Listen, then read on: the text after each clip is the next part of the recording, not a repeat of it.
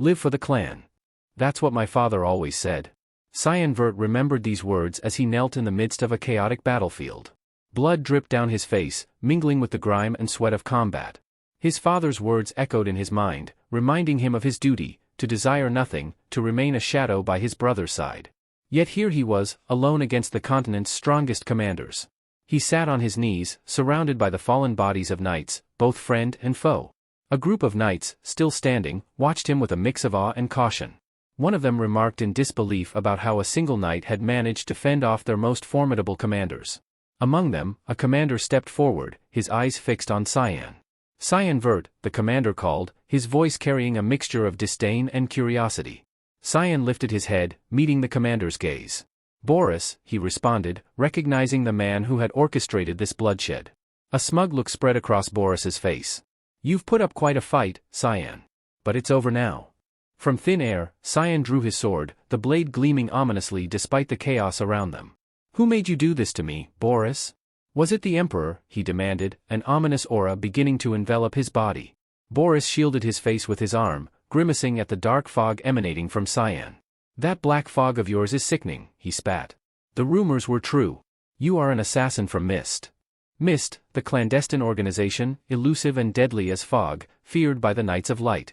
Boris's voice dripped with contempt as he continued, I'll report to the higher-ups that I've eliminated an impure being affiliated with the heathens. Cyan's eyes narrowed. You can make your report when you still have a mouth to speak with, he retorted. I promise you, you won't have a single tooth left after this. Boris sneered. If you plan to use your secret power, give up now. There's a 9-star magic barrier cast around this area. Inwardly, Cyan knew he needed to escape, to reveal the true culprit behind this treachery to his brother. But there was no room for doubt. His fierce eyes locked onto Boris. Hell just pierced through your barrier, he declared. Before the clash could escalate, a commanding voice rang out. Stop!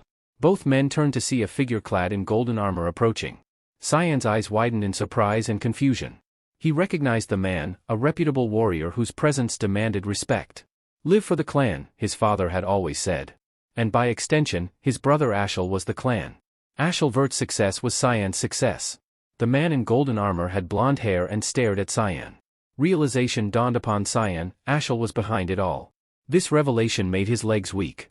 Ashel, the man in golden armor, commented, Cyan, you seem confused now that I'm here. Cyan looked at him, desperation in his eyes. What is the meaning of this, Ashel? Ashel's expression softened slightly. You've carried out your duties well, Cyan. For the clan. For the people. And for me. Cyan's heart sank as he understood what was coming. I don't understand. Have I done something wrong? Wrong? Ashel echoed, his voice hardening. Look at that ominous fog you emit.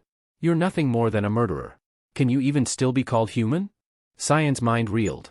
The words murderer and sin echoed in his head. He had helped Ashel through countless trials, the succession fight within the Empire, the Demon King army's raid, the war to unify the continent. He had served his brother, lived for his brother. Fury overtook him, and he punched the ground. Slowly, Cyan stood up, dark aura oozing from his body. Driven by rage, his fog grew more intense. Blood pooled at his feet, but he didn't care if his body broke down. He would give everything he had now, if it meant destroying Ashel. Crimson mist covered the whole area, painting the sky red. The knights watched in shock at the sheer amount of mana Cyan still possessed. It was impossible for a human. The hero is trying to kill his younger brother out of fear, Cyan narrated, his voice filled with anger. Aren't you ashamed of yourself, Ashel? Ashel's face contorted with fury, veins visible. Cyan launched at him with incredible speed, attacking relentlessly.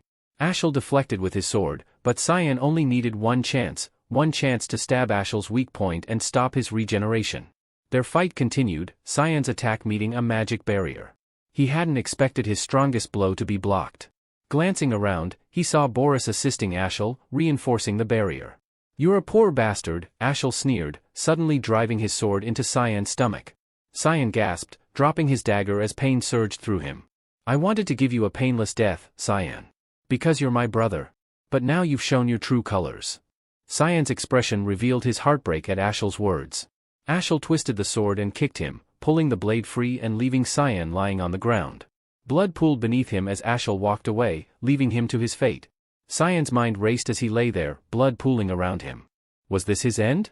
He pondered the foolishness of his life, calling himself stupid. But as consciousness began to slip away, a surge of determination flared within him.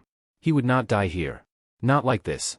With a guttural scream, Cyan forced himself to his feet and chased after Ashel. His brother sensed the movement and turned just in time to see Cyan's dagger inches from his throat. Cyan released all his remaining power in that single, desperate attack. But before the blade could strike, a powerful force blew him away. He lost consciousness. A voice pierced through the darkness. "Young Master Cyan." Cyan's eyes snapped open. He was drenched in sweat, his breath coming in ragged gasps. A maid stood before him, scolding him for oversleeping. "Get your act together, Cyan. You need to get ready," she chided. He blinked in surprise. "Emily? What are you doing here?" Emily looked equally surprised. Cyan's mind raced as he realized something. It had been 20 years since he last saw her, yet she looked exactly the same. His surroundings, too, were familiar. It was the room he had lived in as a child, unchanged. Emily called his name again, snapping him out of his reverie.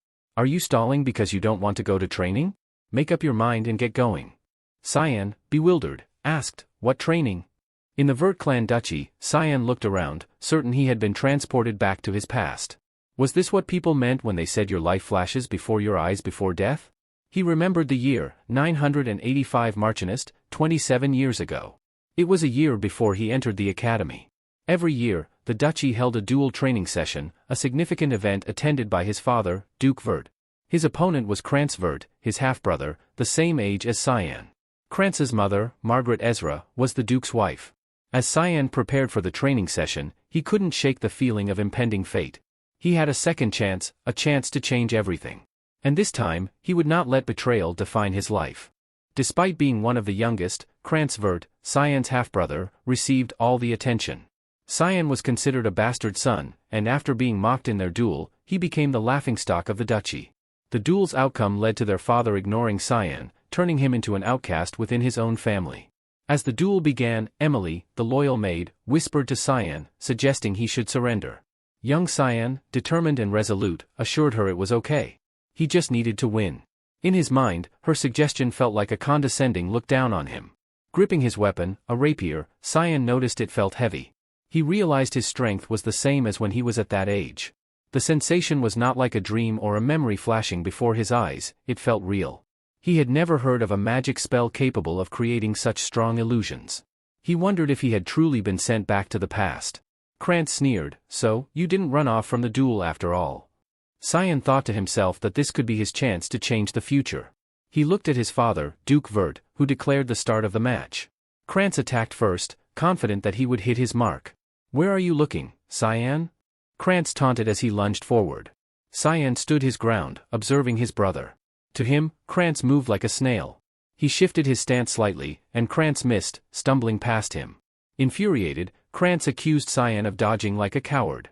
Before Krantz could react further, Cyan struck his hand, sending Krantz's sword flying.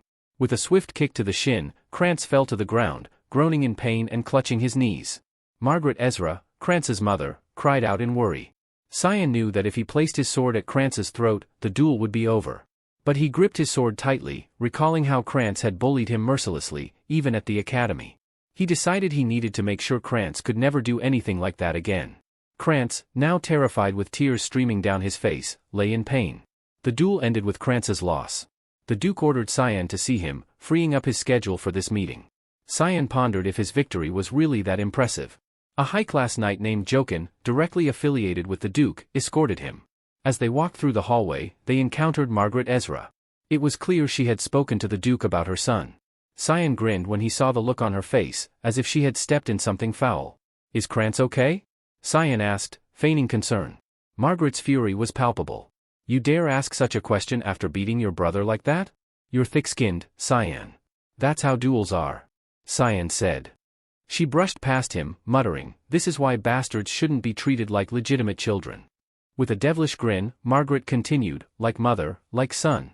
Your mother is a dirty whore. You should be on the streets begging for food instead of daring to put up a fight." Cyan's eyes narrowed with murderous intent. She had crossed the line. He pondered if he should kill her right there but restrained himself. Instead, a grin flashed across his face. He knew how to make her suffer slowly, painstakingly slowly. "Are you aware that I'm going to the academy with Krantz?" he asked. Margaret's eyes narrowed. "What's your point?" I'm sure you want your son to graduate with all his limbs, right? Or maybe you're not that worried about him. Ha, Duchess. Her rage boiled over. She raised her hand to slap him, calling him a vulgar piece of filth, but Jokin's arm blocked her. Jokin apologized to the Duchess, explaining that the Duke had urgently summoned Cyan. With a stern expression, he told the Duchess they had to leave.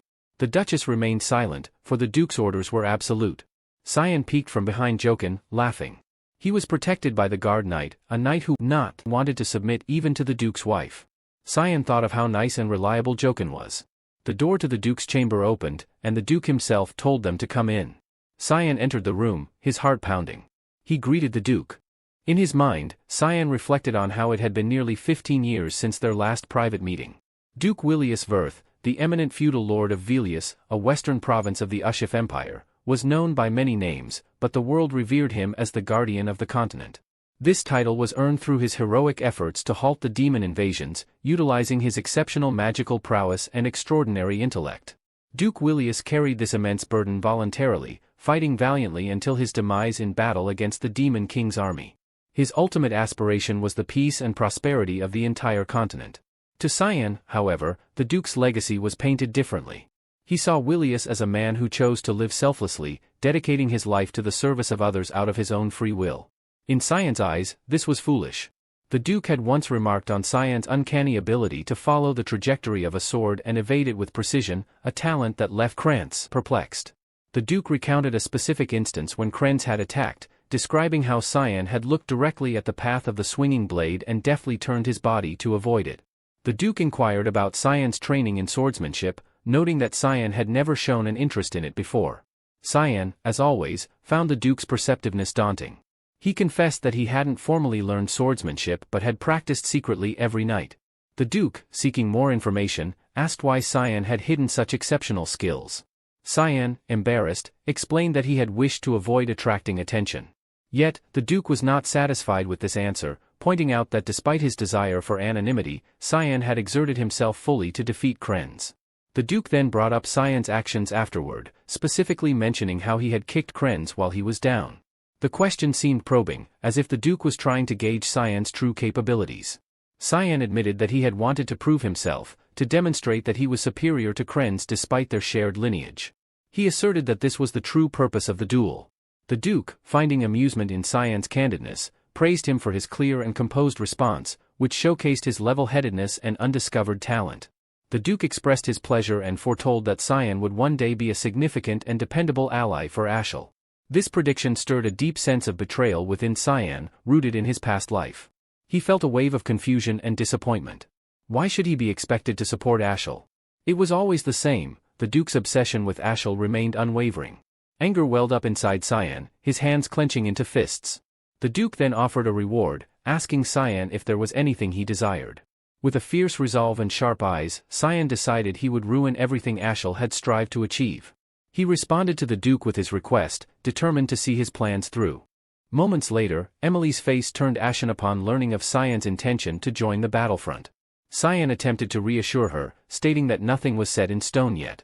Emily, however, was incredulous and questioned his sanity, emphasizing the horrific nature of the place he wished to go. She reminded him that the region was infested with monstrous demonic creatures. Velias, the western province of the Ushif Empire, was known as the battlefront, with Lima Valley being the epicenter of this centuries-long conflict with demons.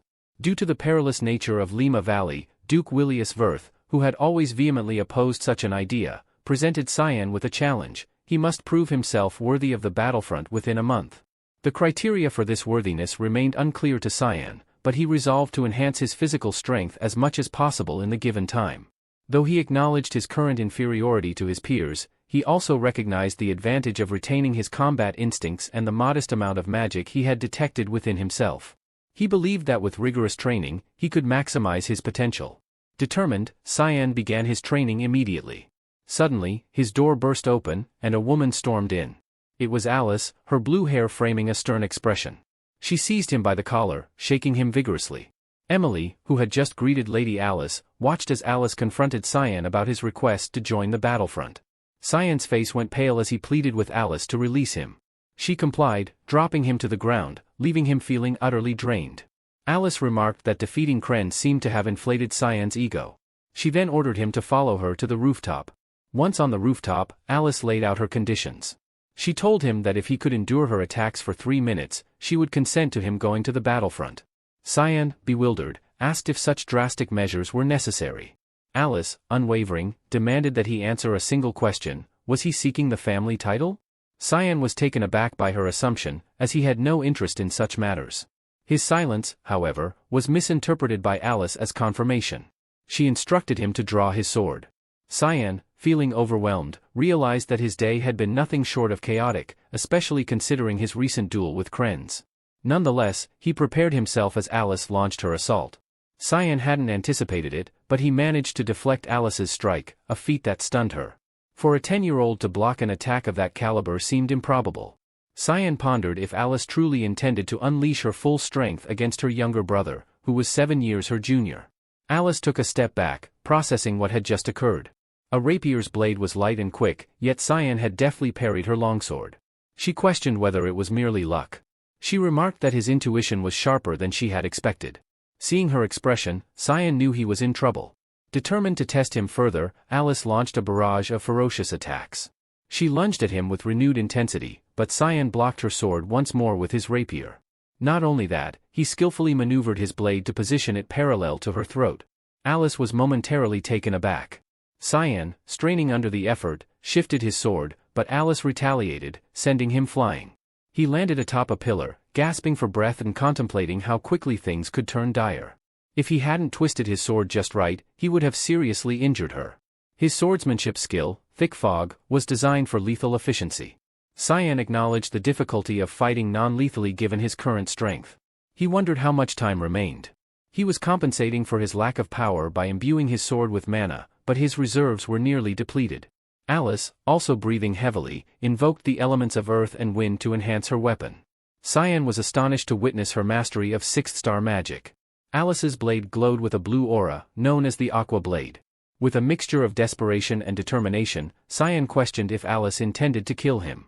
Her relentless muttering about not losing and the intensity in her eyes made it clear she was serious. Perched on the edge, Cyan foresaw disaster even if he managed to block her next attack. He decided to trust his instincts and hoped his plan would succeed. With a burst of speed, he charged at Alice. She was gathering power, her sword pointed skyward. Gripping his rapier tightly, Cyan silently prayed for intervention. As Alice's power surged, Cyan hoped for Yulkin's timely arrival. Just as Alice and Cyan were about to clash, Yulkin appeared, shouting, "Stop!" He intercepted Alice's blade with his own sword while grabbing Cyan by the back of his neck. The force of Alice's attack resulted in a massive explosion. Yulkin wore a stern expression as he addressed Lady Alice, chastising her for being too harsh on her much younger opponent. Cyan, still suspended from Yulkin's grasp, sighed in relief, having anxiously awaited Yulkin's arrival. As if snapping out of a trance, Alice gasped and immediately embraced her brother, apologizing profusely. She confessed that she must have momentarily lost her mind, tears and snot streaming down her face as she expressed her desperation to prevent him from going to the battlefield. Cyan smiled, thinking how typical it was of Alice to be so intense and passionate. She always put her heart into everything she did. Alice was the epitome of excellence, excelling in all subjects at the Royal Academy, where the most talented children gathered, whether in swordsmanship, magic, or academics. Her beauty was unparalleled, earning her the moniker, God's Child. From a young age, she had trained in swordsmanship and was regarded as a future guardian of the continent, along with their eldest brother, Ashelivert. Tragically, she was killed shortly after joining the Knights of Light. Cyan hugged her tightly, thinking of how much he had missed her. His embrace caught Alice's attention, and in his mind, he vowed to protect her this time. Alice then turned her attention to Yulkin, puzzled, and asked if he was the Duke's guardian knight. She was confused since the Duke had just left for the war. Yulkin explained that he was following the Duke's orders to protect the young master for a while. Although he was supposed to carry out this duty in secret, Cyan had sensed Yulkin's presence since leaving the Duke's office. Cyan wondered if Yulkin would have remained hidden if he hadn't noticed him. He also questioned why his father had instructed Yulkin to follow him secretly. Suddenly, Cyan felt groggy, and Alice caught him as he fell asleep, smiling and commenting on how he was still a little kid. The next day, Alice returned to the academy, having come back briefly to see their father before her graduation. Cyan, feeling the urgency to grow stronger, focused on strength training for the past 2 weeks, though 10 push-ups were his limit. He felt like he had hit a wall and knew he needed a new approach. Emily knocked on his door to inform him that a package had arrived. Cyan's excitement grew as Emily brought it in, complaining about the foul smell. It was the hellhound's blood he had requested, a rare item from Lima Valley that he had heard was available on the black market. The blood of demonic beasts was notorious for its poisonous smell and the burning sensation it caused upon consumption, but it was also rumored to permanently increase the consumer's mana and strength. Most dismissed this as mere myth, but Cyan knew from past experience that it was true. Emily asked if he was really going to drink it, and he confidently answered yes. In his mind, Emily need not worry, since he had survived her cooking before. He chugged down the blood, reminded of the first time he had tasted her mushroom soup, which had caused his heart to stop momentarily. Compared to that, the blood was nothing. He finished the entire drink, remarking on how surprisingly palatable it was. A surge of power coursed through his veins. Turning to Emily, he announced his intention to go for a walk, eager to test the effects. Cyan stepped outside, heading toward a mountain that overlooked the duchy. It had been some time since he last visited this place, a spot he frequented when he wanted solitude. He had been waiting for this moment for the past 2 weeks, a time when Yulkin was absent for his regular reports. The mountain was a place of peace for him, but today, it held a deeper significance.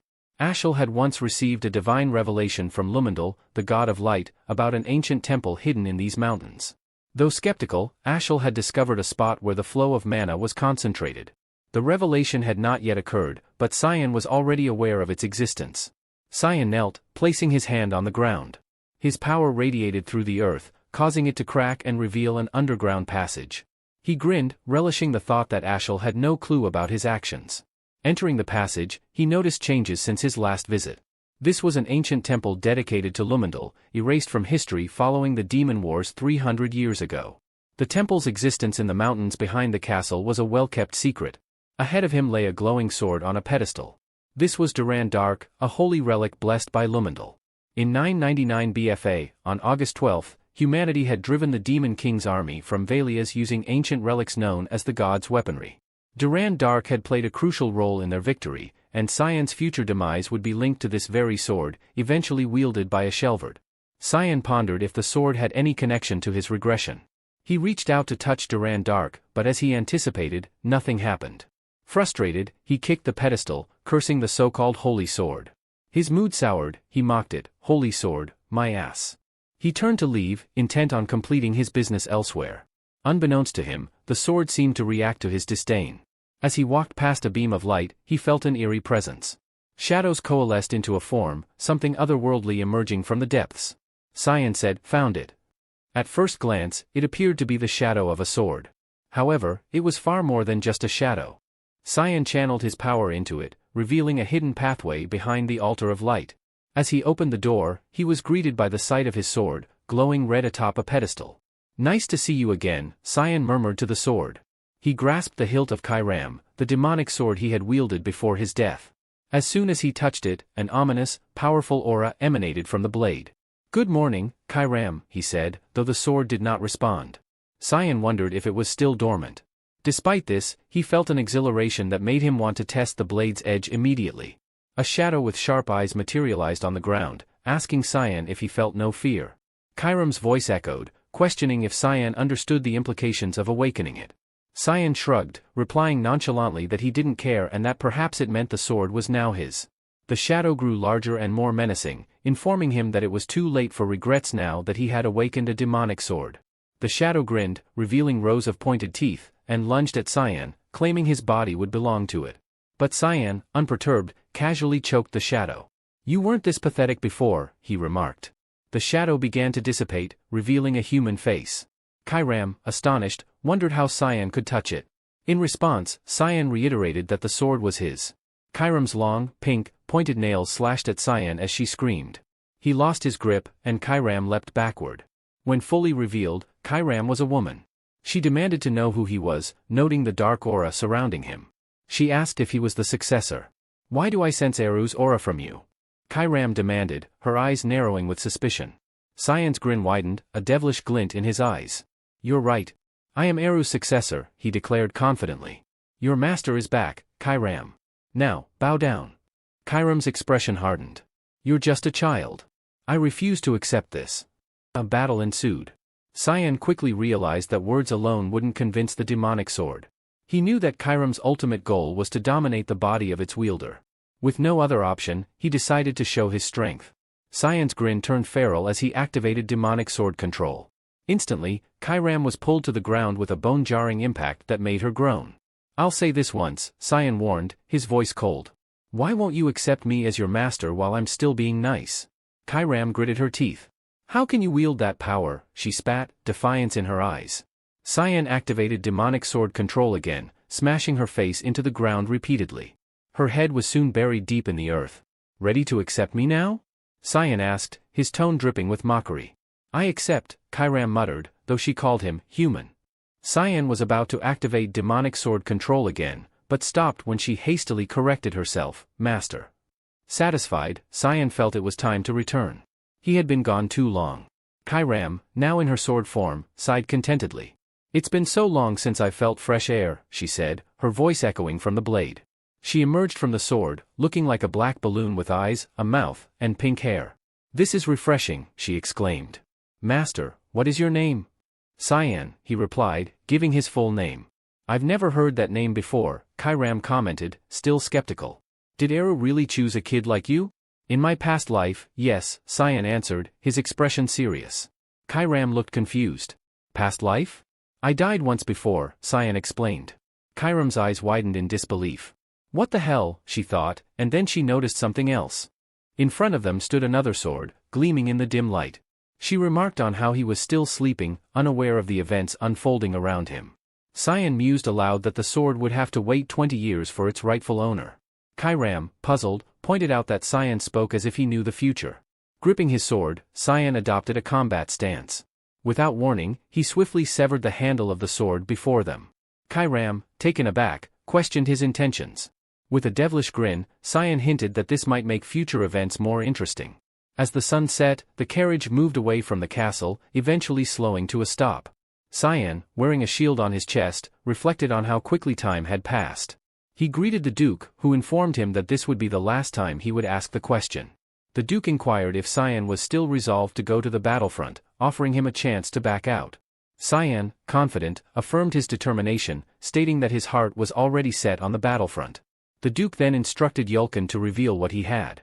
Holding a scroll, Yulkin unrolled it, and a fiery creature with sharp claws appeared, a hellhound, a demonic beast from the Limia Valley. Cyan recognized the effort his father and the knights must have put into preparing this trial. The knights, ready to intervene if necessary, placed their hands on their swords. The Duke emphasized that Cyan was responsible for his actions and urged him to prove his resolve by passing the trial. Yulkin, gripping his sword tightly, remembered when Cyan had invited him for a duel. Cyan had explained that with only 3 days left until his promise to his father was due, he needed to experience a real fight. He asked Yulkin to help him, but Yulkin suggested he duel with someone his own age, like the young Master Krantz. Cyan explained that Krantz avoided him, leaving him no other choice. Reluctantly, Yulkin agreed but insisted he would only use his sword sheath and focus on defense, urging Cyan to attack freely. Cyan thanked him but made Yulkin promise not to tell the Duke about their duel, emphasizing it as an order. The seriousness in Cyan's expression puzzled Yulkin. Cyan attacked, and though Yulkin blocked it, he was astonished by the weight of the blow, especially from a 10-year-old. Before he could recover, Cyan attacked again, moving with surprising speed and disappearing from Yulkin's sight. He wondered where Cyan had vanished, then sensed him behind. Just in time, he managed to defend. Cyan launched a series of relentless attacks, taking the duel very seriously. Our protagonist, giving his all, found every strike deflected by Yulkin. Accepting his current limits, he acknowledged that he couldn't yet defeat Yulkin and thanked him for the effort. Yulkin, breathing heavily, praised the young master. Inwardly, he marveled at how much Cyan had grown from the weak boy he once knew. In the present, Yulkin's confidence in Cyan's potential was reaffirmed.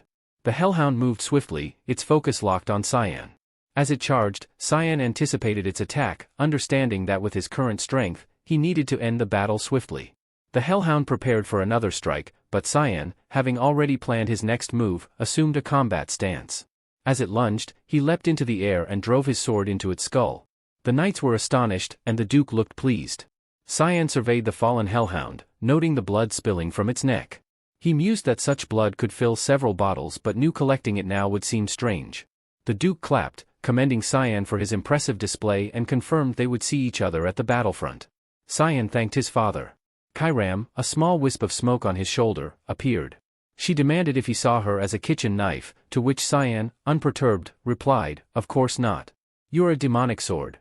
Why would you ask that?" Kairam retorted, urging him to use her, lamenting that she needed blood to gain strength. She eyed the hellhound's corpse, tongue out, begging for just a taste. Cyan assured her that he would soon use her to the fullest, telling her to anticipate it eagerly. Kairam grumbled that he should have woken her then. Soon, an ogre emerged to the northwest. The Duke commanded the knights to set up a defensive line and eliminate the threat immediately, instructing them to leave no one alive. The knights, responding with a shout, began the restraint of salvation. A glowing yellow symbol appeared in the air, illuminating the surroundings. A magic circle formed beneath the ogres, ensnaring them with restraints that immobilized the monstrous creatures. The Duke gave the command, and the knights charged, slicing through the ogres with precision. The air filled with the roars of the dying ogres, but the knights remained steadfast, fulfilling their duty with bravery and skill. The ogres fell swiftly under their blades. Cyan, seated on his horse, observed the scene with a calm demeanor. Behind him, Emily clung to the saddle, trembling and tearful. She asked the young master, her voice shaking, why he insisted on coming to such a dangerous place. Despite her distress, Cyan felt a wave of nostalgia wash over him. The Duke approached and inquired how Cyan felt being on the front lines. Cyan confessed to feeling a bit nervous. The Duke nodded, sharing his wisdom. In a place like this, death could come at any moment. He advised Cyan to remain vigilant at all times. Cyan promised to keep that in mind, aware that unpredictability was a constant companion on the front lines. He understood the rhythm of life here, 3 to 4 battles a day, each with its own strategy and response plan. The knights, ever vigilant, formed a strong defense against the encroaching monsters. Cyan noted that his assigned group was stationed in the safest part of the camp, far from the front lines. The guards' discipline was impeccable, making it difficult for Cyan to find an opportunity to feed Karim. He resigned himself to waiting until dinner. Emily, still trembling, huddled under a blanket. She reminded Cyan of the Duke's warning. They never knew when or where they might die. Cyan, exasperated, asked why she didn't just leave if she was so afraid. Emily shot back, her voice loud and filled with frustration, pointing out that he couldn't manage without her. She made it clear that with monsters everywhere, she couldn't abandon him. With a sigh, she told him it was time to eat and instructed him to move. When Cyan inquired about the cake he had requested, Emily ignored him and left the tent. Cyan, holding back his irritation, wondered what would happen if he simply sent her away. Yet, he couldn't imagine doing so, despite how she treated him. Later that night, Cyan placed a doll that resembled him in his bed, covering it with a blanket to create the illusion that he was sleeping. Cyan adjusted his disguise, hoping it would be enough to avoid detection. Emily, still half asleep, asked if he was planning to exercise even here. He confirmed, asking if he had disturbed her. Her eyes remained closed as she praised his diligence, mentioning that the Duke would be proud of him. Donning his hood, Cyan informed her that he was heading out and requested her to handle things as usual. Before leaving the tent, he reiterated that she should act as if he were asleep. Aware of the heightened security on the front lines, Cyan sprinted away swiftly, knowing that his window of freedom was narrow. Utilizing his skill, Thick Fog, he invoked Fog's Descent, navigating through the camp based on memory until he reached an area teeming with monsters, an ideal setting to unleash Kairam. The demonic sword sensed the rich scent of blood, growing excited and urging Cyan to move quickly. Several hellhounds lunged at them, and Cyan, agreeing with Kairam, promised they would indulge. Together, they dispatched the monsters effortlessly, reveling in the ensuing bloodbath. Cyan activated Fog Sword, summoning Rushing Fog Storm, and cut through numerous creatures, moving like a whirlwind. After the skirmish, Cyan inserted a tube into a fallen monster's corpse, draining blood into a mug. Drinking the fresh blood, he looked almost deranged as he muttered, "This is the stuff." Kairam, too, felt invigorated, expressing her delight at feeling so refreshed. Cyan declared that they would continue training this way. Kairam questioned how long it would take to grow stronger by killing these creatures. Just then, more hellhounds approached from behind. Sensing them, Cyan reassured Kairam, promising a long night of hunting and plenty of monsters to slay. Kairam's excitement grew at the prospect of facing ogres, hellhounds, and giant crocodiles. Meanwhile, in the mountains, a carriage escorted by knights traveled cautiously. Inside, a girl with silver hair listened to a companion who worried about the dangers of the front lines. The woman suggested turning back, but the girl, revealing herself as the royal princess, insisted she was bound by duty to assist her father. Irritated, she reminded the woman not to treat her like a child and warned she would become angry if the topic was raised again. The woman acquiesced, then shifted the conversation, mentioning that the youngest son of the Vert family was also on the front lines. She noted that he was around the same age as the princess. Surprised, the princess asked why Duke Vert had brought his youngest son. Her attendant explained that the boy had volunteered. Suggesting that they might get along due to their similar ages, the attendant's idea was met with feigned disinterest from the princess, who then announced her intention to sleep. The attendant complied, but after a pause, the princess inquired about the boy's name. Cyan Vert, came the reply, which the princess repeated to herself, committing it to memory. The scene shifted to the princess's revealed face, marking her introduction as a significant character in the story. A monstrous creature was sliced to its demise. The Duke, concerned for his men, ordered an immediate check to ensure no one was injured. Reports soon confirmed that everyone was unharmed, much to his relief. He praised his soldiers for their hard work and ordered them to return to their duties. The Duke then surveyed the area. He had noted the individual who had felled the last flying beast, Cyan. Approaching him, the Duke inquired about Cyan's adjustment to the front lines. Cyan respectfully replied that he was learning new things every day, a response that surprised the Duke.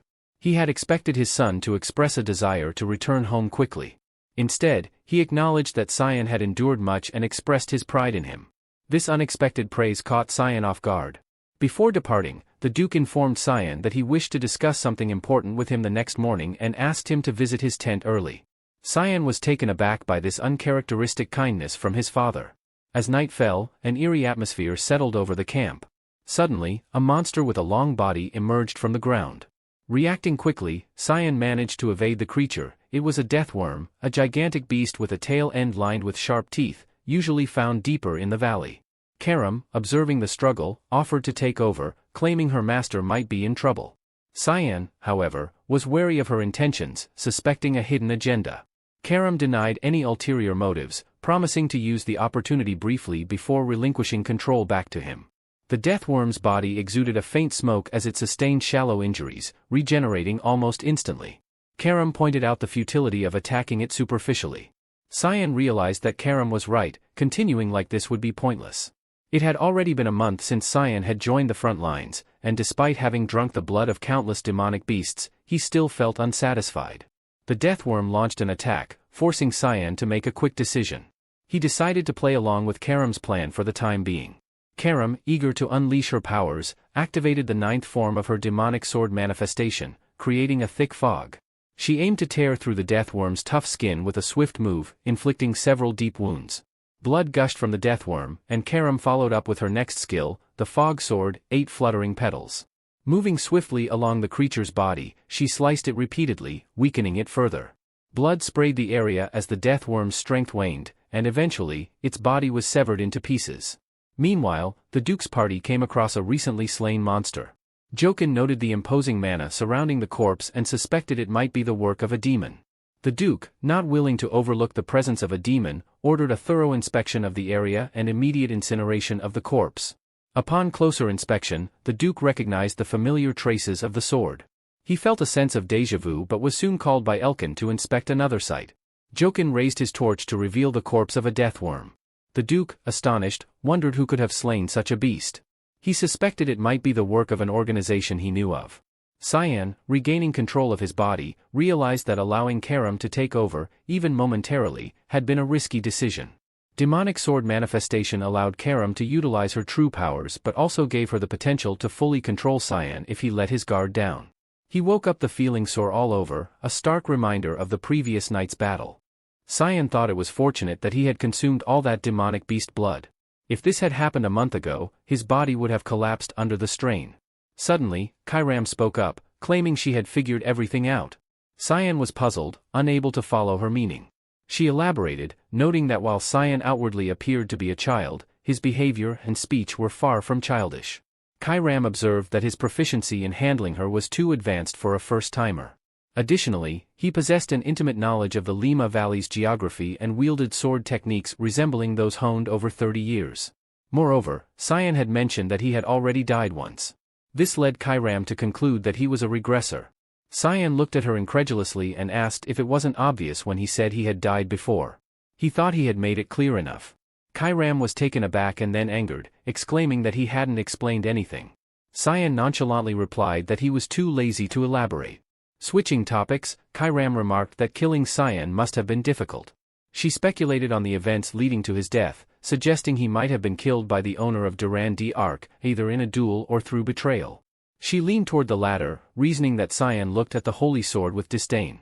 Kairam deduced that Cyan's goal was likely revenge. She warned him that if she ever saw him falter, she would take over his body completely. Cyan smacked her on the head, reminding her to know her place, leaving Kairam dizzy on the ground. In his mind, Cyan reflected that she hadn't changed at all, she was exactly the same as in his previous life. Leaving the tent, Cyan noticed a commotion around him. Emily greeted him hurriedly, and he asked if something had happened. Emily reported that high-level monsters had been sighted near the valley's entrance. Cyan felt a pang of nervousness, suspecting she might be referring to the deathworm. Emily added that it had been a long time since such monsters appeared near the camps. Cyan inquired if she knew anything else, specifically about any suspicious individuals or anything related to him. Before Emily could respond, Jokin called for Cyan, informing him that the Duke wanted to see him immediately. Feeling slightly apprehensive, Cyan thought of the situation as a nuisance. He hadn't been able to dispose of the corpses the previous night because soldiers had shown up unexpectedly. He gritted his teeth, worrying that his plan to enjoy a quiet life before entering the academy might be ruined. Arriving at the Duke's tent, he greeted his father, expecting him to realize he was the one who had slain the monsters. The Duke acknowledged his presence and asked him to sit. Cyan, looking serious and nervous, anticipated a difficult conversation. He racked his brain for a plausible excuse. The Duke began directly, asking Cyan what he had been doing the previous night. Cyan claimed he had gone to bed early due to exhaustion. The Duke found this suspicious, noting that the sword traces resembled Cyan's technique. However, he started to think he might be overanalyzing the situation. Cyan asked why the Duke was inquiring, which brought the Duke back from his thoughts. The Duke rationalized that it was impossible for someone as young as Cyan to have slain a deathworm. Seeing his father distracted, Cyan called for his attention. The Duke assumed Cyan was already aware of the previous night's events and decided to investigate further, suspecting the involvement of the secret organization, MIST. Cyan pretended this was his first time hearing about MIST. The Duke explained that MIST was an ancient organization, notorious for assassinating nobles under the guise of purification, leaving behind black fog wherever they operated. They had vanished 100 years ago, but the deathworm's corpse was shrouded in black fog, a mark of Eru, the god of darkness worshipped by MIST and the source of their power. The Duke speculated that MIST was responsible for the deathworm and other demonic beast killings. Cyan marveled at his father's ability to deduce the culprit despite MIST's last known activity being centuries ago. The Duke admitted they had no clear reason for MIST's sudden reappearance and advised Cyan to stay vigilant. Nonetheless, he planned to notify the Empire and conduct a thorough investigation. With that, Cyan believed his father had accepted the explanation. In his mind, the Duke found it implausible for someone as young as Cyan to be involved with such an ancient organization. He decided to end that line of inquiry and moved on. Turning to Cyan, he asked if he knew who was visiting them today. Cyan replied that he had heard His Majesty would be visiting, but didn't realize it was today. The Duke then requested a favor, which made Cyan slightly anxious. Moments later, the sound of a horn echoed through the camp, followed by the announcement of the Emperor's arrival. All the knights, including the Duke, knelt in respect. The Emperor dismounted his horse, calling the Duke by his first name in an excited tone. He tapped the Duke on the shoulder, urging him not to be so formal since they were old friends. When the Emperor's gaze fell on Cyan, he remained indifferent. Cyan introduced himself respectfully. The Emperor commented that a boy Cyan's age living in such an environment was evidence that the Duke's children were extraordinary. Cyan, remembering the favor his father had asked of him, displayed a goofy smile. Initially nervous, he realized the favor was simply to present himself as the Duke's son. In his past life, Cyan had always been confined to the mansion during the Emperor's visits. Now, he felt deeply touched by his father's trust. The Emperor then announced that he wanted to introduce someone as well. A young lady stepped out of the carriage and introduced herself as Erin Severus, the fifth princess of the Ushif Empire. Cyan recalled her as the tragic fifth princess. Earlier, the Duke had asked Cyan to escort Princess Erin for the day. Although Cyan was unsure how to handle it, the Duke assured him that all he needed to do was keep her company. He explained that the princess was the same age as Cyan, and they would likely see each other more often at the academy. Cyan remembered seeing her in his past life between classes. The Duke encouraged Cyan to become acquainted with the princess, hinting at the potential benefits of befriending someone from the royal family. Although Cyan internally resisted the idea, he understood his father's intentions. The Duke likely hoped for a friendship similar to his own with the Emperor. However, Cyan doubted this would happen with Princess Erin, given the future events only he knew about. Despite his annoyance, he decided to comply for now. As Princess Erin began to speak, Cyan focused his attention. She asked why the river was red. Cyan confirmed she was referring to the Blood River and explained that it was a stream running through the entire Lemia Valley. The water turned red due to demonic beasts, who, when old or injured and unable to compete for survival, instinctively jumped into the river.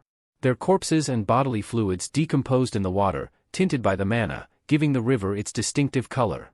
The princess's expression turned to shock and disgust upon learning this. Cyan casually added that demonic beasts also drank and bathed in the river, advising her to stay out of it due to its disgusting nature. The princess, still disgusted, asked what lay at the end of the river. Cyan replied that it led to the demon realm. The princess was extremely shocked and wanted to confirm if it was truly where demons lived. Seizing the opportunity to tease her, Cyan, with a mischievous grin, told her that if she followed the river, she might even meet the Demon King. The princess was terrified after hearing that. In his mind, Cyan knew no rational person would actually follow the river to the demon realm. However, he found it entertaining to tease the princess. Suddenly, a bright light flared up, capturing everyone's attention. The princess, startled, asked what it was. Cyan explained that it was the signal from the 3rd century post in the west. A yellow light indicated approaching demonic beasts. The princess was taken aback by the presence of demonic beasts. Immediately, the Duke issued an order to ensure the Emperor's protection. He directed the Guardian Knight Division to accompany him to the 3rd century post. The Emperor, addressing the Duke by his first name, Willius, told him not to be so cautious. The Duke was perplexed by this response. The Emperor asked if the Duke thought he had come for a leisurely stroll and, to underline his point, drew his sword. The Duke sighed but acquiesced to the Emperor's wishes. The Emperor then commanded his knights to join the demonic beast raid, instructing them to focus solely on exterminating the beasts until the raid concluded. The Duke also ordered Cyan to participate, to which Cyan readily agreed. The princess, concerned, asked Cyan if he could really fight the demonic beasts. He assured her that he could, mentioning that he often provided support from the back. He then advised the princess to retreat to the shelter for safety. Unexpectedly, the princess insisted on accompanying him. Internally, Cyan was baffled by her insistence. She argued that they were the same age, so she should be allowed to come too. With a bored expression, Cyan explained that battles were dangerous and not a playground. Despite his warning, the princess persisted. Growing increasingly annoyed, Cyan called for Jokin. Jokin appeared promptly, stating that he would take over from the royal knights and escort the princess to safety. He courteously invited the princess to come with him. The princess looked at Cyan, feeling affronted, and accused him of impudence for daring to treat her, a princess, in such a manner. Cyan stepped closer to her, his eyes wide and his tone firm. He told her that her stubbornness could cost the lives of dozens of knights. He emphasized that in battle, a split-second decision could mean the difference between life and death. In a menacing tone, he asked if she could take responsibility for all those lives. The princess's eyes welled up with tears. As Cyan turned to leave, he told her to return to the shelter if she was going to cry like a child. The princess, Jokin, and her maid stood there, taken aback. Meanwhile, the knights encountered a massive slime-like monster that had already devoured several humans. The Duke commanded them to hold their ground. As they neared the creature, he ordered them to halt and reform their lines. He then commanded everyone to protect His Majesty and to slay every single monster, sparing none. Diane Severus, the Emperor of the Ushif Empire, was married to 2 women over his reign. His first wife, Diana Quizzle, has passed away. His second wife, Cassandra Nepellus, holds a significant role as the empire's foremost judicial authority. Diana, the former empress, bore him 2 daughters, the first and second princesses. Cassandra, the current empress, bore him 2 sons, the third and fourth princes. However, there is also a 5th princess, Irene Severus, who was born out of wedlock to a peasant mistress. Irene, due to her mixed heritage, was often scorned and treated like a mere figurehead of royalty. Despite this, she remained unfazed by others' opinions, dutifully serving the royal family and dedicating herself to her studies with unmatched diligence. Tragically, she was falsely accused of treason by those who despised her and was subsequently expelled from the royal family and the empire. Rumors later circulated that she died alone from an illness on a remote island, earning her the moniker of the tragic princess. People believed that her downfall was due to her ambitions and that a simpler life without aspirations might have been better for her.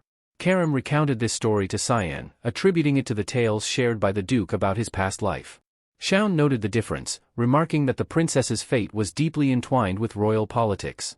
As lightning struck a distant monster, Cyan observed several more bolts of lightning and commented on the emperor's prowess. Emperor Dian possessed the ability known as Holy Lightning, which he wielded to eliminate the monsters. Publicly acknowledged as an 8-star mage, Dian's magical prowess was so formidable that, had he not ascended to the throne, he would likely have been the head of the Mage Association. Cyan mused with amusement that the emperor could easily handle an intermediate-rank demonic beast and speculated that ruling the empire might just be a hobby for him. Following the brief skirmish, an exquisite liquor was served, and the emperor remarked on the rarity of sharing a drink with his old friend, Villiers. However, he felt a bit lonely being the only one drinking. The Duke apologized, explaining that he abstains from alcohol while on the front lines. The emperor then shared his concerns when the Duke inquired about the current state of the empire. He revealed a recent surge in noble assassinations, which was causing widespread anxiety among the populace. The Duke inquired if any patterns had emerged in the string of noble assassinations. The emperor confirmed, noting that all the slain nobles were corrupt officials and that each crime scene was marked by the presence of a black fog. Curious, the emperor asked the Duke if he had any insights. The Duke revealed that he had encountered similar traces at the battlefront, suggesting that the emperor's suspicions about the movements of certain followers were correct. However, the emperor tasked the Duke with further investigation. Expressing his gratitude but emphasized the growing anxiety among the people, which he could not ignore. Another concern troubled the emperor. Some nobles were maliciously blaming the fifth princess, Aren, for the incidents. When the Duke sought clarification, the emperor explained that he had dismissed these accusations as baseless, yet it seemed there was a faction intent on exploiting her. As a friend rather than an emperor, Dian requested a favor from the Duke. Should he perish before the Duke, he wanted him to look after Aren. Villiers Vart solemnly promised to fulfill the emperor's wish. Dian expressed his thanks. Later that day, heavy rain began to fall, and everyone took shelter in their tents, including Emily, who seemed puzzled by the day's events. Cyan asked her what she expected, to which Emily replied that dealing with a princess should have been more significant. She chided Cyan, suggesting that his approach would prevent him from ever marrying. Amused, Cyan thought to himself that the interaction hadn't even been a date. He prepared to leave, entrusting Emily with the responsibilities in his absence. Emily questioned his intention to train in such heavy rain, but Cyan reassured her. Unbeknownst to him, someone stood outside his tent. Emily was taken aback upon seeing the figure and inquired who it was. The girl lowered her hood, revealing herself to be Princess Aren. She asked Cyan if he was available for a chat. Excited, Emily acted like a fangirl upon seeing the princess. The three of them entered the tent, guarded by royal knights outside. Aren asked Cyan how long he had been there, to which he replied it had been a month. When he inquired about the reason for her visit, Aren hesitated and then requested that the maid be excused due to her staring. Cyan asked Emily to step outside. As she left, Emily's comment about having a good time together bewildered them both. Cyan humorously thought to himself that enjoying time with a 10-year-old was out of the question. Princess Aren, blushing, apologized for her earlier behavior, acknowledging it was unworthy of a princess. Cyan reassured her, saying it was no issue and apologized for his own rudeness. Aren laughed and admitted she would have felt the same in his position. She noted how respected and mature Cyan seemed compared to her. From this exchange, Cyan gained insight into Aren's character. She then asked if he was also joining the academy, hinting at the possibility of friendship. Before Princess Aren could finish her sentence, Cyan interrupted her with an apology. He told her that he believed he wouldn't be of any help to her. This statement shook the princess deeply. Cyan then bluntly suggested that if she was there just to make friends, she should leave. With tears streaming down her face, Aren expressed her desire to be on good terms, accusing Cyan of being harsh. Despite her emotional display, there was a menacing aura about her as she asked if he, too, considered her merely a shell of a princess. Cyan remained silent. The princess, feeling defeated, retreated, saying she understood there was no benefit in befriending her and apologized for wasting his time. She lamented her naivety in thinking they could at least have a conversation. Aren then compared him to Sir Ashel, stating he was completely different. This struck a nerve in Cyan, stirring deep emotions. He grabbed her arm, causing Aren to yell in surprise and demand to know what was wrong with him. Cyan, with murderous eyes, demanded to know how she knew his brother. Aren explained that she had met Ashel during a tour of the Royal Academy the previous year. He had advised her to disregard others' opinions and focus on fulfilling her role as a princess. Cyan, in his mind, scoffed at what he perceived as hollow advice, knowing his brother's true nature better than anyone. He realized that everything had started when Ashel met Aren, suspecting a plot against her. Their tense conversation was abruptly interrupted by a loud noise. Emily rushed into the tent, urging Cyan to run, but the tent's roof had already been breached. A powerful attack landed with a thunderous impact. The knights cursed as they watched a gigantic ogre swing its bat-like weapon into the young master's tent. They hurried to check on Cyan's condition.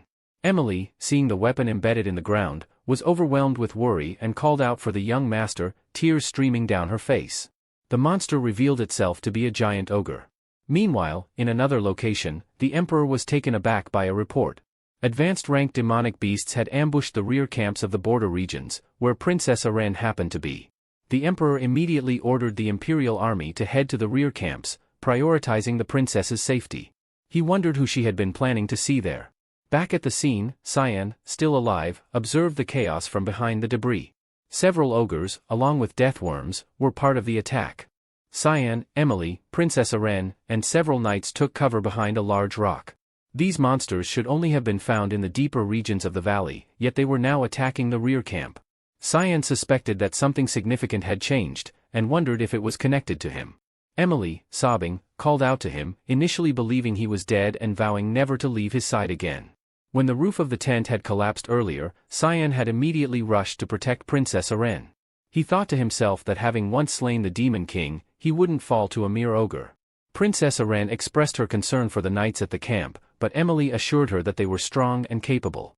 Fighting back her tears, blamed herself for endangering the knights by coming to the rear camp. The knights, however, reassured her, stating that protecting her was their duty as imperial knights. One knight, in particular, emphasized this point, unaware that these were to be his last words. Cyan sensed danger and urgently yelled for everyone to move. The confused knight didn't notice the ogre's hand reaching for him until it was too late. The ogre grabbed and squeezed him until he coughed up blood. The scene was horrifying for Princess Aren. Cyan quickly positioned himself in front of her, ordering her to step back. The ogre's sinister smile confirmed Cyan's suspicion, it was targeting him. Cyan told the others that he would distract the ogre while they escaped with the princess. Emily responded with an enthusiastic okay, leaving Cyan momentarily dumbfounded. She grabbed Princess Aren and urged the remaining knight to move, comically irritating Cyan with her eagerness to flee. The ogre roared loudly, demanding Cyan's attention. Cyan unsheathed his sword, leapt high, and slashed the ogre's arm. He pondered why advanced-ranked demonic beasts seemed drawn to him, suspecting they were detecting something from him. Karam, appearing amused, explained that his strength came from consuming the blood of countless demonic beasts, which made him reek of them, thus attracting their attention. Cyan was both surprised and annoyed that Karam had known this all along and was only telling him now. She grinned and reminded him of her desire for his body, to which Cyan responded by grabbing her tightly, making her groan, and then assumed a combat stance. Karam asked what he was doing and requested gentler treatment, but Cyan curtly told her to shut up. Standing resolute before the ferocious ogre, he declared that he didn't care how many monsters came at him. As the ogre attacked, Cyan swiftly countered, slicing its arm before it could strike. The ogre roared in pain, and Cyan followed up with another powerful attack. As Cyan's final attack landed, the ogre fell in defeat. Sensing that no one was watching, Cyan decided to take a sip of the advanced-rank demonic beast blood. Karam got excited about the feast, but Cyan was suddenly shocked by the sight of a large purple claw gripping the edge of a nearby cliff. It belonged to a devil dragon. The creature roared loudly, and Karam explained that it was still a baby and must have been drawn by Cyan's scent. However, Cyan wasn't concerned with why the dragon was there. He activated his demonic sword, ready to confront it. He instructed Karam to catch and consume the dragon. Meanwhile, elsewhere, the remaining ogres were being struck down by the Emperor's lightning. After the last ogre fell, the Emperor asked Vilyarth if that was the final one. The Duke confirmed it seemed so, but the Emperor was not entirely satisfied. He inquired about the princess and the Duke's son, but Vilyarth apologized, stating that he found no traces beyond the tent. The Emperor, recognizing the Duke's worry for his son, assured him it was understandable. Vilyarth insisted that the princess's safety was the priority. The Emperor, about to scold the Duke for his perceived coldness, instead remarked on it, to which the Duke replied that his son, avert, knew how to take care of himself. Just then, a knight reported that they had located the princess. The emperor, seeking confirmation, was relieved when Princess Aren appeared. He immediately rushed to her, grabbing her shoulders and asking if she was hurt. In a panic, Princess Aren insisted they hurry to save someone. The emperor, confused, asked who she meant. Aren, crying, revealed that it was Cyan, blaming herself for the situation. Behind the emperor, the duke stood tense, his posture stiffening. The emperor urged the princess to calm down and explain what happened. The duke then approached Emily, inquiring if she was Cyan's maid. With a frightening expression, he demanded to know if something had happened to Cyan. Trembling, Emily, who had never seen the duke so intimidating, stuttered as she explained that the young master had acted as bait to allow them time to escape. The duke's brows furrowed with concern. A knight then reported that he remembered Cyan's last known location and offered to lead a rescue effort. The emperor, turning to Vilyarth, asked what he was waiting for and urged him to hurry. The duke's expression turned menacing as he declared that they would not be launching a rescue mission. Princess Aren was taken aback, and the emperor questioned if he was serious. The duke explained that their priority should be stabilizing the situation. If the camps fell, the demonic beasts would invade the empire. He insisted they must focus on reconstructing the defenses immediately to prevent further casualties. Emily's tears flowed as she asked what would happen to the young master. The knight clenched his teeth in frustration. The duke responded that Cyan had fulfilled his duty by aiding in the princess's evacuation, emphasizing that this was the responsibility of Avert. The emperor and Princess Aren both appeared sullen, with Aren blaming herself for the predicament. Suddenly, a loud monster cry pierced the air. Everyone's attention shifted upwards, where they saw a dragon soaring through the sky. Princess Aren could hardly believe her eyes when she noticed a person clinging to the dragon's leg. Upon closer inspection, it was Cyan, holding on tightly as the dragon flew. His grip was firm, but his expression betrayed a mix of silent tears and reluctant determination. The sight was almost comical, given the dire circumstances. Dragons, majestic beings believed to be closest to the Creator, are exceedingly rare and noble. Lesser creatures, like humans, rarely dare to approach them. Cyan Vert considered it an honor to encounter such an exalted creature. However, he couldn't help but question why the dragon had to fly over the very people he desperately wanted to avoid. The dragon soared over Erin, causing her to call out Cyan's name.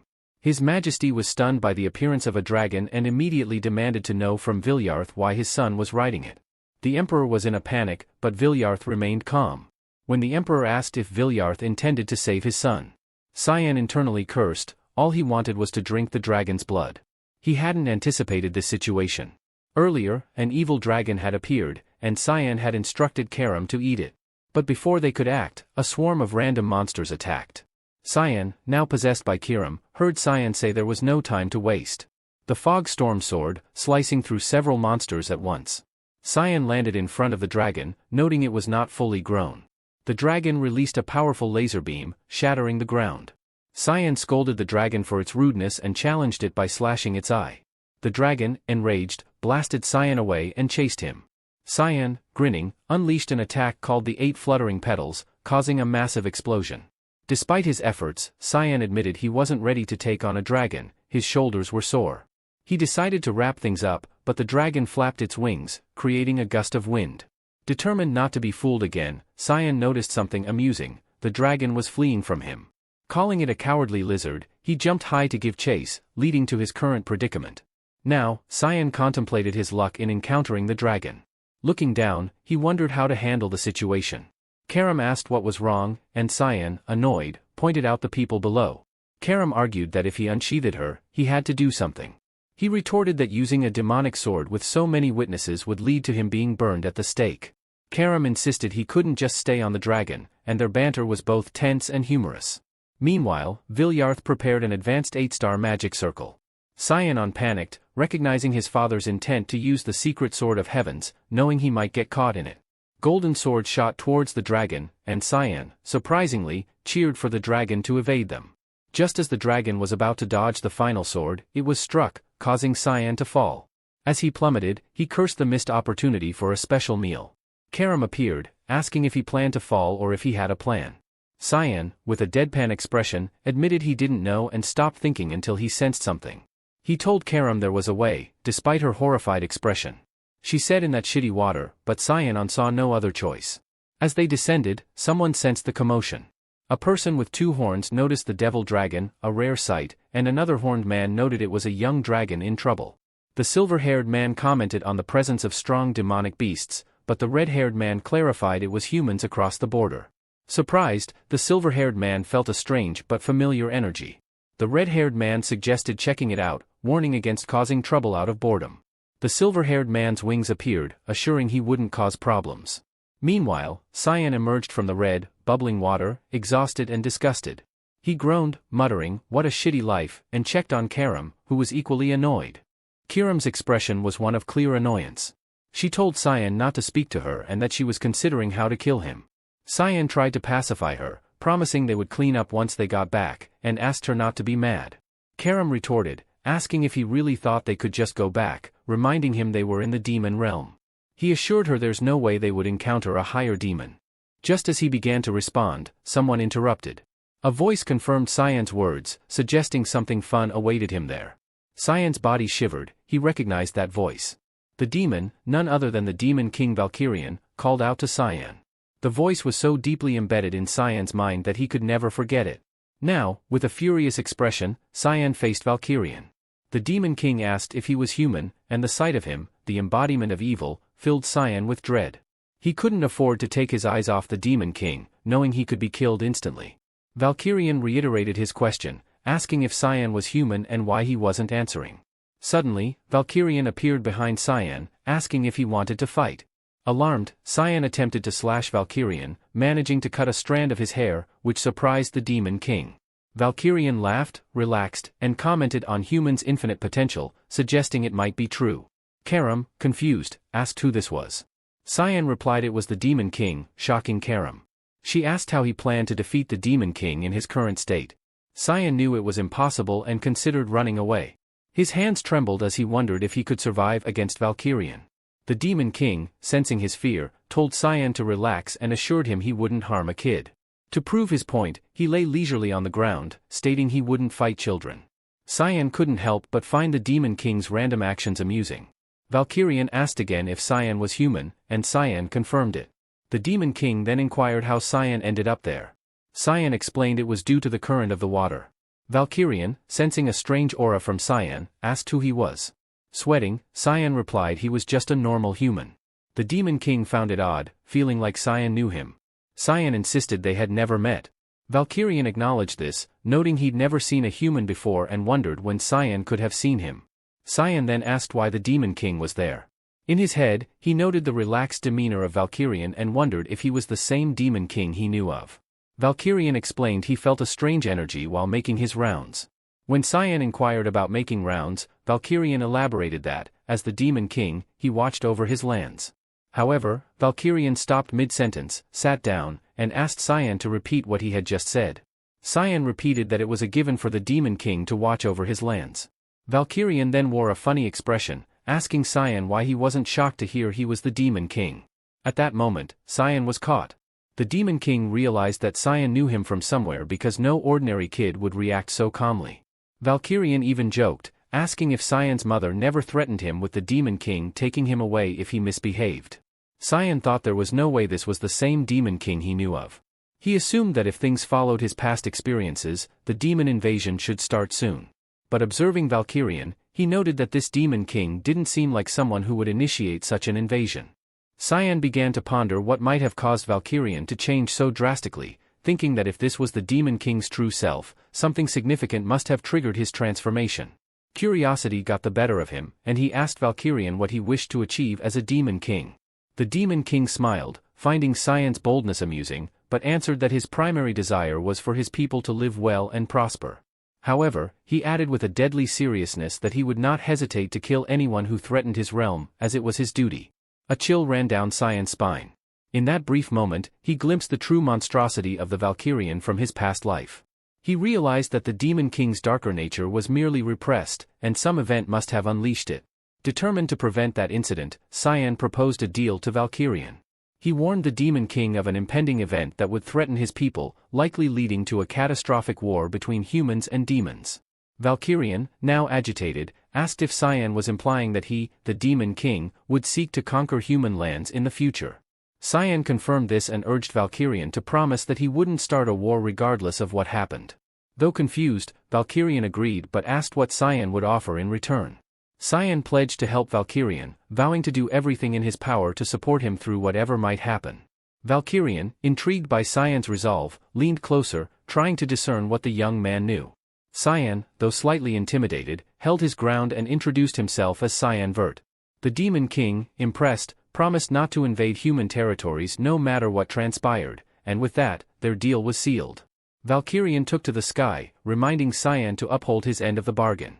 Cyan nodded, understanding the gravity of their agreement. After their encounter, Cyan was discovered by knights on the shore. They marveled at his survival, referring to him as the boy who lived through the encounter with the devil dragon. He was brought back to an abbey on the borders of Velius, temporarily repurposed as a military hospital. Upon regaining consciousness, Cyan apologized to Princess Erin, who was at his side. She blushed and asked if he remembered her question, which Cyan assumed meant everything was resolved. Then, with a mix of embarrassment and hope, Princess Erin asked him to be hers.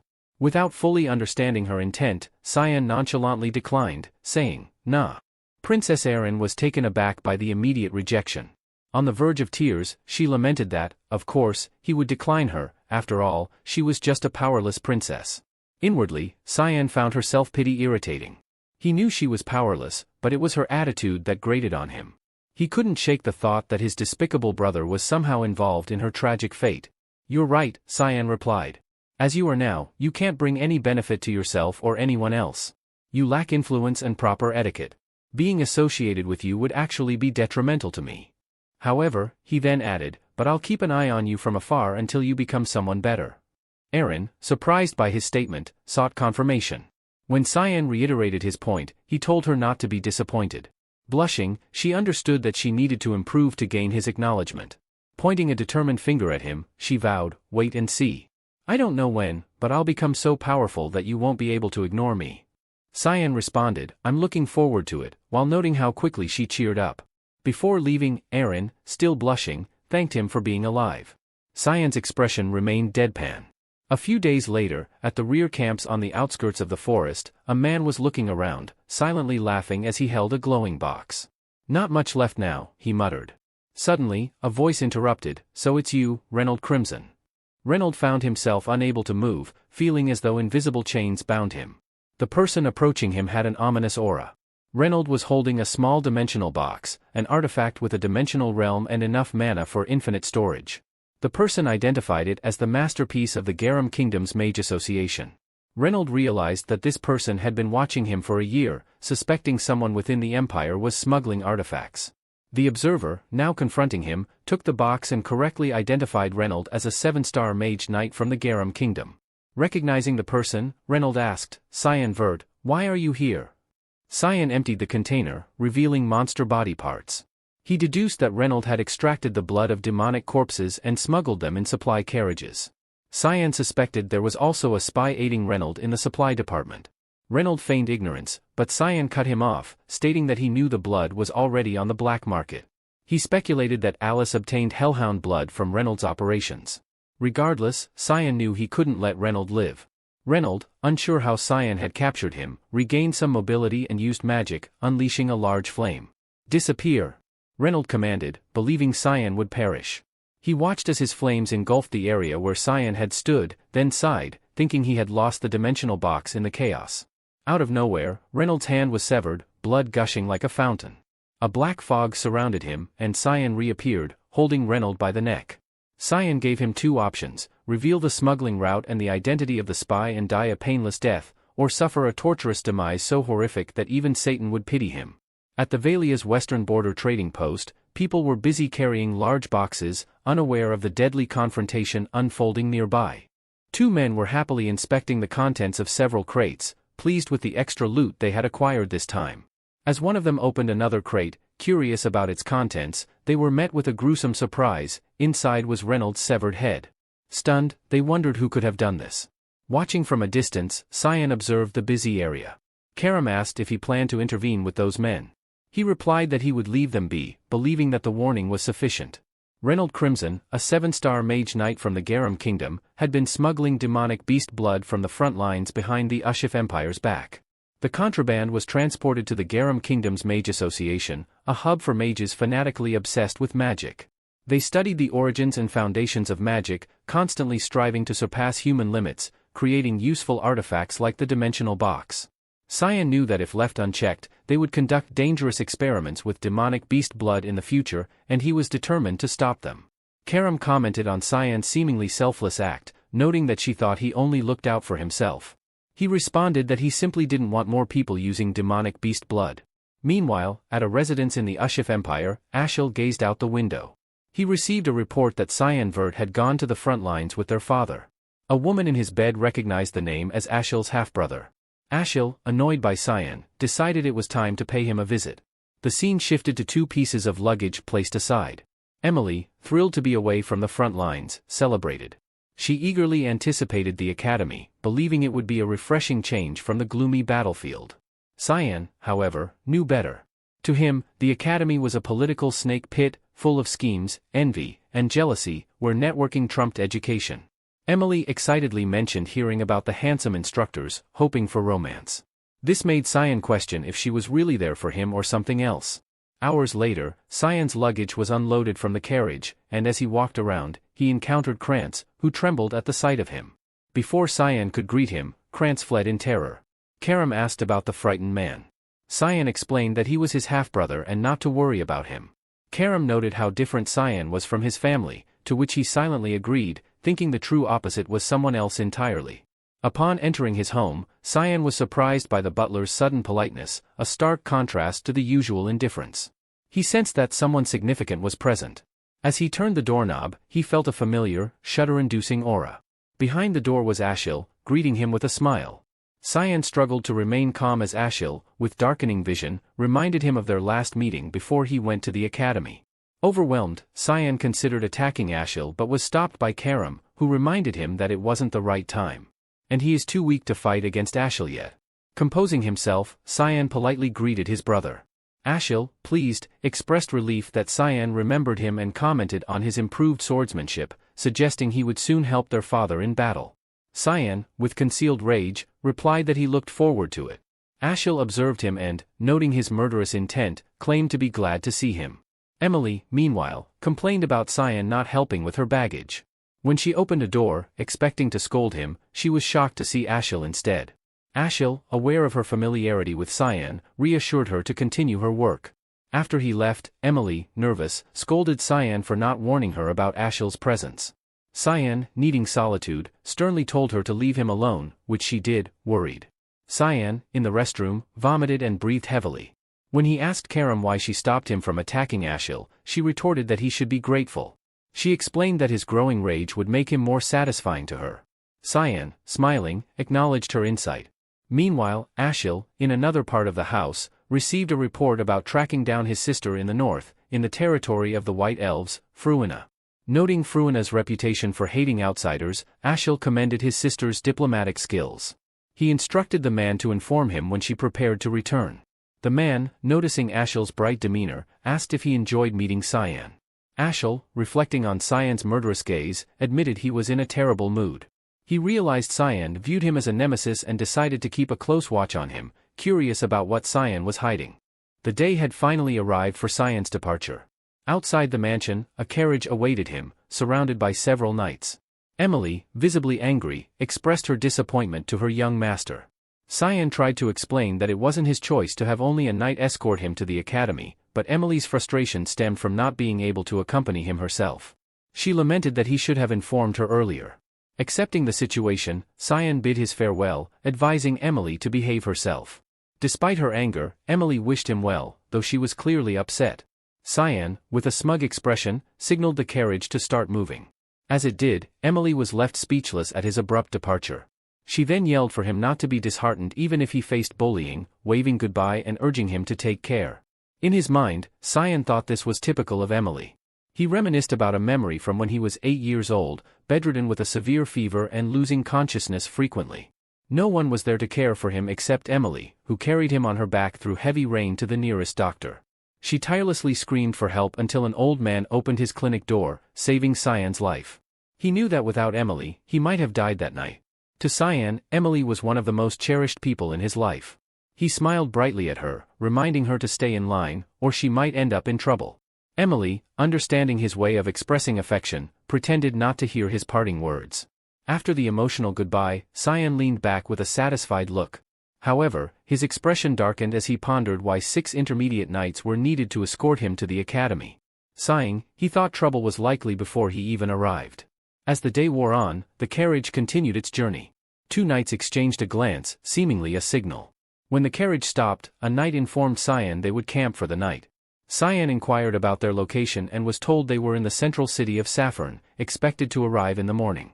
Agreeing, Cyan instructed the knight to notify him when the camp was ready. However, Cyan knew the knight lied. There was no forest like this near Saffron, and it was clear they were in the middle of nowhere. Suspecting foul play, he waited. Eventually, the knights called him out, and Cyan commented on the refreshing air while surveying the surroundings. He noticed the knights had encircled him, their swords ready to be drawn. Cyan then asked who was behind this, but his question was met with silence and nervous glances among the knights. One knight, however, wore a different expression, a smile. This irked Cyan, who demanded an answer with a more intimidating demeanor. The smiling knight stepped forward, claiming Cyan didn't need to know as he would soon be dead. He approached Cyan, pointing his sword, and advised him to cooperate to ensure a painless death. Cyan simply needed to stand still with his eyes closed. As the knight charged at Cyan, shouting, "Goodbye," the blade neared Cyan's neck. Despite this, Cyan remained unfazed. In an instant, a head flew through the air, but it wasn't Cyan's, it was his assailant's. The knights were stunned by the sight. Holding his demonic sword, Cyan demanded, "I asked, who the hell is behind this?" The atmosphere shifted dramatically, and the knights began to feel an overwhelming sense of fear. Cyan's eyes glowed red as he questioned why they were frozen in place. Did none of them anticipate this outcome? The knight at the back couldn't believe what he was seeing, while the others, regaining their senses, charged at Cyan. Their efforts were futile, this was a battle they couldn't win. One by one, they screamed in agony as Cyan's sword pierced their bodies. Noticing a knight attempting to flee, Cyan effortlessly threw his demonic sword, striking the knight in the back. The last remaining knight, now in tears, couldn't even blink. Surrounded by the fallen bodies of his comrades, he wondered if Cyan was truly an 11-year-old child. Cyan extended his hand, summoning his sword back. The knight realized there was a reason Cyan had survived fighting a dragon. Seeing Cyan's menacing eyes, he knew the mission was doomed from the start. The last knight, trembling, knew what was coming. He fell to the ground, trying to crawl away as Cyan slowly approached. Cyan commanded him to reveal everything, promising his life in exchange for the information. Terrified, the knight immediately divulged that Mrs. Margaret was behind the plot. Cyan, disappointed by the ease of the interrogation, watched as the knight continued to tremble, unable to speak further. The next day, the carriage was on the move again. Cyan had spared the knight, who provided more information. Relaxing atop the carriage, Cyan learned that his stepbrother Krantz had asked their mother for a favor. Upon discovering this, Cyan's dark aura intensified, vowing to teach Krantz a lesson. His attention shifted as the knight addressed him, asking anxiously what would happen to him now. With teary eyes, he wondered if Cyan would kill him. Cyan casually remarked that the knight didn't seem too sad about the prospect. The knight admitted that since they had tried to kill Cyan first, he had no right to resent him if Cyan decided to kill him. To break the tension, Cyan told the knight to just drive, noting the difference between being useless and having no value alive. Shocked, the knight couldn't help but thank Cyan. Moments later, Cyan announced their arrival. Before him stood the grand central city, Saffron. Elsewhere, a vase shattered as a voice demanded an explanation. Mrs. Margaret, trembling with anger, listened as the butler reported that 1 knight was missing and 6 were dead. Cyan had left Saffron 10 days ago. Furious, she blamed the person in front of her for the failure to eliminate Cyan. The butler bowed and apologized, admitting they had underestimated the young master. He suggested someone else might be helping Cyan and pleaded for another chance to finish the job. However, Mrs. Margaret, recalling Cyan's menacing look, feared for her son Krantz's safety if they took further action. She ordered the butler to do nothing and warned him to keep their conversation and the event secret, eliminating anyone who knew. As the butler left, unaware he was being watched, Cyan took a short nap. It had been 10 days since they left Saffron. Brian, the spared knight, had been acting as his subordinate. Cyan assumed Mrs. Margaret knew he was alive and expected to arrive at the Royal Academy safely. He still pondered what to do with Brian.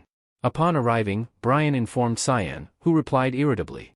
As they reached the academy gates, Cyan reflected on his past there, not all good memories, but the academy had changed him. Entering the building, Cyan presented his emblem and introduced himself as Cyan Vert of the Duke Vert family. The staff responsible for boarding the new students were stunned at the sight of Cyan. One lady quickly regained her composure and promptly attended to him. She confirmed his registration and directed him to proceed to his assigned dormitory to wait. She informed him that the entrance ceremony and the elemental test were scheduled for 2 days later. This information made Cyan pause, wondering if he had heard correctly. The lady handed him the key to his room, which came with a letter. Surprised, Cyan asked if there might have been a mistake. Moments later, Brian dropped the bags he was carrying, his mouth agape. He addressed Cyan, revealing that the room assigned to him was in the Royal Hall, an opulent space unmatched by any other dormitory in the academy. Cyan, noting that no one in his family had ever received such treatment, suspected someone influential was behind this arrangement. Cyan interrupted Brian's amazement by asking if all the luggage had been brought up. Brian nervously confirmed. Cyan then reached into the inner pocket of his coat with a serious expression. He told Brian his role was finished. Brian, panicking, pleaded for Cyan to wait, fearing for his life. To his surprise, Cyan tossed him a bag of gold coins. Brian, bewildered, asked about the money. Cyan explained that it was payment for his hard work over the past few days and enough to start a new life, warning that returning to Valia's could be fatal. Brian was left speechless. Suddenly, he knelt and, with a heartfelt plea, asked for permission to serve Cyan for life. The moment, which should have been filled with fervor, left Cyan in shock as he realized Brian was a knight. Brian explained that he was the lowest-ranking knight and often treated as a mere coachman. Bowing his head, he recounted his father's advice to serve someone he trusted without hesitation if he ever found such a person. Cyan sighed, calling it a foolish notion. Brian was caught off guard by the response. Emitting a dark aura, Cyan asked how Brian could be sure Cyan wouldn't betray him in the future. Brian, without hesitation, replied that it didn't matter if Cyan took his life later. Cyan cut him off, tapping his shoulder and warning him never to think of betrayal.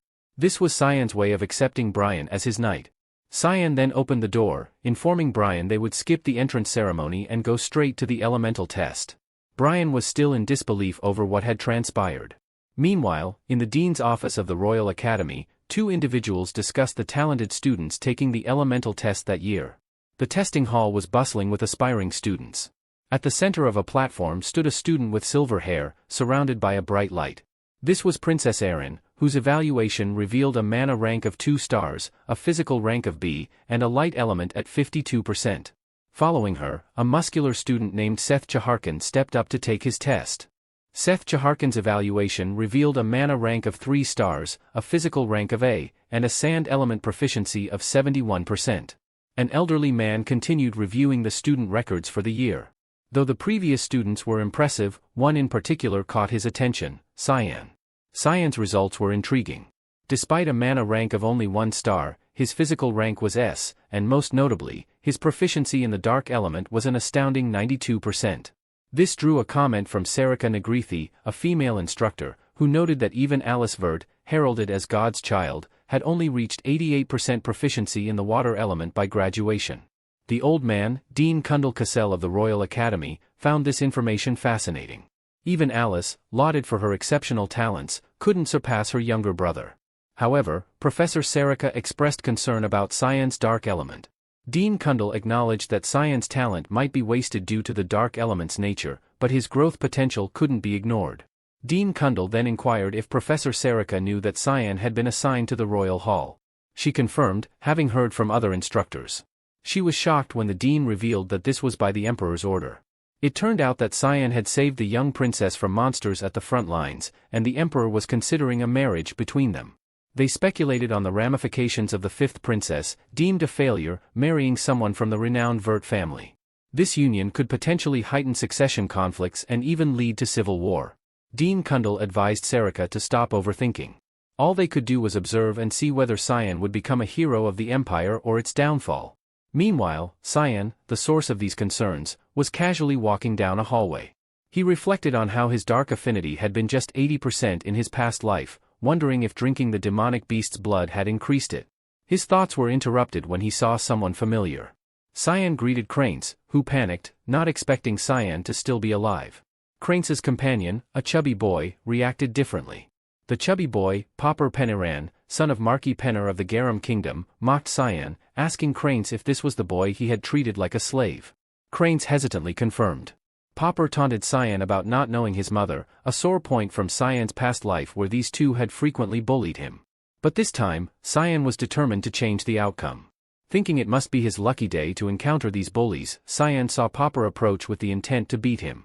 Cranes tried to dissuade Popper, suggesting they go to the cafeteria instead, but Popper ignored him and continued toward Cyan. Suddenly, Cyan delivered a powerful kick to Popper, sending him crashing into the wall with such force that it shattered. With a devilish grin, Cyan relished his revenge. Cranes could only cry out in shock, screaming Popper's name. As Popper lay unconscious, Cyan addressed Krantz, suggesting they needed to talk. Krantz, already trembling and tearful, felt Cyan's hand on his shoulder. Leaning in, Cyan whispered that he didn't care what Krantz did behind his back, but warned that if he ever saw him again, there would be consequences. With a grin, Cyan told his stepbrother he'd graduate in a wheelchair, which sent Krantz into a state of sheer panic, making his knees weak. Casually, Cyan walked away, contemplating the fun he anticipated having at the academy. Later that day, in the academy's library, instructor Sarika Negriti walked through the halls. She was the same professor from their last encounter, still pondering the dean's words about Cyan being either the savior or downfall of the empire. Determined to keep a close watch on him, she was there to retrieve a specific book. However, upon reaching the spot, she found it missing. Her mood shifted when she realized the book wasn't there. Suddenly, a voice asked if she was looking for a book, startling her. It was Cyan. Sarika quickly composed herself and smiled, asking how he got in since students weren't allowed in that area. Internally, she noted her inability to sense his presence. She confirmed if he was indeed Mr. Cyanvert and requested the book for her research. Cyan smiled and agreed, handing her the book. But as he did, a dark, ominous aura cut the book in half. Cyan awkwardly distanced himself and asked if that wasn't the book she needed. He started to address her as Instructor Sarika but stopped, revealing her true identity as the assassin organization's Mists Hallmaster, Sarika Negriti. With a piercing gaze, Sarika demanded to know how he discovered that. Cyan recalled his past life, where he thought of the instructor as ordinary. She had once asked him about his life at the academy during a counseling session, trying to get to know him better.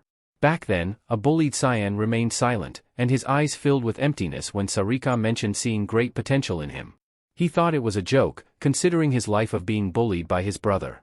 But his demeanor changed when Sarika expressed her genuine interest in him, noting the rarity of someone with 84% affinity for the dark element. Cyan blushed slightly, mentioning that he'd been told it wasn't a special element.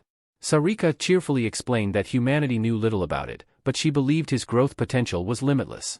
Intrigued and confused, Cyan listened as Sarika, with a sweet smile, told him she looked forward to working with him.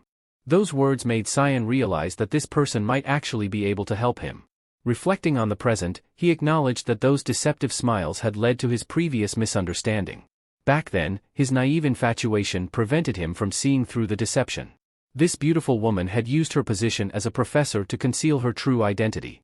Cyan resolved that he would not be fooled again by her innocent facade, knowing now that she was a deadly assassin.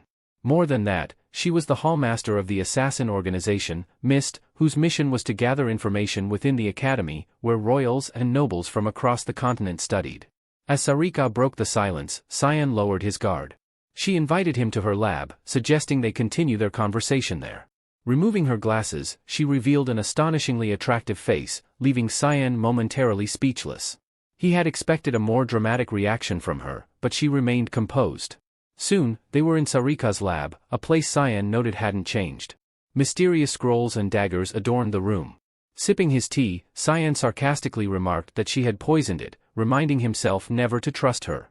Sarika laughed, casually admitting the poison wasn't very severe, it would only melt his organs.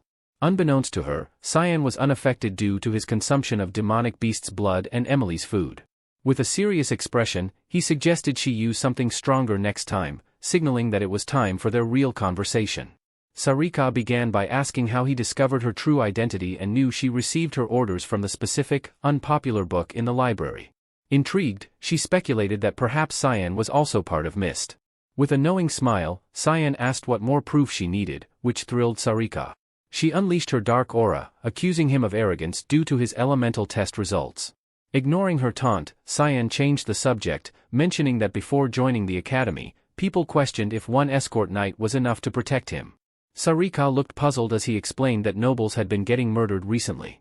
Turning to Sarika, Cyan asked when the purification project began. Confused, Sarika repeated his words, denying knowledge of the project while her dark aura intensified.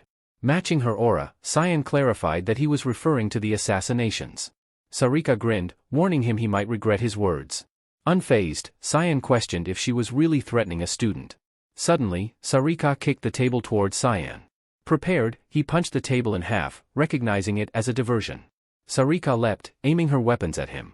Aware of her intentions, Cyan felt he had proven his identity enough. Sarika, still skeptical, prepared to attack, asserting that as Hallmaster, she knew all members of Mist, yet she didn't know him. Landing on the ground, she unleashed a flurry of slashes. Cyan created some distance, and Sarika charged, determined not to let him escape. Sighing, Cyan summoned his weapon, deflecting her attack and catching her off guard. Cyan declared that if she didn't believe him, he would show her. He unleashed a series of slashes, which Sarika struggled to react to. His final strike sent her reeling. Her eyes widened as she recognized the dagger Cyan wielded, the demonic sword, Karam, a weapon only the chosen by Eru could wield. Cyan, now striking a cool pose, asked Sarika once more if she believed him. He also revealed that he knew Mist was seeking a successor, a statement that left Sarika stunned, wondering how he had such information. Cyan then declared that the very person they were searching for was standing right in front of her and demanded she take him to Eru immediately. Later that night, the scene shifted to a quiet street in Lewin, with almost no one around. An old house came into view, and at its door, someone was busy chanting a magic spell to pick the locks. A purple magic circle appeared, and a few seconds later, the door finally opened. Sarika and Cyan, both wearing dark cloaks to conceal their identities, stood beside the door. Breaking the silence, Sarika remarked that Cyan didn't seem surprised to find a Mist base in such a place. She added that this was the path to the altar he wanted to reach and that from this point on, he would be on his own. Dark, ominous aura emanated from the house as Cyan entered alone. Inside, Cyan marveled at the unique realm created by the god of fog, which made the interior much larger than it appeared from the outside. Despite his admiration, he remained vigilant, sensing the presence of hidden adversaries. He noted 2 people at 4 o'clock and another 3 at 11 o'clock. As expected, daggers flew towards him, but Cyan deflected them with ease. The assassins launched their ambush, with 2 appearing behind him. Cyan thought their welcome ceremony was excessive but leaped backwards to avoid their attacks. He then counterattacked, throwing his daggers towards the assassins. Most couldn't react in time, except for one who mirrored Cyan's deflection technique. Impressed, Cyan recognized the skill of this assassin. The mysterious figure signaled for a secret technique expansion, and the assassins regrouped into the Death Horn formation, surrounding Cyan. In response, Cyan exuded a dark red aura and chanted his own secret technique expansion. Raising his hand, he gathered his power, startling the assassins. Despite their hesitation, one of them dismissed the possibility that Cyan could perform such a technique. Cyan unleashed the Bloodthirst Wave, a technique exclusive to assassins, which manifested bloodthirst into a physical form, immobilizing his attackers. Most of them couldn't even breathe. Surveying the fallen assassins, Cyan noted they wouldn't be getting up anytime soon. He showed them mercy, choosing not to kill them. However, he noticed that the assassin who had deflected his dagger was still standing, suggesting this one might be a higher-up. Realizing he couldn't waste more time, Cyan got serious. He activated one of his fog sword skills, raising one arm while summoning his demonic sword with the other. The move, called Unshakable Roots of a Great Tree, prepared him for the next clash. The Mist Assassin advanced, forcing Cyan into a weapon clash that halted his technique midway. This skill level was beyond that of an ordinary member. As the assassin's mask fell to the ground, revealing a face, the assassin praised Cyan for his adeptness. Their weapons still locked, the assassin finally spoke, exclaiming that she couldn't hold back any longer. Cyan's expression turned to surprise as he recognized the assassin. It was Sarika. She had deceived him earlier, hiding her presence to test his true abilities. To make her back away, Cyan unleashed a series of deadly slashes called Thick Fog 8th Form Assault, intensifying the atmosphere. Sarika, with a creepy smile, complimented Cyan's proficiency with the Thick Fog and Fog Sword techniques, expressing even more interest in him.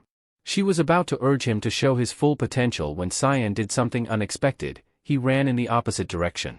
Knowing Sarika's zeal for combat, Cyan understood that her enthusiasm for fighting strong opponents could drive her to dangerous extremes, and he decided it was best to avoid further conflict with the Hallmaster.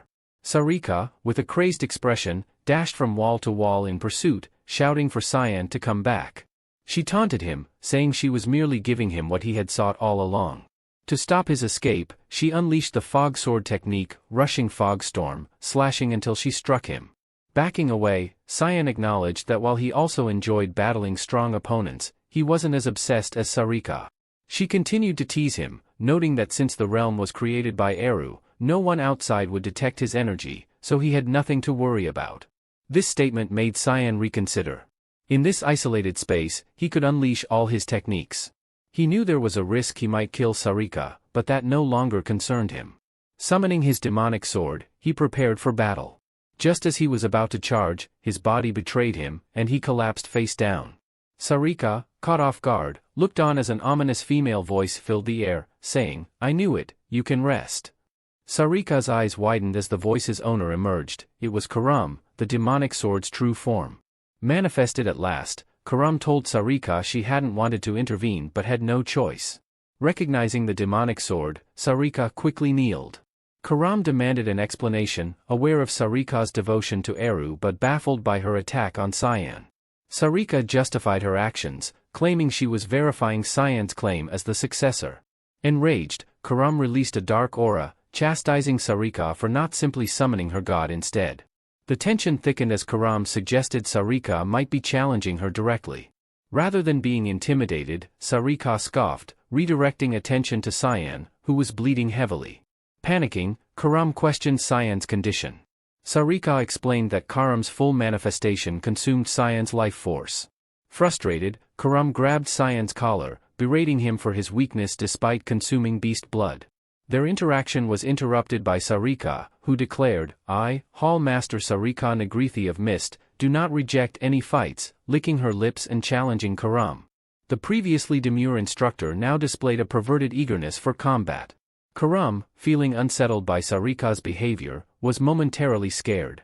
Meanwhile, Cyan regained consciousness and, while steadying himself, asked Karam why she manifested.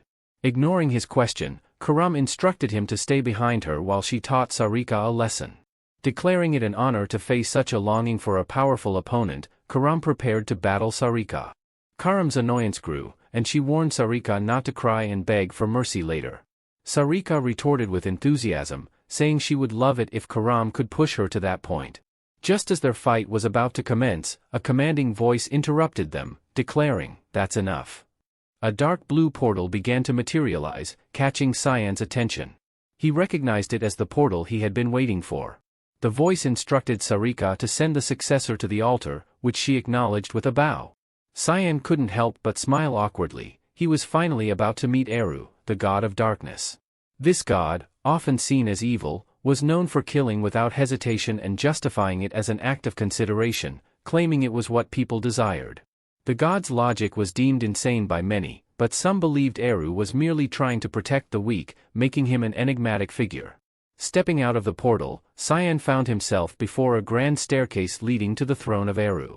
The god asked if Cyan knew who he was. Cyan replied confidently, "Of course, the god of black fog, Eru." Eru then inquired if the boy before him was Cyanvert and what evidence he had to claim himself as his successor. Cyan asserted that Eru must have sensed the power of the fog within him. Eru explained there were two ways to become his successor: 1, by receiving the mist stone directly from him, and 2, by the mist stone finding a qualified individual on its own. Since Eru didn't know Cyan, he assumed the latter. Eru confirmed that the mist stone, which had vanished from the altar last year, must have chosen Cyan. He was also surprised that Cyan had awakened Karam, a feat even Eru couldn't accomplish. Noticing the wisdom in Cyan's eyes, Eru deduced that Cyan was from an alternate timeline, not one he was part of. This revelation surprised Cyan, who had thought Eru was involved in bringing him to this timeline. Eru, in a relaxed manner, clarified that if Cyan sought an all-powerful and all-knowing god, he was mistaken. Eru admitted he wasn't powerful, as his divine rights had been stripped away long ago. Cyan acknowledged the truth in Eru's words. Eru remarked on the convenience of Cyan's arrival, as a perfect successor had presented himself, reducing Eru's workload. Cyan jibed at Eru's laziness. Eru then pointed out that Cyan had brought something troublesome with him, referring to an item beneath Cyan's robe. He questioned if Cyan was dissatisfied with the demonic sword, as it appeared Cyan was also seeking the power of the holy sword. Cyan, with a devilish grin, replied that he wasn't attempting anything at the moment. He added that if the world remained unaware of the item's existence, it might become useless. Eru observed that Cyan seemed to indulge in some rather dark interests but chose not to delve deeper into it. He then reminded Cyan that he would adhere to the established rules. As the Supreme Master, Eru inquired, "Dear successor who has inherited my powers, what is your true purpose for wielding this power?" Cyan recalled being asked the same question in his previous life. At that time, he had answered that he wanted to live for his brother. Reflecting now, he recognized how naive and misguided that answer had been. Both Eru and Sarika had seemed indifferent to his past response, leaving him puzzled about their lack of concern. He questioned if there was something he truly desired. Eru advised him to remember that blind faith can be perilous, suggesting that he might have already known about Cyan's eventual downfall back then. Cyan admitted that he had no grand aspirations or divine mission. This time, however, he intended to use Eru's power solely for his personal gain. Eru responded that Cyan would determine what is right or wrong for himself and asked if he was sure he wouldn't regret his decision. He warned Cyan to choose his words carefully, as his answer could have serious repercussions. Cyan, unwavering, stated that he was indifferent to any potential consequences and was determined to forge his own path without following anyone's orders. Eru sensed that Cyan had a particular plan and asked if he would reveal it. Cyan firmly replied, no. Eru noted that, as long as Cyan intended to redeem his name, he was not particularly concerned about the specifics. He found Cyan's demeanor rather uninteresting and chose not to pursue the matter further. Shifting gears, Eru turned his attention to his daughter, Karam. He remarked on how much she had changed, questioning if her newfound obedience was due to her affection for her owner. Flustered, Karam pretended not to understand. Eru expressed his delight at her behavior and leaned in for a kiss, causing Karam to struggle against him. Eru explained that his gesture of affection was because he had nothing else to offer her owner. As Karam fought to escape, she shouted at Cyan, "Crazy bastard. Owner, do something." Cyan, trying to remain detached, commented on their seemingly wholesome father-daughter relationship while watching the scene unfold. As Eru's lips drew closer to Karam's head, a sudden burst of bright light erupted, causing her to panic. In an instant, she was restored to her human form, bewildered by her newfound physicality.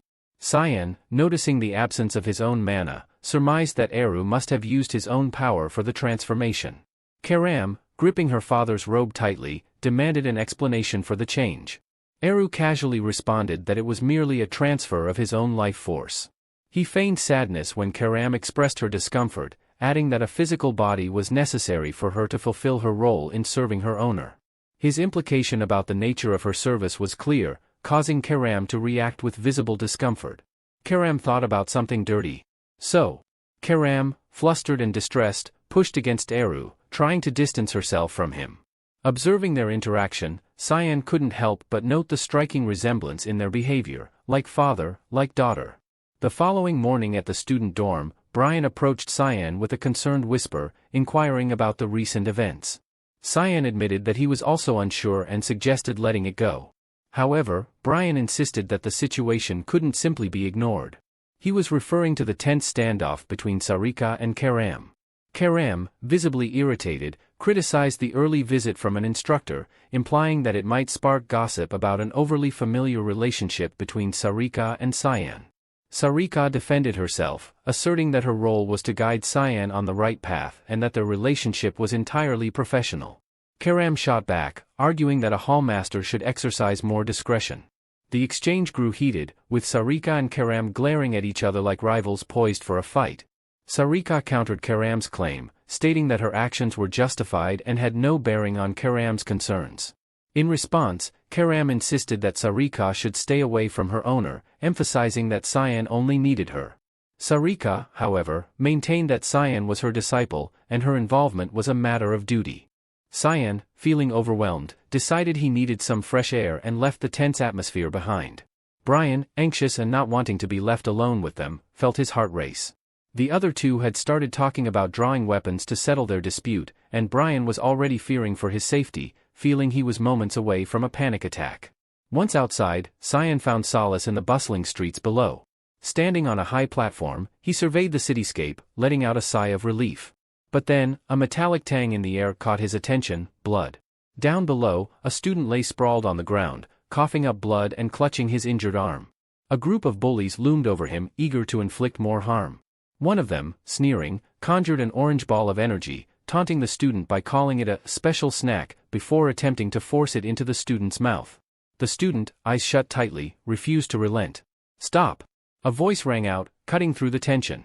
It was a girl, standing defiantly, her eyes locked on the bullies. She berated them for their actions, accusing them of disgraceful behavior for nobles. The bully in charge, introducing himself with a smug grin as Barrett Lewis Mill, heir to the Duke Lewis Mill of the Garum Kingdom, sneered at her and demanded to know who dared interfere.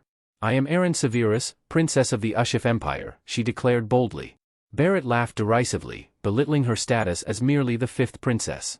He attempted to intimidate her, leaning in with a mocking greeting, but Erin refused to be cowed, refusing to shake his hand and demanding an explanation for the scene before her. Barrett, feigning innocence, claimed she was mistaken, asking the student to clarify. He yanked the student up by the collar, draping an arm around his shoulders, and inquired if they had been bullying him. The student, eyes downcast, replied weakly that they were just playing around. Erin urged him to speak the truth, seeing his injuries as proof, but he only repeated his words, unwilling to contradict Barrett. "There, you heard it yourself," Barrett said smugly, irritation creeping into his voice. Erin, unconvinced, insisted on taking the student with her, but Barrett grabbed her arm, his expression turning fierce. "You really don't understand, do you?" he hissed. "Lexama's here asked you to leave." Erin warned him to let her go, invoking her royal name, but Barrett dismissed her as a little weak princess. Suddenly, Cyan intervened, his patience at its limit. Hearing Barrett's disdainful words, he delivered a swift kick to Barrett, sending him staggering back. Erin gasped, recognizing Cyan, while Cyan himself was stunned, his eyes fixed on Lexama's, the student from his past, before his regression at Garum Kingdom's Klein Castle. Cyan's mind flashed back to the duel with Lexama's Klein, a woman revered as the continent's greatest swordsman, famed for reaching the pinnacle of swordsmanship without mana. Originally from the Ushif Empire, she had inexplicably joined the Count Klein household in Garum Kingdom after her academy graduation, changing her nationality. Their battle had been intense, her ground-shattering attack almost defeating him, until he outmaneuvered her with a surprise aerial strike, leaving her coughing up blood. Cyan had been tasked by the Empire to assassinate her, but had chosen a direct confrontation out of respect for her unmatched skill. In the present, Lexama's watched Cyan in bewilderment, while Barrett's lackeys scrambled to help their leader. Barrett angrily shoved one aside, his composure shattered. Barrett, curious, asked if he was Cyan Vert, having heard of him and knowing Cyan had served on the front lines. Barrett smirked, inviting Cyan to join their little game. Cyan found the suggestion absurd. He knew that misusing a mana marble could destroy the mana within a person's body. A game where bullies force-feed someone a mana marble? Cyan said, creating a marble in his hand to demonstrate. Barrett's eyes widened in shock at the massive marble Cyan conjured. With a stern look, Cyan challenged them, saying, "Open your mouths." Later, back at the academy, Lexama's received medical treatment. The healers assured her that while most of her external injuries had healed, she needed bed rest for her internal injuries. Erin encouraged her to take it easy. Lexama's blushed, thanking Erin and expressing her gratitude, unsure how she could ever repay them. Erin, a bit boastful, recounted how Barrett and his cronies fled when Cyan intervened. She reassured Lexama's that they only did what was right and that she shouldn't worry. Cyan pondered Lexama's resilience. Despite her fractures and slight concussion, she managed to endure, a testament to her strength as the continent's best swordsman. His thoughts were interrupted when Lexama's asked if they had met before, noticing his intense gaze. Cyan apologized for staring, explaining that she looked familiar, but he must have been mistaken. Lexama's brushed it off, assuring him it was nothing. Erin inquired about Lexama's dorm, worried about possible retaliation. Lexama's replied that she lived in the commoner hall. Erin realized Lexama's was a peasant. Lexama's explained she had been admitted to the academy with instructor Veltane's help, who promised financial support until he was abruptly fired. Cyan concluded that Lexama's was now without support and might have to leave the academy. Erin felt sorry for her. Cyan suggested Eren take Lexamaz under her wing and learn swordsmanship from her. Eren was confused, thinking Lexamaz was a boy, but Cyan clarified that Lexamaz was actually a girl. Eren was taken aback, and Lexamaz explained she hadn't meant to deceive anyone. She found short hair and boys' clothes more comfortable, which led to the misunderstanding. Eren apologized, surprised that Cyan had known all along. Lexamaz assured her it was fine, saying she should be the one apologizing. Eren then asked Lexamaz what she thought of Cyan's idea. Eren explained that under her protection, Lexamaz wouldn't have to worry about bullies and could focus on her studies and training. Lexamaz asked why Eren would choose her. Eren admitted she disliked being alone. Lexamaz expressed her gratitude and promised to make Eren proud. Eren told her it was all Cyan's idea. However, when she turned to thank him, Cyan was gone. Meanwhile, Cyan felt he had done enough and was confident the princess would handle the rest. Now he understood why Lexamaz had left the Ushif Empire. If not for Barrett Lewis Mill, she would never have lost her mana. Lexamaz, the continent's best swordsman who fought without mana, would be a formidable challenge for Cyan in the future. However, Cyan's focus was elsewhere, as he had received an order from Sarika earlier that morning. Excited, he glanced at a piece of paper in his hand. It was his first purification mission as a mist, a challenging task.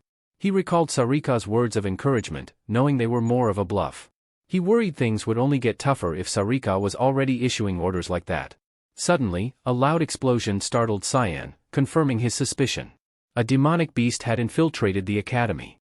The creature, a massive humanoid figure, approached Cyan and asked if he was Cyan. Confused, Cyan inquired how the beast knew him, but the creature replied confidently, citing Cyan's rank, a 1-star magic user with an S-rank physique, and the youngest son of the Vert family. The creature introduced himself as Seth Chaharkin, a newcomer like Cyan. Cyan was puzzled that this hulking figure was only 11 years old. Searching his memory, he tried to recall if he had encountered someone like Seth in his previous life. Seth flexed his muscular arms, boasting about Cyan's reputation for defeating demonic beasts and surviving a dragon attack. Seth knew Cyan received an S rank for his physique, while he himself hadn't. Seth challenged Cyan to a duel.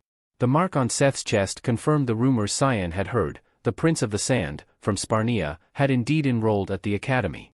Sparnia, a desert nation east of the continent, boasted a powerful military led by a first prince who excelled in both magic and combat. Even the Ushif Empire struggled to conquer it. However, the nation eventually crumbled after the sudden death of its sole successor, reportedly due to illness from focusing too much on physical training at the expense of his health. Cyan hadn't met the prince in his past life, and found it both intriguing and annoying. Remembering what he knew about the prince, Cyan responded to Seth's challenge, asking if they would duel right then and there. Seth eagerly agreed, insisting he wouldn't take no for an answer. Cyan shook his head, refusing the duel. Seth's face paled with shock as he asked why. Cyan explained that duels without permission were against academy rules. He suggested they submit an official request first. Seth agreed and eagerly asked where to do that. Cyan pointed him to the 3rd floor of the main hall. Seth dashed off enthusiastically, promising Cyan he'd be quick. Watching Seth run in the wrong direction, Cyan chuckled, thinking the rumors about the prince's muscle for brains might be true after all. He wasn't even sure if duel requests could be made, but this would keep Seth occupied for a while, allowing Cyan to concentrate on his purification mission. Elsewhere, at a building marked with a serpent banner, Zickerman was briefed by a knight that preparations were complete. Zickerman, known publicly as a generous philanthropist but secretly a slave trader and breeder of rare species, instructed the knight to stop idling and deliver the package to their clients. He reminded them that today marked the unveiling of his greatest creation, demanding special care. Cyan had already scoped out the target and was optimistic about completing the mission swiftly. Karam, sensing something unusual, alerted him to a complex energy emanating from the area. When Cyan asked for clarification, Karam explained that the target was concealing something strange. In a dimly lit prison cell, Zickerman watched a woman, remarking that she had finally calmed down. He referred to her as his cash cow and advised her to rest. Suddenly, a red mist enveloped the room, slicing through a knight's neck in an instant. Stunned, Zickerman ordered the remaining knight to find the intruder. Cyan sprang into action, swiftly attacking the knight. His dagger slashed the knight's arm, causing him to drop his weapon. With precise movements, Cyan targeted the knight's legs, immobilizing him before pressing his dagger to the knight's throat. The knight cursed as Cyan ended his life with a quick slash. Panic-stricken, Zickerman wondered where his other guards were. Cyan taunted him, assuring Zickerman he would soon join them in death. As Zickerman stammered, offering Cyan vast sums of money in exchange for his life, Cyan coldly severed his hand, drawing a scream of agony. Calmly, Cyan recited Zickerman's crimes, conducting inhumane experiments, breeding illegal species, and managing the slave market, all deserving of death. He gave Zickerman a minute to repent before his pain would be ended. Realizing his fate, Zickerman pleaded, claiming he was just meeting a demand for slaves and blaming the buyers for any wrongdoing. Cyan expected his lack of remorse and informed him that time was up. With swift, precise movements, Cyan executed a series of deadly slashes, ending Zickerman's life and completing the purification mission. Before leaving, Cyan decided to explore the premises. He stopped at a particular cell, where Karam sensed a blend of two distinct energies. Curious, Cyan sliced through the bars and was taken aback by what he saw, a woman who appeared lifeless. Initially dismissing her as unimportant, Karam pointed out the object she held, a dragon egg. A few moments later, Cyan brought a gleaming purple dragon egg, contemplating the implications of his unexpected find. Brian eyed the egg suspiciously and asked Cyan where he got it. Cyan shrugged, claiming he found it on the street during a walk. Brian wasn't convinced. After all, who just finds something like that lying around? Cyan maintained his story with a nonchalant expression, but his mind raced with questions about how Zickerman could be selling something so dangerous. He wondered if the egg was meant for someone specific. Brian's worry shifted to the egg potentially hatching. Cyan tried to reassure him, explaining that it wouldn't. Dragons are essentially condensed mana with various elements, he said. Even if you infuse it with the right mana, it might not hatch without its mother. Separated dragon eggs are usually just fancy rocks. But then, a crack echoed through the room. Both Cyan and Brian froze, staring at the egg as light began to spill from the fissures. They exchanged a glance, silently acknowledging their predicament. They had messed up. The egg split open, revealing a small girl with dragon horns. Brian panicked, exclaiming to his young master that the egg had hatched. "What are we going to do?" he stammered. Cyan stood still, stunned. The creature before them was neither fully dragon nor human. It dawned on him that the woman must have been nurturing a draconic human, a hybrid. The draconic girl looked up at Cyan and uttered, "Pa," before clinging to him, calling him Papa. Cyan was astonished, wondering if the girl thought he was her parent.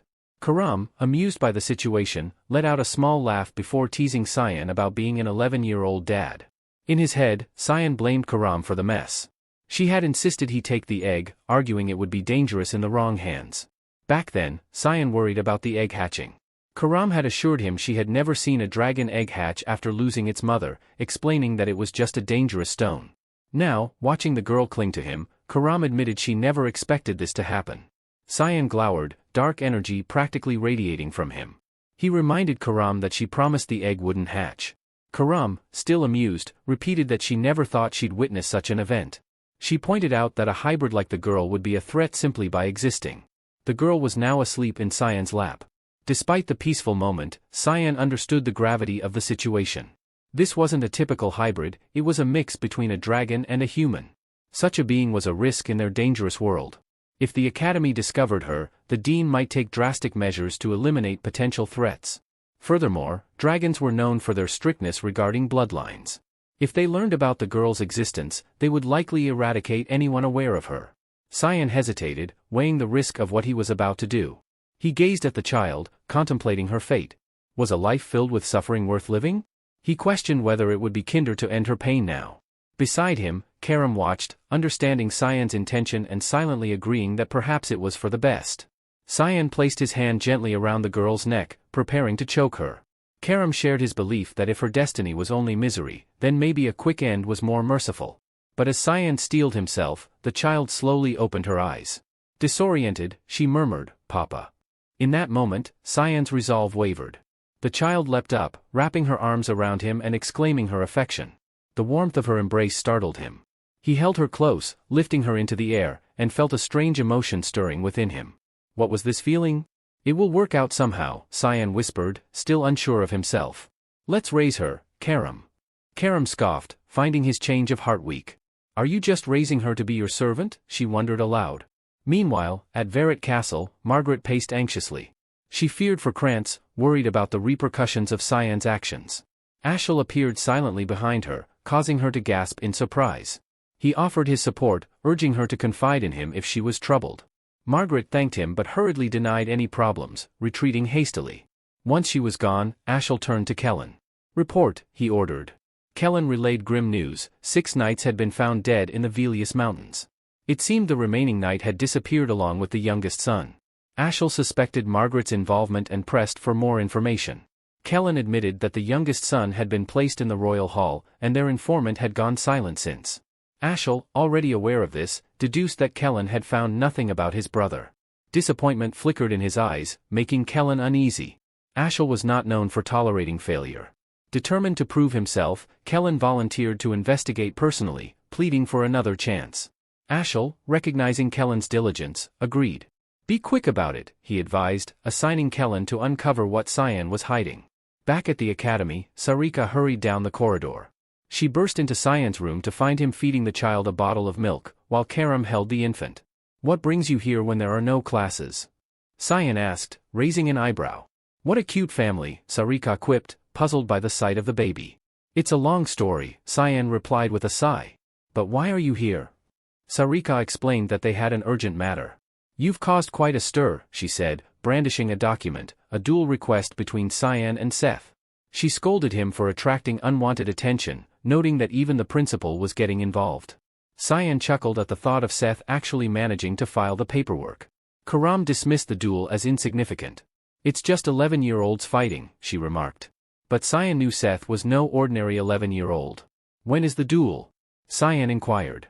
"In 2 hours," Sarika replied. Cyan groaned, scratching his head. "That's sooner than I expected," he admitted. Seth had been anticipating this moment, while Cyan could only sigh. Seth approached Cyan with a confident grin. He mentioned his desire for a duel of pure combat but acknowledged that the official options were limited to swordsmanship and magic. He inquired if Cyan planned to use magic during their fight. Cyan replied casually, "If you're not using magic, then I won't either." This answer seemed to please Seth, who nodded in approval. "Good, I like you," Seth said before lunging forward to test Cyan's skill. Cyan was immediately impressed by Seth's speed, especially given his stocky build. He noticed the substantial weight behind Seth's sword strikes, making them powerful but relatively easy to deflect. As Seth swung with all his might, Cyan deftly parried the blow, catching Seth off guard. Cyan understood that brute strength wasn't the key to defeating someone like Seth. Instead, he relied on sharp precision and quick reflexes. Seth, realizing his attacks weren't landing as he hoped, adjusted his strategy. Their swords clashed repeatedly, but Seth found himself struggling against Cyan's technique. During one of Seth's aggressive maneuvers, he attempted to slip behind Cyan and aim for his back. However, Cyan anticipated the move, sheathing his sword in one swift motion and catching Seth's leg instead. Seth was startled, as if Cyan had eyes in the back of his head. Before Seth could be slammed to the ground, he expertly softened his fall with his hands, quickly retaliating with a kick. Cyan was amused by Seth's resilience and noted his surprising agility. The crowd watching the duel was captivated, some questioning if Seth was more than human. Despite breathing heavily, Seth grinned widely, eventually bursting into laughter. "I admit defeat in swordsmanship," he declared, "but now, I'll do whatever it takes to win." Seth announced he was ready to unleash his full potential in the fight. Inwardly, Cyan sighed, finding Seth's enthusiasm both exhausting and infectious. Seth urged him to give everything he had as well, releasing an explosive surge of power that cracked the ground beneath them. "Cyan Vert," he yelled, preparing for the next phase of their duel. The dean observed the scene with intrigue, speculating whether the two would now engage in a magical battle. He admired their boldness for choosing not to combine magic and swordsmanship from the start. Sarika commented that Cyan had already won the sword fight, and the dean agreed. Physically, Seth Chaharkan was rated A, while Cyan Vert was rated S, making the outcome somewhat predictable based on those rankings. However, the dean knew that physical prowess was just the foundation for casting advanced spells. Notably, Seth was ranked 3 stars in mana, the highest among the students, prompting curiosity about Cyan's next move. Sarika looked annoyed by the attention Cyan was garnering. Meanwhile, Seth summoned a massive hand from the earth, known as the Death Fist, while Cyan braced himself for the magical confrontation. The giant hand smashed into the ground, and Cyan prepared to dodge, but Seth was relentless, launching simultaneous attacks to corner him. Seth then conjured the Desert Tooth, a barrier that erupted from the ground, transforming into a glowing yellow cage around Cyan. The arena was shrouded in swirling sand, and Cyan recognized the prowess of Seth's 3-star mana rank. Despite the swirling sandstorm threatening to engulf him, Cyan stepped aside gracefully, evading Seth's latest attack with ease. He had keenly observed Seth's previous moves and suspected that Seth possessed the ability to cast even more powerful, 4-star spells. Glancing towards the barrier enclosing the arena, he noted that the instructors maintaining it appeared to be struggling to hold it together. "How long are you going to scurry around like a rat?" Seth taunted, his frustration mounting. Cyan responded with a wry smile, "Should I have just stood there and let you hit me?" Feeling provoked, Seth shot back, "A true warrior wouldn't dodge." In the heat of the moment, he called Cyan a child, which made Cyan chuckle. "You do realize you're a kid too, right?" Cyan pointed out, further angering Seth. "Shut up!" Seth shouted as he unleashed the sandstorm spell, summoning a powerful vortex of swirling sands. The dean watched with interest, while Sarika was taken aback, realizing that Seth had indeed cast a 4-star spell, surpassing his supposed 3-star rank. Determined to ensure Cyan couldn't avoid this attack, Seth focused all his energy on the sandstorm. In a surprising move, Cyan stopped evading and stood his ground, grinning as he announced, "I'll take it head-on." In another scene, a bottle of milk rested on a table. Brian, wearing a pink apron, tested the temperature on his wrist, reminiscing about his past experience caring for his younger siblings. Though it had been annoying at the time, he was now grateful for the skills he'd gained. He called out to the princess, announcing that it was time to eat, but gasped when he saw how much she had grown in such a short period. Back in the arena, the audience was confused, unable to see through the dense sands of the storm. The barrier surrounding them began to crack under the pressure, and the instructors were struggling to reinforce it. One of them wondered aloud how the students could possess such power, while another questioned the dean's absence, given the escalating situation. Sarika urged the dean to intervene, but he advised patience, sensing that something was happening within the storm. Cyan had activated a secret technique known as the Void Sphere, a powerful expansion spell. Sarika recognized it immediately and pleaded for him to stop. The sandstorm was gradually absorbed by a dark orb resembling a black hole, which fascinated the dean. He expressed admiration for Cyan, noting how he consistently exceeded expectations. Meanwhile, Sarika was panicking, unable to fathom why Cyan would use such a technique in a public setting. As the black hole continued to draw in the storm, the swirling sands vanished completely, leaving Seth bewildered. The audience was astonished by the spell's sudden disappearance and speculated about Cyan's capabilities, curious about the nature of the mysterious magic sphere. Cyan turned to Seth and asked, "Do you want to continue?" Seth, panting heavily, admitted his defeat.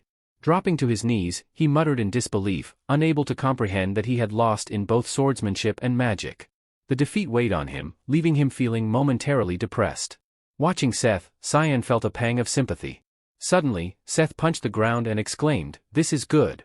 He was actually pleased, expressing that the challenge invigorated him after growing tired of defeating weaker opponents. He extended a hand to Cyan, smiling as he suggested they fight again in the future. "Would you accept my challenge next time?" Cyan shook Seth's hand, but replied, "No thanks." After the duel, Cyan returned to his room, still processing the recent events. He was taken aback when he saw the child again, noting that her growth spurt was astonishingly fast. The draconic human girl now resembled a 6-year-old. She greeted Cyan warmly, calling him Papa. Cyan realized that a dragon-human hybrid matured rapidly and speculated she might soon look his age. Brian commented on her accelerated growth, to which Cyan replied, "It's going to be hard to keep her a secret with how quickly she's growing." At that moment, Sarika entered the room and joined the conversation.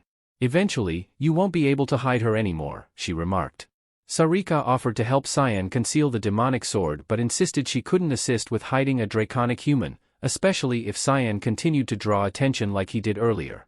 Sarika exuded a menacing aura as she questioned Cyan about his plans. Sensing the tension, Kurama woke, noticing that someone was talking about her. The child's wings had widened, and her tail had grown larger as she stood taller. Cyan marveled at her rapid development, realizing how much she had changed in such a short time. Sarika, still emitting an ominous presence, reminded Cyan that he was responsible for dealing with the consequences of something he had brought back from a mission. Handling a child like this was no easy task. Cyan explained to Sarika that Brian was responsible for taking care of the girl. Brian's surprised reaction was amusing, as he was just learning about this arrangement. Cyan further explained that a barrier had been set up in the dorm to conceal both Karam and the child's presence. Sarika replied that the barrier would remain effective as long as Cyan didn't stir up trouble. She handed Cyan a red envelope. He took it and remarked that it was a disappointing reward for winning the duel. Sarika cautioned him to lie low for a while, warning that nothing good comes from attracting too much attention. Brian asked what the envelope contained. Cyan answered that it was a warning letter. When Brian pressed for more details, Cyan explained that it was essentially a notice threatening expulsion for any misconduct, leaving Brian in shock. The child looked up at Cyan and asked what they should do, expressing concern about whether they would end up living on the streets. Cyan chuckled, wondering where she picked up that phrase, unsure if she even understood its meaning. The girl was growing up too quickly. He reassured her that there was nothing to worry about. Brian voiced his concerns about the situation, especially since returning to Velius was not a desirable option. Cyan reassured him not to fret, as he planned to file a complaint. He noted that the letter was directly from the dean, not the administration office, leading him to believe the dean wanted to speak with him personally. As Cyan contemplated the upcoming meeting with the dean, he recalled a past conversation with him from another life.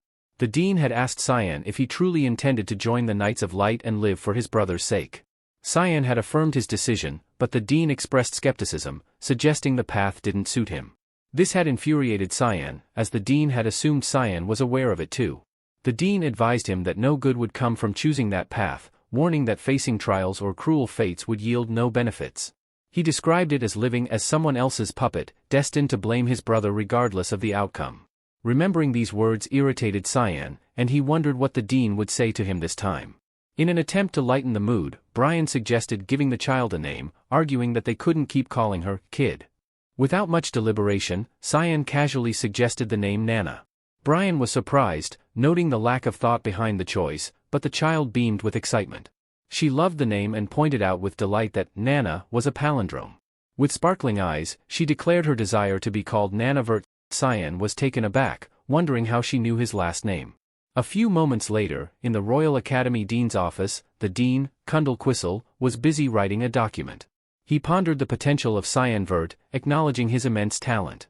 The dean was particularly impressed by Cyan's ability to absorb a 4-star spell using the Black Sphere, noting that it seemed to require little effort from him. His curiosity was piqued about the extent of Cyan's capabilities.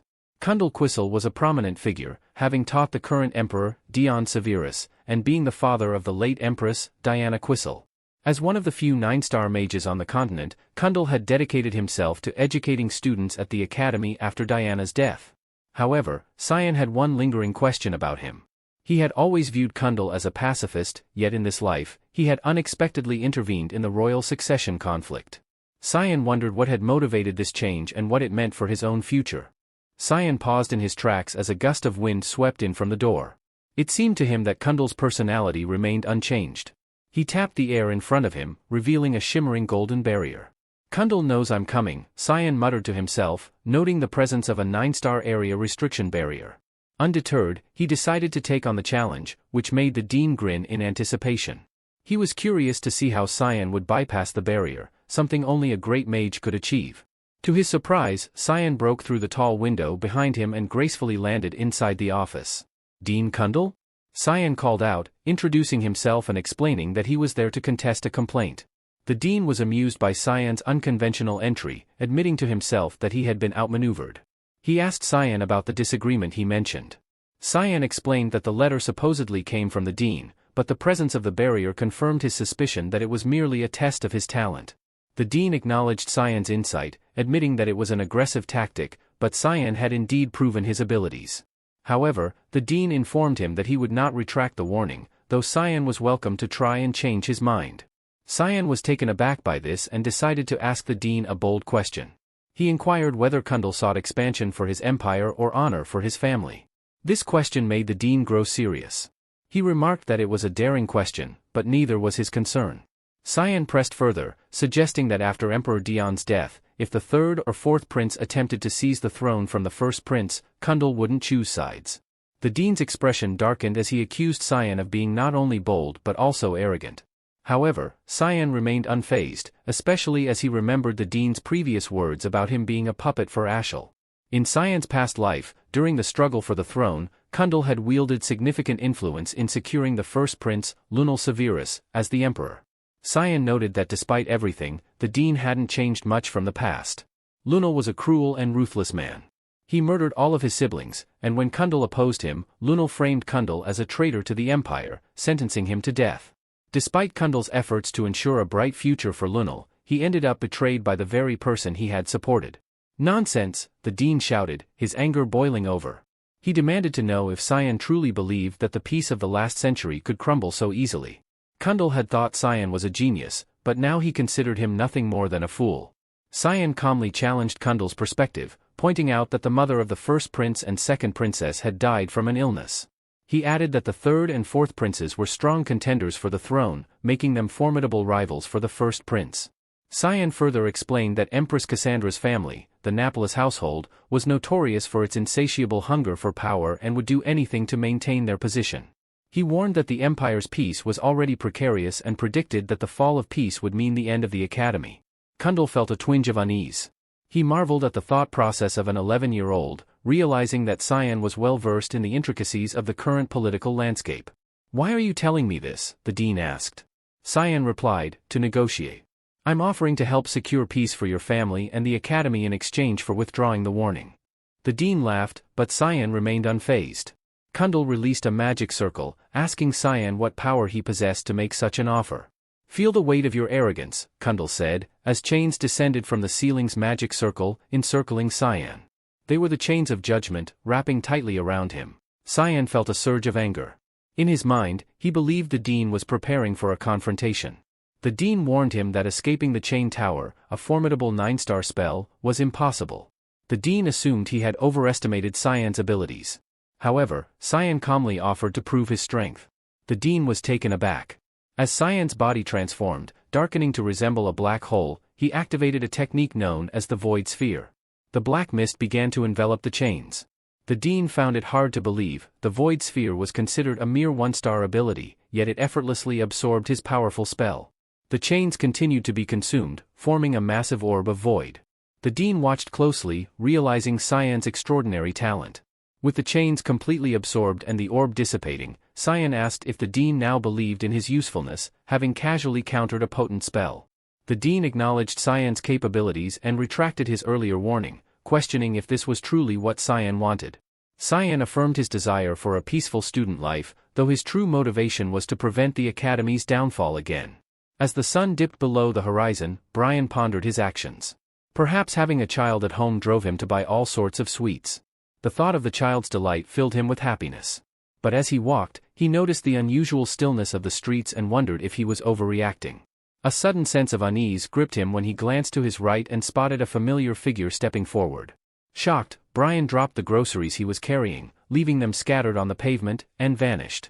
Meanwhile, Cyan was dozing off in class. After his conversation with the dean, he had reluctantly agreed to attend his lessons. But now, sitting through a class teaching material he had mastered 30 years ago felt like torture. With no missions to engage him, he decided to skip out and take the train instead. Just as he was about to leave, Aaron appeared behind him, questioning his departure since the class wasn't over. Cyan claimed he was just heading to the bathroom, but Aaron saw through his excuse, noting it wasn't the right direction.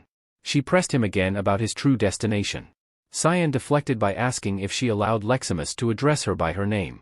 Aaron, recognizing the subject change, explained that she permitted Leximus to do so in private. She then questioned why Cyan continued to address her as Your Highness when they were friends. Cyan avoided her gaze, muttering that he was merely a civilian and she was a princess, so he wouldn't dare call her by her name. Aaron chuckled, telling Cyan that he was too serious. Cyan accepted it as a compliment. Their conversation was abruptly interrupted when someone called out to Aaron. As she turned to see who it was, her body tensed. A voice greeted her, remarking on how long it had been since their last encounter. She recognized the silver-haired Pavian and the brown-haired Nerovian, greeting them politely. Pavian made a snide comment, asking if she was socializing with commoners. Nerovian chimed in, questioning whether she was mingling with servants now that she had grown up. The two were from the Nepellus family and made no secret of their disdain for Aaron. Their attention shifted to Cyan Vert, who greeted them and introduced himself. The two acknowledged him, expressing their familiarity with the son of Duke Vert. They feigned admiration, praising Cyan for his performance in a recent duel. Ignoring Aaron entirely, they mentioned they might invite Cyan to their next party. Cyan, however, was focused on Aaron's reaction to their words. After thanking the duo and acknowledging their invitation, Cyan watched as their attention returned to Aaron. They told her she wasn't welcome at their gatherings, reminding her to know her place and not become too arrogant. They suggested she should be more self-aware before walking away. Leximus, observing the exchange, asked Aaron if those were the princes. She replied that, despite their behavior, they were still family, and blood ties were supposed to be strong. Cyan disagreed, noting that Aaron's relationship with them seemed worse than that of strangers. He remarked that when it came to power, neither blood nor water held meaning. He suggested that their treatment of her indicated they were wary of her, encouraging her not to feel discouraged. Aaron blushed at his words, her face turning red, causing Leximus to wonder if she was all right. Meanwhile, Cyan returned to his room. He found Nana asleep and was puzzled by the absence of others. Calling out for Brian and Karam, only Karam appeared, complaining about not getting a break. Cyan asked why she was in her ball form. Karam explained that it helped her conceal her presence.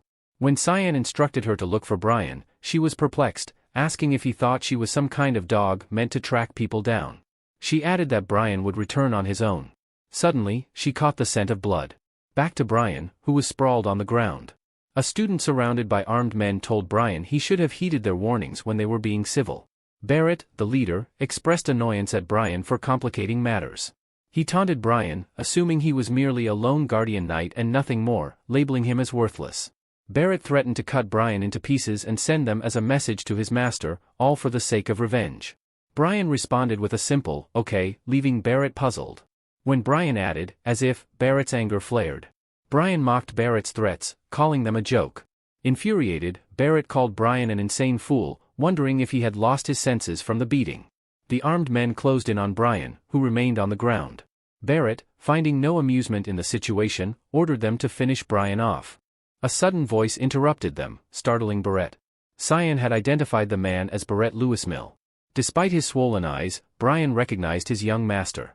Cyan remarked on Brian's disheveled appearance, noting he looked like a mess. Barrett turned to Cyan, pleased to see him walking into the lion's den. He threatened to carve out Cyan's organs, but Cyan, rather than showing fear, found the situation exhilarating. He summoned a thick fog, employing his 8th form assault, and advanced towards Barrett's men. The attack left Barrett's lackeys defenseless, slicing through them effortlessly. With a single move, Cyan vanquished them all. Barrett was stunned, unable to comprehend how Cyan had defeated the mercenaries so swiftly. Doubt crept into his mind about their chances against him. He recalled Cyan's previous demonstration of power, forming a dark energy ball, and wondered how he had grown so formidable. Furious, Barrett vowed to kill Cyan, but before he could unleash his magic, Cyan delivered a swift kick to his abdomen, sending Barrett flying backward. He groaned loudly as his body slammed against the wall.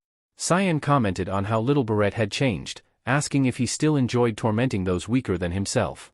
Barrett retorted that his hobbies were none of Cyan's business and provocatively asked if Cyan intended to kill him for it.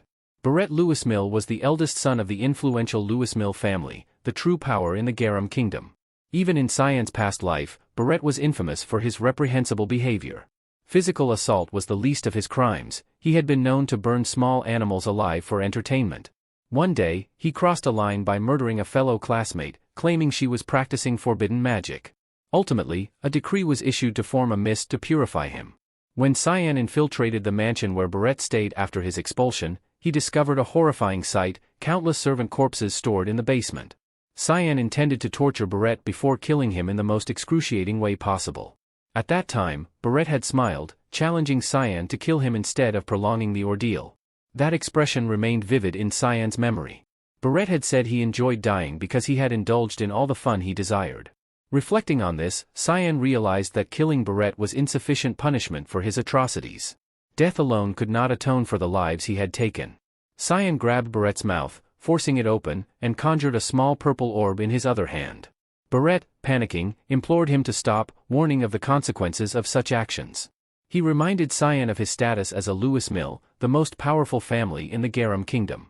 Cyan remarked on how much Barrett talked and decided to silence him by shoving the energy ball into Barrett's mouth. He told Barrett it was fine if he disliked him and could detest him all he wanted. Forcing the purple orb deeper, Cyan made it clear that he didn't care about Barrett's whispers behind his back. What enraged him was Barrett laying his filthy hands on one of his subordinates. He called Barrett a pathetic excuse for a human being. Barrett gagged on the orb, then screamed as a purple mist emanated from his body. Meanwhile, a figure hidden on the rooftop watched the scene unfold. The robed observer was taken aback by Cyan's display of power and decided to inform Ashel immediately, fearing it could interfere with their plans. However, before he could act, Sarika appeared behind him, covering his mouth and pressing a blade to his neck. She had finally uncovered the identity of the stalker who had been trailing Cyan. Cyan approached Brian, who was still reeling from his injuries. Brian apologized, explaining he never anticipated being attacked by such a large group. With a look of disgust, Cyan commented on Brian's swollen, ugly face, questioning whether he truly was his subordinate for engaging in a fight he couldn't win. Cyan asked if this was how Brian showed the loyalty he had sworn to him. Crouching down to meet Brian's eyes, Cyan teased him for not running away, asking if he was stupid. He then turned serious, emphasizing that he didn't need a loyal subordinate who would get himself killed, and warned Brian against making foolish decisions. Cyan mentioned that Brian would be scolded once they returned. Brian apologized once more. With a sigh, Cyan requested that Master Sarika reveal herself. Several men in robes emerged, and Sarika was surprised that Cyan had noticed them.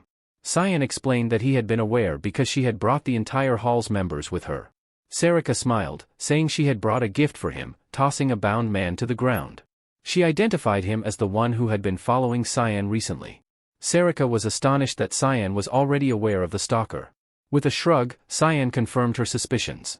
Sarika acknowledged Cyan's remarkable talents, noting his power surpassed that of a skilled assassin, his intellect allowed him to negotiate with the Dean, and his mental fortitude enabled him to wield the demonic sword with ease. Given all these qualities, there was no doubt in her mind that Cyan was a perfect candidate for a successor. However, she cautioned that such incidents couldn't continue, as more people would grow suspicious of Cyan. Cyan promised to be careful but firmly stated that he wouldn't live like a fool, accepting mistreatment from others. He vowed to crush anyone who dared to harm his people. Sarika realized then that Cyan was deeply committed to protecting his own. Sarika, taken aback by Cyan's decisiveness, chose to leave him to handle the situation. She focused on dealing with Barrett and his minions, while Cyan turned his attention to the captured man. The man, terrified, asked if Cyan intended to kill him. Cyan, with a devilish grin, assured him that death would be too easy. Trying to maintain a brave facade, the man claimed that Cyan wouldn't be able to extract any information from him, even under torture. Amused, Cyan casually revealed that the man was Ashel's top subordinate. The revelation startled the man, who demanded to know how Cyan had discovered his identity. Of course, Cyan hadn't forgotten, this man had never left Ashel's side. In his past life, he remembered the man's jealousy over Cyan's relationship with Ashel. Cyan speculated that the man's feelings might be dangerous in another way. Raising his hand, Cyan summoned magic. Although it would have been easy to kill the man, Cyan had other plans, recognizing the potential usefulness of someone so close to Ashel. As a purple mist approached the man, fear overtook him. Cyan used a spell called Creation, Shadow Personality. The purple smoke entered the man's mouth and eyes, causing him to scream in agony. Days later, Leximus charged into a training session against Aaron. Aaron was confident, yet Leximus moved swiftly, positioning herself behind Aaron with her sword pointed at her. Declaring her victory, Leximus stunned Aaron with her speed. Acknowledging her defeat, Aaron reminded Leximus to call her by her name when they were alone. Leximus apologized, addressing her as Your Highness, but Aaron corrected her with a glare, insisting she use Miss Aaron instead. Their attention shifted when Brian called out to the young master, Cyan. They observed the intensity of the training. Brian, despite being punched in the stomach and losing his balance from another blow, impressed Cyan with his endurance and strength, akin to a knight in training. Cyan saw potential in Brian, knowing he could be valuable in the future. Though Brian was panting heavily, Cyan asked if he was already tired. Brian insisted he could continue, but his body betrayed him, and he coughed up blood. Cyan would have pushed him further, understanding there was no assurance that an incident like the one with Barrett wouldn't happen again. Brian needed to be able to defend himself. He asked if Kellen was alright. Cyan reassured him, explaining that Kellen was now an ally. Previously, Brian had watched as the purple smoke entered Kellen's body and slowly dissipated. Cyan had struggled to perform the spell, as it had been ages since he last used it, the 9-star dark element magic known as Shadow Personality. This magic creates a shadow-based persona to control the opponent and was something Cyan had used only once in his past life. Cyan asked the man who he was. Kellen Diego, kneeling before Cyan, introduced himself as a guardian knight of Velius. He admitted that he had been ordered to keep an eye on young Master Cyan, which was why he had come to Lewin. Cyan observed that Kellen was already submissive and asked who he served. Kellen replied that he had been serving young Master Ashel but now wished to serve Cyan. He begged Cyan to take him in. Cyan instructed Kellen to listen carefully and relay his message to Ashel back in Velius, emphasizing that he should not leave anything out. Kellen nodded in understanding. Cyan remembered the loyalty brimming in Kellen's eyes and felt confident that everything would be all right. As they conversed, Eren approached them and asked Cyan if he was there to train with his guardian knight. Brian greeted the princess politely. Cyan confirmed her assumption and asked if she was there to train as well. Eren replied that she trained with Leximus every weekend, especially since the recent incident. Cyan speculated that the princess referred to the events from a week ago. Barrett had been found outside the nurse's office, beaten senseless and completely out of his mind. No one could extract a confession from him about his assailant because he genuinely couldn't recall, not because he refused to talk.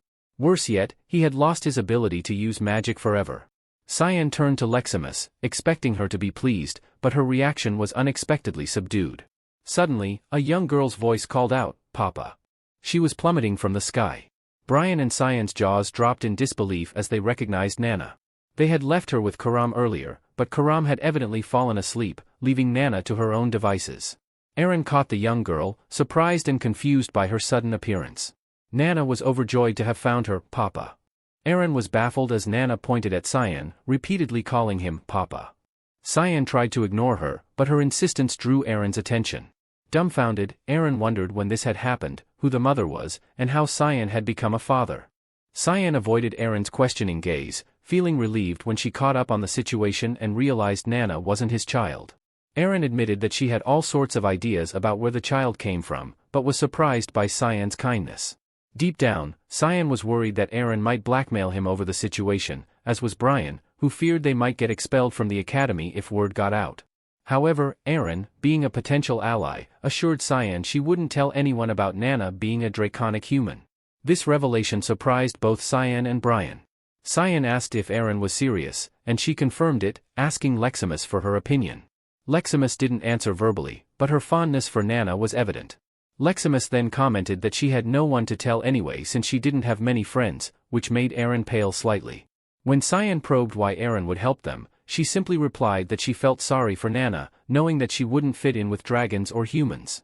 She admired Cyan for choosing to care for Nana.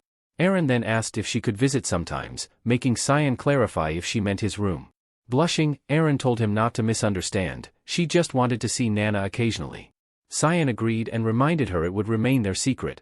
Eren promised, feeling a thrill at sharing a secret with him. Cyan said his goodbyes, while Leximus noticed Eren's face was red, and she seemed preoccupied with thoughts of getting closer to Cyan. Her strange behavior worried Leximus. Meanwhile, Karam discovered what had happened and was annoyed it all transpired while she was asleep. Sarcastically, she suggested they reveal Cyan's living situation with the demonic sword. Cyan told her to be quiet and reflect on her actions. Karam retorted that Nana was rebellious because she took after her father. Brian suggested they take Nana on walks, believing she was stressed from being cooped up indoors. Cyan agreed it was a good idea, causing Brian to blush at the acknowledgement. He then headed out with Nana for a walk. Later that night, two human-like figures with wings flew across the dark sky. The silver-haired man halted abruptly, sensing something unusual. Observing the area below, his female subordinate, Catalina, asked what was wrong. The man replied that he smelled something sickening and asked where they were. Catalina informed him they were near Lewin, a place he knew about due to Lewin Academy. He decided to delay their return, as he sensed an aura emanating from that location that, as a dragon, he could not ignore. Brian chased after the flying Nana, who was soaring joyfully through the air while Cyan walked leisurely behind them. Brian called out to Nana, urging her to wait, as her antics could be dangerous, but Nana was too excited about the vastness of the open area. Cyan watched her with a smile, thinking it was a perfect place for her to play, 10 kilometers away from the center of Lewin. Karam teased Cyan about how he was acting like a real father and suggested he should find a mother for Nana, perhaps the princess they had met earlier. Cyan felt his patience waning with Karam's comments. Suddenly, an ominous presence filled the air. Karam warned that something was approaching. A silver-haired dragon appeared, remarking on the sickening atmosphere. Brian called out to Nana, urging her to be careful. A powerful blast of magic struck near them, but Brian managed to pull Nana to safety just in time. Cyan immediately checked on Nana, and Brian reassured him that she was okay. Cyan instructed them to stay behind him for safety. The impact of the attack created a large crater, and from it emerged the attackers. Cyan was bewildered to see two high-ranking dragons in the area. The silver-haired dragon glanced at Nana, identifying her as the source of his disgust. This dragon, a high-ranking silver dragon named Lucian, found Nana's existence repulsive. His companion, a red dragon named Catalina, also looked down on the mixed-blood creature. They questioned Cyan about his connection to Nana and noted that he wielded the demonic sword. Karam retorted against their disdain, criticizing how they were objectifying her. Catalina, visibly angered, insulted Karam by calling her an inferior being who degraded herself to serve humans. Karam bristled with anger, but before Catalina could attack, Lucian raised a hand to stop her. Lucian declared that he had no interest in fighting inferior beings unnecessarily but demanded they hand over Nana. Nana, frightened by his words, clung tightly to Brian, who held her protectively. Lucian coldly mentioned that a half-human, half-dragon was a rare subject for experimentation and promised to let them go if they surrendered Nana. As usual, Cyan dismissed him with contempt, telling him to shut up. Lucian, taken aback, asked Cyan to repeat himself. Cyan boldly obliged, saying, "Shut up, you lizard, piece of shit," which made Lucian laugh in disbelief. Lucian launched a ferocious attack on Cyan, causing the ground to crumble around them. Despite the chaos, Cyan remained unfazed, standing firm amidst the destruction. Concerned for Cyan's safety, Brian hesitated, but Cyan reassured him, instructing him to move far from the battlefield. Brian obeyed without hesitation. As the ground was carved out by Lucian's attack, Cyan mentally noted the sophistication of the technique. Lucian taunted him, declaring that this was why humans like Cyan were considered inferior. In response, Cyan unleashed the ninth form of the thick fog technique, the demonic sword manifestation. Seram's presence seemed to take over him, and Catalina was taken aback by the display of power. Lucian recognized it as the power of the exile and remarked on the unexpected surprises of the day. However, he remained dismissive, viewing Cyan as an inferior human. Lucian underestimated Cyan's speed and was caught off guard when Cyan swiftly moved to attack. As Cyan swung his sword, Lucian tried to block, becoming furious at the unexpected challenge. He retaliated with a shockwave and conjured a large magic circle above Cyan. A blinding light erupted from the circle, releasing a powerful beam that destroyed the ground. Yet, Cyan emerged from the chaos, appearing behind Lucian using the thick fog third form, Fog Glide. This was quickly followed by the Fog Sword, Rushing Fog Storm technique. Lucian's fury intensified, but his attack was blocked by a fiery barrier. Catalina joined the fray, confident in her abilities. Despite Lucian's warning that she wouldn't stand a chance, Catalina assured him, saying, "Don't worry, sir. I'd win." She created a dragon's barrier fortified with 1,000 years' worth of accumulated mana, confident that a mere human couldn't penetrate it. However, she was proven wrong when Cyan executed the Fog Sword, 8 Fluttering Petals technique. Caught off guard, Catalina watched in disbelief as Cyan shattered her barrier with ease. The next moment, she felt the sting of Cyan's double serial slash. As Catalina's body fell, Lucian's anger boiled over. He demanded to know what Cyan truly was, incredulous at the display of power. He screamed in frustration, questioning how Cyan could wield such power when the god of fog held no authority. Lucian insisted that Cyan reveal his true identity, bewildered by his formidable strength. Lucian realized that Cyan was unwilling to answer his question, yet he acknowledged Cyan as a worthy opponent. Cyan watched as Lucian initiated his polymorph, a spell that transformed him back into his original dragon form. A large magic circle appeared in the sky, and Lucian's fangs and sharp claws emerged as he roared loudly. Cyan saw this transformation as a golden opportunity, knowing that Lucian was most vulnerable during the change. He leapt high into the air, prompting Lucian to wonder what he was planning. It was then that Lucian understood Cyan had discovered the weakness in the polymorph spell. In a swift move, Cyan pierced through the dragon's skull, causing it to cry out in agony. Lucian knew he needed to escape, but it was already too late. Cyan unleashed his fog sword, unshakable roots of a great tree, stabbing the dragon even deeper. The dragon roared in pain as Cyan relentlessly sliced through its defenses. Realizing their grave mistake, the dragon was now powerless against Cyan's onslaught. Brian rushed over to check if Cyan was alright but stopped in his tracks when he saw his master. He quickly covered Nana's eyes, shielding her from the gruesome scene. Meanwhile, Cyan was already feasting on the dragon's meat and offered some to Brian. Nana asked for some too, but they gently refused her, not wanting her to partake in the grim feast. Meanwhile, Ashel listened to Kellen's report about an unknown force backing his brother. Kellen added that their informants had been eliminated by this mysterious group as well. Ashel asked if there was any more information. Kellen apologized for the limited details he could provide. Ashel found the situation peculiar. Kellen seemed different from when he had left, less desperate, almost like a new person. After acknowledging what Kellen had said, Ashel told him he had a question. Kellen felt a flicker of nervousness as Ashel stared at him intently, realizing it was a test. Ashel's suspicions were growing. In response, Kellen placed a hand on his chest and bowed, wishing Ashel the blessing of Lumendel. This made Ashel smile, expressing his appreciation for Kellen's response. He told Kellen not to take it personally, explaining it was merely a routine formality. With that, Kellen was excused. As Kellen exited the room, he reminded himself to be cautious. He knew that once Ashel's doubts fully took root, escaping scrutiny would be much more difficult. He resolved to avoid obstructing Cyan's path. Upon opening the door, he was met by a woman standing outside. He recognized her as Cyan's maid. Curiously, he asked her what she was doing there. Before she could respond, Ashel intervened, explaining that he was the one who had summoned her. Ashel approached them, confirming the maid's name. Emily blushed, flustered by Ashel's charismatic smile, as she affirmed her identity. Ashel requested a favor from Emily, whose admiration for him was evident in her rosy cheeks. Meanwhile, back at the castle, a disturbance unfolded. News spread about the disappearance of Lucian and Catalina. Reports indicated they had unleashed powerful magic at the outskirts of Lewin, but those were the last traces of them. It was shocking, as both were ranked above 8-star, and even the dragon's mana stone had shattered. Only the remnants of a fierce battle remained. A dragon speculated whether the one responsible for slaying the two dragons had used magic to erase all other evidence. Achieving such a feat would likely require someone with dark elemental powers. The only known individual capable of defeating those dragons was Kundal Cassel, but Kundal did not possess dark elemental abilities. This implied the existence of unknown individuals. The dragons, gathered and represented by a monolith, were aware of a boy named Cyan Vert, who was the sole dark element user at the Royal Academy. Rumors circulated about his survival against an attack from the Devil Dragon on the front lines. They began to suspect Cyan might be linked to the deaths of Reynolds Crimson and Zickerman Albus, who had collaborated with the dragons to obtain test subjects and materials. Curious about a potential connection, they decided to monitor the situation closely.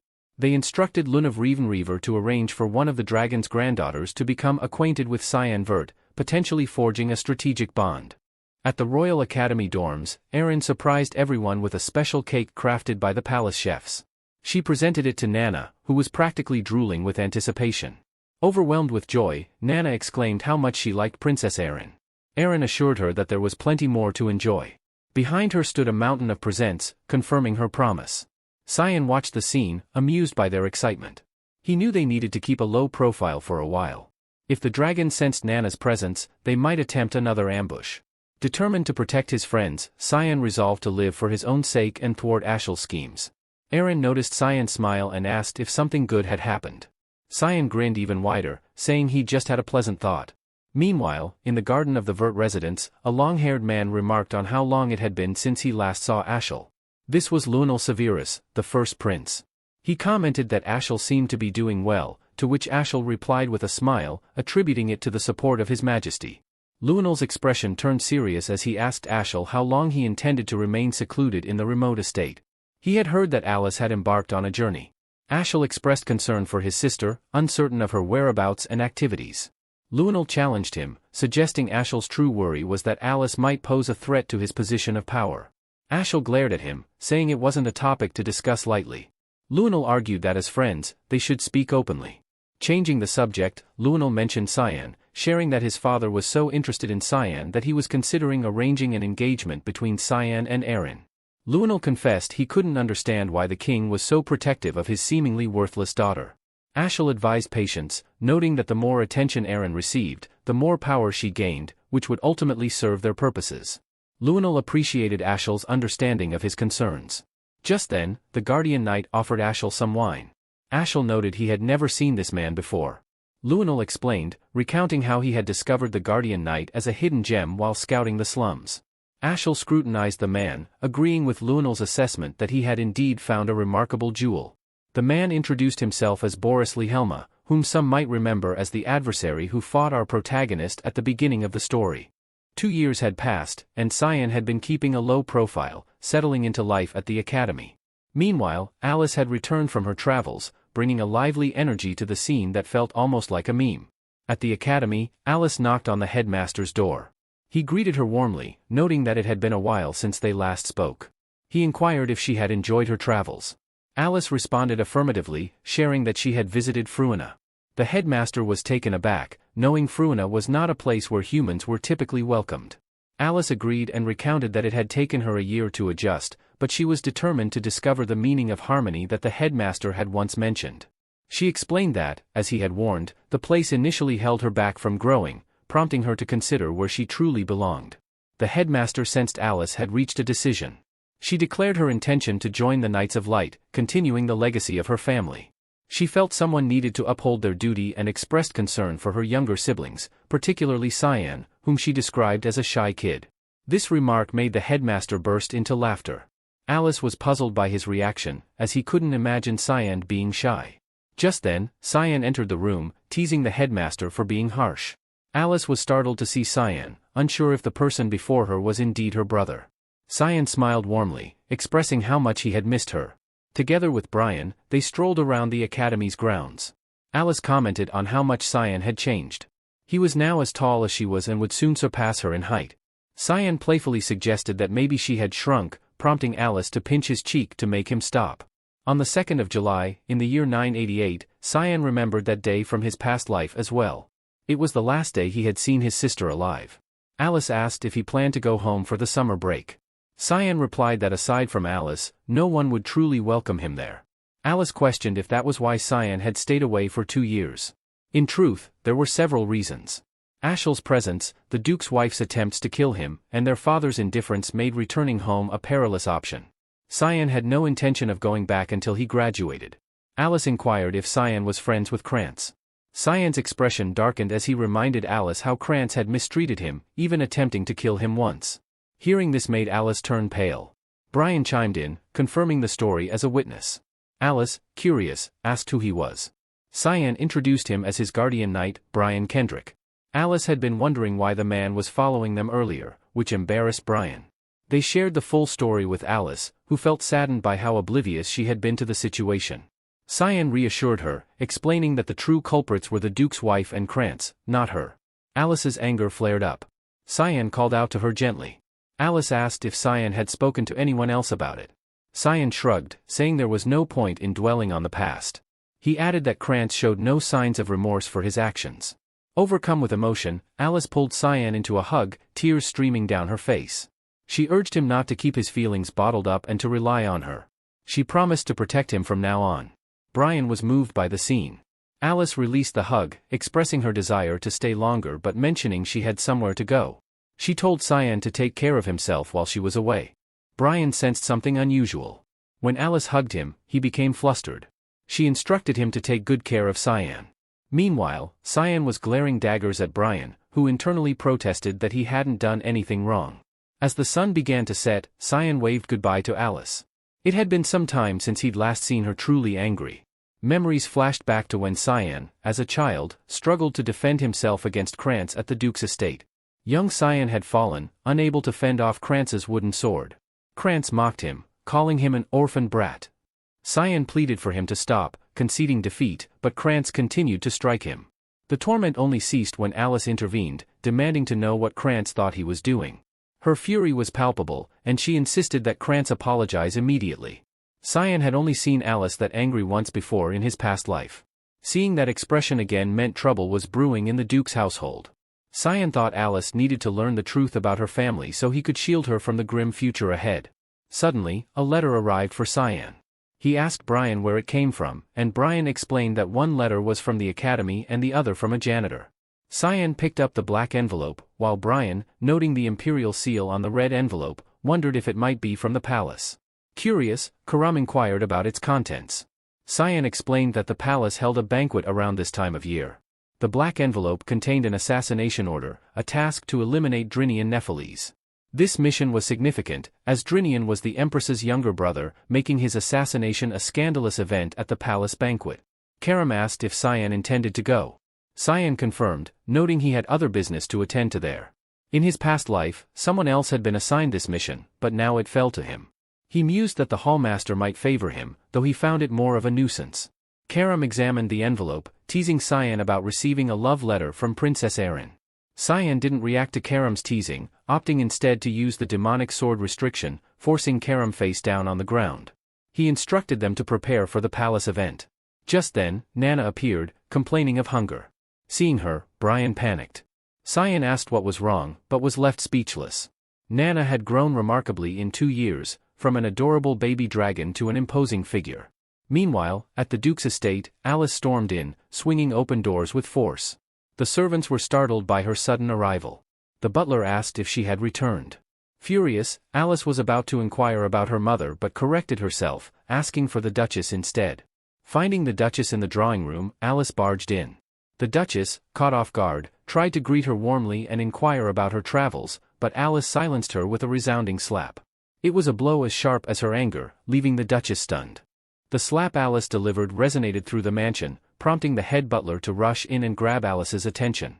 He barked orders at the guards, demanding to know why they hadn't acted. Margaret lay on the floor, her expression one of shock and disbelief. "Alice, have you lost your senses?"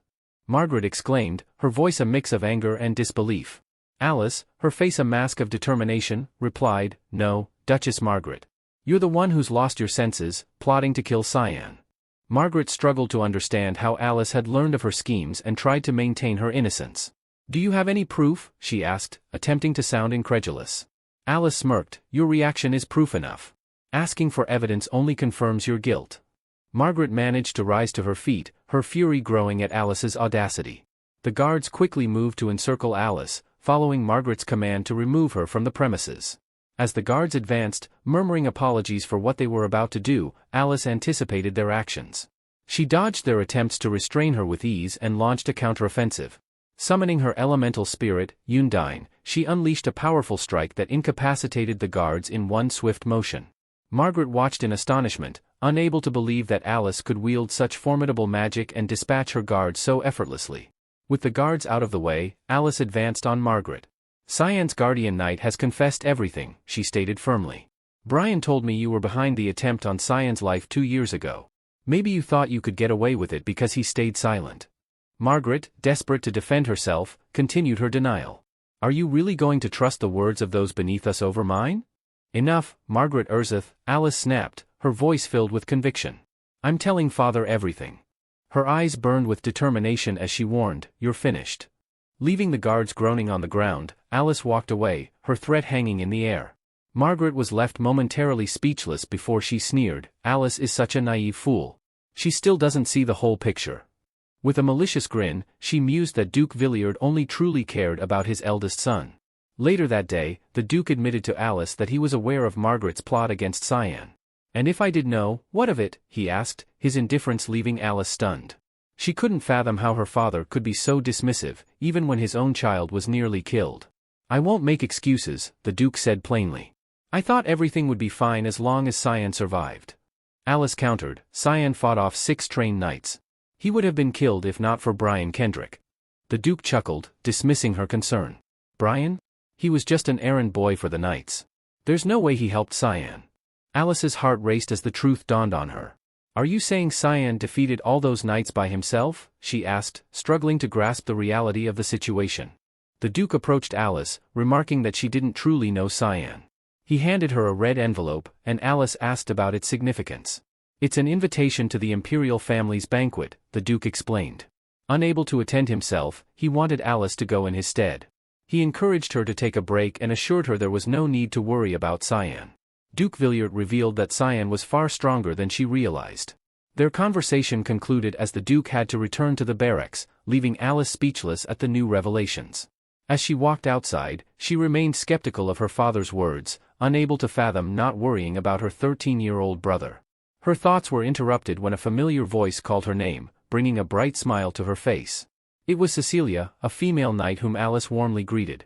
Cecilia, unable to maintain her usual composure, hugged Alice tightly, asking where she had been and why she hadn't sent any letters. Alice apologized with a smile, realizing she needed to make it up to Cecilia. Cecilia Rhine, one of the high-ranking members of the Knights of Light, was not just a knight but Alice's exclusive maid, teacher, and friend. Knowing she owed Cecilia, Alice suggested a change of scenery. When Cecilia asked what she meant, Alice revealed the banquet invitation with a grin, suggesting they go to the Imperial Palace together. Meanwhile, in another setting, a carriage rolled through the countryside, with Nana's face pressed against the window, filled with amazement. The little dragon human had grown significantly and now wore a maid outfit. She was thrilled at the sight of a deer outside. Cyan, maintaining a calm demeanor, reminded Nana to tuck away her tail. Nana quickly obeyed her father's command and focused, causing her wings and tail to disappear within seconds. Cyan marveled at Nana's ability to conceal her draconic features, making it feel safer to travel outside. Despite the newfound ease, something nagged at Cyan. He turned to Nana and asked if she remembered his lessons. With a newfound elegance, Nana replied confidently, "Of course, young Master Cyan. I am, after all, the young master's maid, Nana." Even so, Cyan felt a twinge of worry. He couldn't shake the feeling that Nana's excitement about the trip might lead to trouble. His thoughts were interrupted by a commotion outside the carriage. He asked Brian what was happening, and Brian reported that bandits were blocking their path. A bandit grinned and demanded Brian hand over their valuables. Instead of panicking, Cyan remained calm and instructed, "No big deal, just take care of them." Nana, sensing the tension, asked her father about the noise outside. Cyan reassured her, saying, "It's nothing, just some pesky insects." At that moment, Brian swiftly decapitated the bandit leader with a single strike. The remaining bandits were momentarily stunned by their leader's sudden demise, but they quickly recovered and charged at Brian, seeking revenge. However, Brian stayed composed and unleashed his new skill, Serial Slash. With a series of rapid attacks, he dispatched the bandits effortlessly. Afterward, Brian sheathed his sword with a sense of accomplishment, reflecting on how much stronger he had become. His moment of triumph was short-lived as Cyan impatiently remarked that Brian was too slow and urged them to move on quickly. Brian, snapping back to reality, hurriedly got back on the carriage, and they continued their journey. Meanwhile, a stack of papers was tossed onto a table elsewhere. Someone announced that these were the lists of attendees for the imperial banquet. The lists were handed to Sarika, a studious figure with a keen eye. Her assistant noted that the banquet would host more people than usual this year and suggested postponing their plans. However, Sarika insisted that the operation must proceed now. The discussion centered around the assassination of Draenian Nephilis. Sarika's assistant questioned her urgency in pushing the mission forward. Sarika explained with disdain that Draenian Nephilis was a vile man, a rapist who used his powers to prey on married women. She emphasized that he needed to be eliminated swiftly. As she examined a picture of the target, Sarika revealed with distaste that Draenian was her fiancé. Another name on the list caught Sarika's attention. She was surprised to see this person attending the banquet, a rare genius with elemental stats all at 20%. Despite her frail health, which limited her attendance at many lessons, she was the granddaughter of the Garam Mage Association's head, Lune of Rainreaver. Sarika's unease grew as she contemplated Lune of Rainreaver's unexpected appearance at the banquet. The young woman had remained largely out of the public eye, and Sarika couldn't understand why she would attend now. Her assistant explained that the president of the Garam Mage Association had personally instructed Lunav to be there. Sarika's suspicion deepened. Something about this banquet didn't sit right with her, and she sensed that the event was shrouded in hidden agendas. Several hours later, the bustling streets of the imperial city came into view as Cyan and his party arrived. Brian observed the expansive roads with interest. Nana, however, was absorbed in her surroundings and accidentally collided with a passerby. The man, visibly irritated, snapped at her to watch where she was going. Nana, with her characteristic charm, apologized profusely and offered to make amends. The man's irritation quickly melted away, replaced by a warm smile. He assured Nana that it was no trouble at all. Nana, impressed by the man's kindness, remarked to her father about how friendly everyone seemed in the city. Cyan, however, was more cautious. He wished Nana would steer clear of such strangers, realizing she was still naive about the world's complexities. As Cyan reflected on the situation, Brian's attention was drawn to Nana's eyes. Brian pointed out that Nana's pupils had returned to their normal state, a clear sign of her growing hunger. A dark aura began to emanate from her, threatening to draw unwanted attention. Realizing the urgency, Cyan instructed Brian to find a restaurant immediately. Brian acted swiftly, leading Nana to the nearest dining establishment. Cyan was astounded that such a significant issue arose from something as simple as Nana's hunger. Inside the restaurant, Nana's expression shifted to one of contentment as she declared she was finally satisfied and felt revitalized. Cyan sighed in relief, grateful for the ample funds he had brought along and reflecting on the challenges of raising a child. However, his relief was short-lived. A sense of unfamiliar mana approached him, drawing his attention. A woman with short silver hair approached Cyan with a knowing smile. She greeted him warmly and asked if he was indeed the notorious Cyanvert. Her cunning smile suggested she knew more than she was letting on. Cyan was startled to realize that the girl knew his name. He asked her directly, "Who are you?" The girl took a seat beside him and casually asked if he minded. Cyan, maintaining his focus, reminded her, "You still haven't answered my question." With a gentle smile, she introduced herself as Lunav. "I'm a second-year student at the same academy as you," she explained. Her name tickled a memory at the back of Cyan's mind, though he couldn't quite place it. Feigning indifference, Cyan replied, "I don't usually concern myself with students who aren't in my year." Lunav shrugged it off, acknowledging, "That's all right.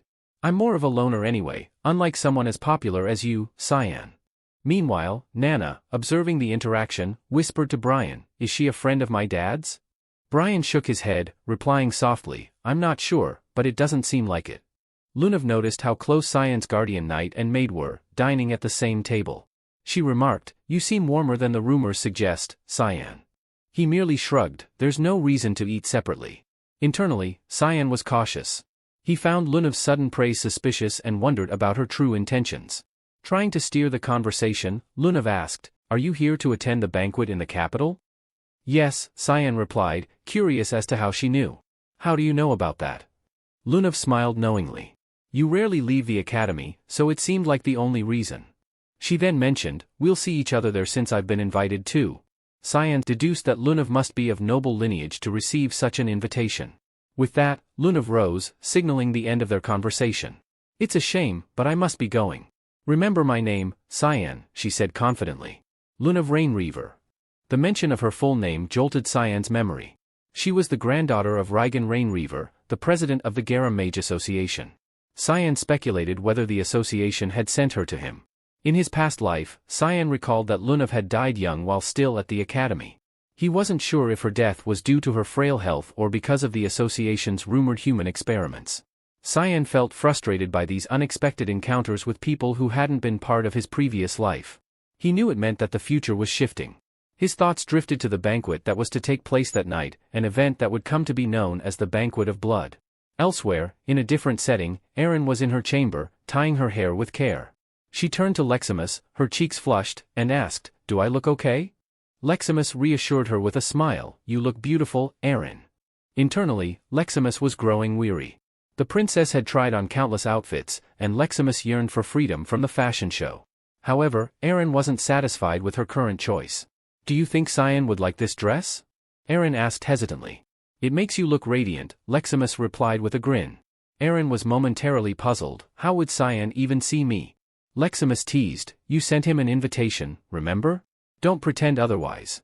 Caught, Erin blushed deeper, unable to deny it. Leximus chuckled, "You're not very good at hiding your feelings." At that moment, a maid entered and informed Erin, "His Highness, Luenel, has sent you a gift." Surprised, Erin accepted the present, a stunning necklace with a ruby centerpiece. She was taken aback by her brother's thoughtful gesture.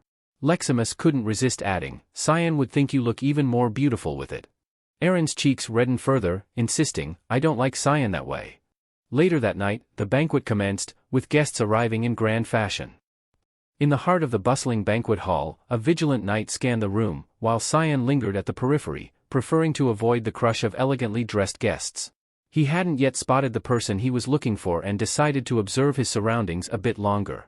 As he surveyed the scene, Cyan noticed a familiar figure trying to remain inconspicuous. It was Kellen, tucked away in a shadowy corner. Cyan approached him, knowing that if Kellen was present, Ashel must be nearby. Kellen confirmed his suspicions, explaining that Ashel was currently with Prince Luenel. Kellen seemed anxious as he leaned in and whispered, "I need to talk to you. Can you step away from the banquet?" Cyan's mind whirled with possibilities. Was there a leak about the purification mission? "What's going on?" he asked, eyes narrowing in concern. "There's a danger to many people here tonight, including you," Kellen said, his voice urgent. "Ashel told me to leave before the banquet started. He said he has planned a special event." Cyan felt a chill run down his spine.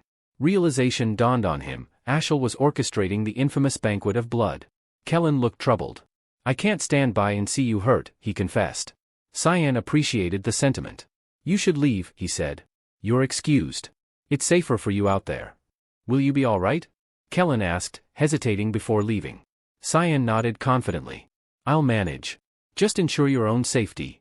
As Kellen departed, urging him to be careful, Cyan pondered Ashel's event. He couldn't help but find Ashel's audacity strangely amusing. As Cyan contemplated his next move, Karam appeared beside him in her ball form. "Are you concerned about the innocent people who might die here?" she asked.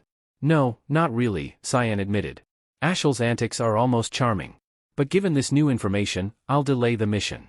He then focused his attention on Sarika, standing nearby. Using his ability to influence minds subtly, he said, "You look amazing tonight, Hall Master Sarika." Sarika sensed his manipulation and asked, "What's going on? Why are you doing this?" "We need to postpone the purification mission," Cyan replied. "I've received information that this banquet will soon turn into a massacre." Alarm crossed Sarika's face. "Are you sure?" "Yes," Cyan assured her. "I know who's behind it, and my instincts tell me it's happening." Seeing her relief, Cyan added, "And your fiancé, our target, will get caught in it, too." Sarika blushed, surprised that Cyan knew about her engagement. "How did you know he's my fiancé?" Cyan smirked. "I have my ways. I need to get to work." Sarika sighed, a mix of irritation and concern on her face. "Explain everything later, okay?" Nearby, Alice approached, spotting Sarika in the crowd. "Instructor Sarika," she called out cheerfully. Sarika turned, recognizing the voice. "Alice, why are you here?" "I wanted some fresh air," Alice replied innocently.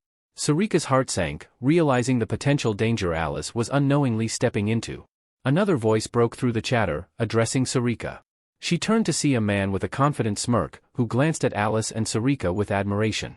"I'm seeing two lovely flowers tonight," he said smoothly. Sarika frowned, already dealing with enough issues with Alice around. Now the target himself was approaching. "I'm Drenian Nephiles," the man introduced, his eyes gleaming with arrogance. This was Sarika's unwanted fiancé. Meanwhile, Cyan continued through the hall until he found Brian. He had a task for him and needed his help. Brian, ever formal, placed a hand over his heart. "I'm ready to follow any command," he declared with sincerity. Cyan chuckled, waving off the formality. "Relax, Brian. Just be yourself." Cyan had noticed a spring in Brian's step recently. Ever since he had consumed the dragon blood, Brian seemed to carry himself with newfound confidence, more like a true guardian knight. Cyan, seeing the opportunity, instructed Brian to investigate the palace's underground passageways. Brian frowned at the task, expressing his discomfort. "That place is dark and creepy," he complained. He chuckled and firmly told Brian to proceed. Suddenly, Brian's eyes widened, and he urged Cyan to look behind him. A woman was lurking, watching Cyan with an unsettling aura. Cyan felt a chill, recognizing the presence. "We all know who she is," he thought grimly. Brian, acting on instinct, charged at the figure, determined to neutralize the threat. In the chaos, they both stumbled, and Cyan turned to see the familiar face of Emily beneath Brian. "Stand down," Cyan said, helping Emily up. "I know her." Brian, still atop Emily, quickly apologized, flustered by the situation, while Emily lay dizzy on the floor. Meanwhile, elsewhere in the palace, a man cloaked in a robe descended a shadowy staircase. The only light came from his flickering torch. Reaching the bottom, he was met by several individuals dressed in identical robes. The man addressed them as his subordinates and declared, "The time has come." His words carried a sinister edge. He commanded them to rise, and as they did, the white masks on their faces glinted eerily, their green eyes glowing in the dim light. The sight was haunting. Back at the banquet, Erin finally made her entrance, scanning the crowd with a hint of disappointment. She had hoped to find those she had invited but found them missing. "So fickle," she muttered to herself. Just then, a familiar face approached her, Lune of Rainreaver. Erin recognized her immediately. "I'm honored you remember me, Your Highness," Lunav said, bowing slightly. Erin smiled warmly. "How could I forget the genius of the Garam Kingdom," she replied, welcoming Lunav to the banquet. Lunav responded graciously, "Thank you, Princess. I hope Cyan appreciates your kindness as much as I do." "Do you know Cyan?" Erin asked, her curiosity piqued. Lunav nodded, a hint of mischief in her eyes. "We met just yesterday." Erin felt a pang of jealousy and surprise. "Are you too close?" she blurted out before she could stop herself. Embarrassment flushed her cheeks as she realized her slip. Lunav, sensing something, leaned in and asked directly, "Are you in love with Cyan?" Her question caught Erin completely off guard. Before Erin could respond, a piercing scream shattered the air, drawing their attention. Chaos erupted as a woman shouted for guards, only to be silenced by a masked assailant who swiftly decapitated her in full view of the horrified guests. Erin froze, unable to comprehend how a monster had infiltrated the palace. Panic ensued as people screamed and scrambled for safety. The masked figure turned, locking eyes with Erin. Found you, it said, its voice cold and menacing, as it advanced toward the princess. Meanwhile, Nana introduced herself as Cyan's maid. Emily, taken aback, fell to her knees in surprise. She felt defeated, seeing Nana's youthful and cute demeanor. With tears in her eyes, Emily asked Cyan if he had left her for Nana. Cyan immediately reassured her, "No, that's not true." Confirming his suspicions, Cyan asked Emily if Ashel had brought her there. Emily nodded, explaining that Ashel wanted her to work for him, even offering her a job. This revelation made Cyan's expression turn serious. Ashel had suggested Emily become his maid, reasoning that she seemed lonely after Cyan left for the academy. Emily declined, wanting to be there for Cyan when he returned. Cyan asked if she was sure of her, and Emily confirmed it, though she suspected Ashel might not have given up on her yet, because he brought her here. Cyan fell silent for a moment before instructing Brian to guard Emily and Nana, knowing the danger lurking outside. Brian acknowledged the order and asked if Cyan was leaving. Cyan replied affirmatively, stating he needed to go. In his previous life, Emily hadn't been at the banquet, but with Kellen spying on him now, Cyan was certain Ashel was plotting something. Anger flared within him. He couldn't allow Ashelvert to harm his people. Determined, Cyan left the room. Emily revealed a bow tie that Ashel had given her, instructing her to give it to Cyan. She had forgotten earlier and blamed herself for the oversight. Nana, however, sensed something unusual emanating from the bow tie. It reminded her of a strange scent she had noticed outside the palace. Elsewhere, a man gripped his sword tightly as Ashel informed Prince Luenel that everything had begun. The prince was thrilled, acknowledging Ashel's efforts. Ashel mentioned that their gifts had been delivered, with a man named Boris playing a significant role. Prince Luenel planned to use Boris further to transform the peace-drenched empire. Ashel agreed, envisioning a future where they would show everyone what the empire truly needed. As chaos erupted, the banquet attendees were ushered toward the exit. Aaron instructed them to evacuate quickly. Lunav urged Aaron to leave first, but Aaron stubbornly refused. Seeing this, Lunav decided to assist, and Aaron thanked her for her help. Meanwhile, the guards valiantly fought against the monster, trying to protect the guests. The guards knew they had to stop the monster at all costs. Suddenly, a piercing scream echoed through the hall, alerting them to others in danger. One of the monsters seized a man by the head, causing the guards to tremble with fear. A soldier called for the captain, reporting the presence of high-level demonic beasts, mandrakes. The captain was bewildered by the monster's presence and momentarily succumbed to despair, feeling death was imminent. Just then, a brilliant burst of magic struck the mandrake, causing it to dissipate into thin air. The spell came from Sarika, who commanded the guards to use the opportunity to evacuate the civilians. The captain, astonished to see one of the academy's instructors, stood frozen as a monster crept up behind him. Alice Vert, quick to react, drew her sword and used her swift blade technique to eliminate the threat before it could harm the captain. "Leave it to us," Alice told the captain confidently. He snapped back to action, ordering the knights to guard the evacuating people. The mandrake retaliated with its vines, lashing out fiercely. Sarika and Alice braced for the attack, only to be caught off guard as the vines veered away from them, heading directly toward the princess, who was near the exit. Aaron stood paralyzed with shock.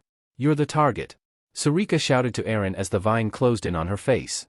Just in time, the captain severed the vine, instructing the guards to protect Princess Aaron. Blood splattered across Aaron's face, leaving her horrified as the vines pierced the captain's body multiple times. Aaron, witnessing the captain's sacrifice, wept as she called his name softly. As the vines released Morris, she rushed to him, cradling his body and pleading for him to wake up. Morris, however, remained lifeless. Blaming herself for the tragedy, Aaron was momentarily paralyzed by guilt. Lunav then unleashed an aqua blast, simultaneously casting a series of wind spear attacks. Aaron watched in awe as Lunav skillfully combined her spells, amazed by the talent of a mere second-year student. Lunav turned to Aaron, telling her that Morris couldn't be saved and urging her to find safety. Aaron gazed at Morris with sorrowful eyes. As the vines prepared to strike again, the knights formed a protective circle around Aaron, fueled by rage and grief, determined not to let their captain's sacrifice be in vain. Lunav encouraged Aaron to leave with her. With a heavy heart, Aaron agreed, vowing never to forget Morris's sacrifice. The knights were taken aback when they were suddenly enveloped in a golden light from Aaron's grim armor spell, a temporary barrier to shield them from the mandrake's lethal poison. Aaron warned, "The mandrake's roots are toxic. Contact with them could be fatal, but my barrier should protect you. So please, do not die." "That's an order." The knights, filled with resolve, promised to fight for the princess. With renewed vigor, they slashed at the vines, prompting the mandrake to shriek in pain. Despite their efforts, the blonde knight and his comrades were struck by the vines. Nonetheless, they fought on, undeterred by the odds. Suddenly, Alice appeared and shouted for the knights to fall back.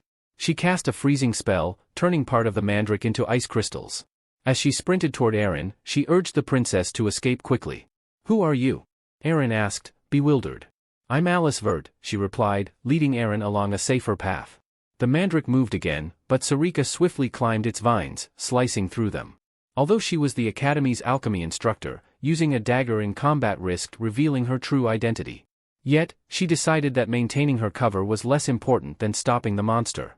She used her fogsword technique, 8 fluttering petals, to paralyze the mandrake.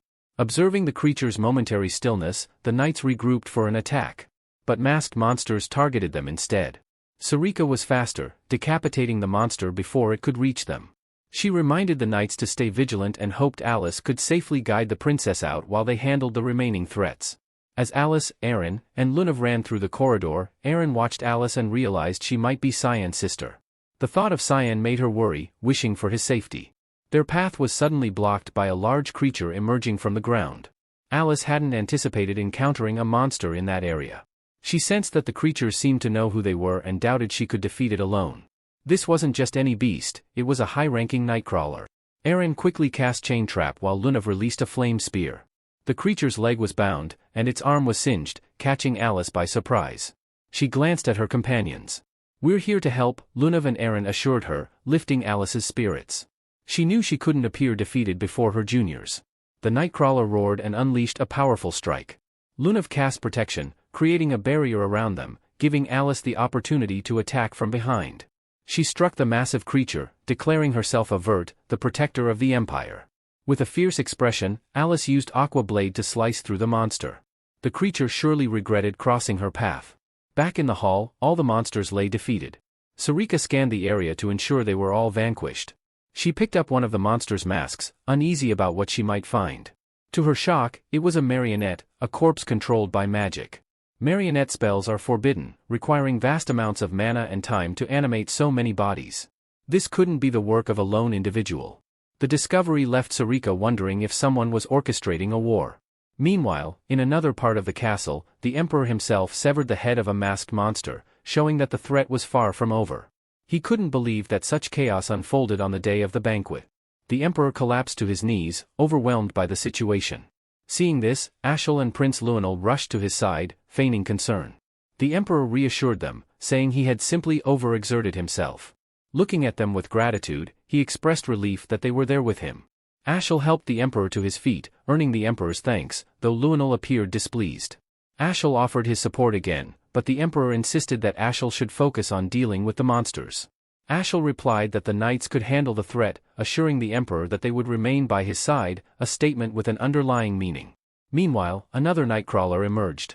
Alice, feeling fatigued, wondered where it had come from. Her future sisters-in-law, fighting by her side, were also showing signs of exhaustion. Yet, the battle was far from over. More monsters and marionettes continued to appear, and they realized they had to keep fighting, or risk being overwhelmed and defeated. Emily carefully pulled out the ribbon Ashel had intended to give to Cyan, holding it in both hands. Brian, standing nearby, noticed and asked, "Is that the ribbon Ashel wanted to give it to Cyan?" Emily nodded, yes. Brian's expression shifted to one of suspicion as he stroked his chin thoughtfully, eyeing the ribbon with a wary glance. Something about this felt off. He couldn't shake the strange feeling creeping over him. Emily, noticing his hesitation, looked confused. "Is something wrong?" she asked. Still studying the ribbon with a serious look, Brian replied, "It's just. Ashel has never sent Cyan a gift before. This doesn't add up." A mental image of Cyan and Ashel facing away from each other flashed through Brian's mind. It was just a gut feeling, but he'd always sensed that there was something more to the tension between the two brothers, something deeper than just sibling rivalry. There was a history of resentment that Cyan seemed to carry with him. Suddenly, Nana's voice broke his train of thought. "We need to move. Now." Brian turned to her, confused. "What do you mean?" he asked, noticing the shift in her demeanor. Emily remained quiet, still holding the ribbon, her mind racing. Nana stood, her body emanating a strange, suffocating energy. Her eyes had changed, now glowing with the unmistakable intensity of a dragon's gaze. "Something dangerous is coming," she said, her tone deadly serious. Brian blinked in surprise, unsure of what to make of her transformation. "Are you okay?" he asked cautiously, unsure if Nana was fully herself.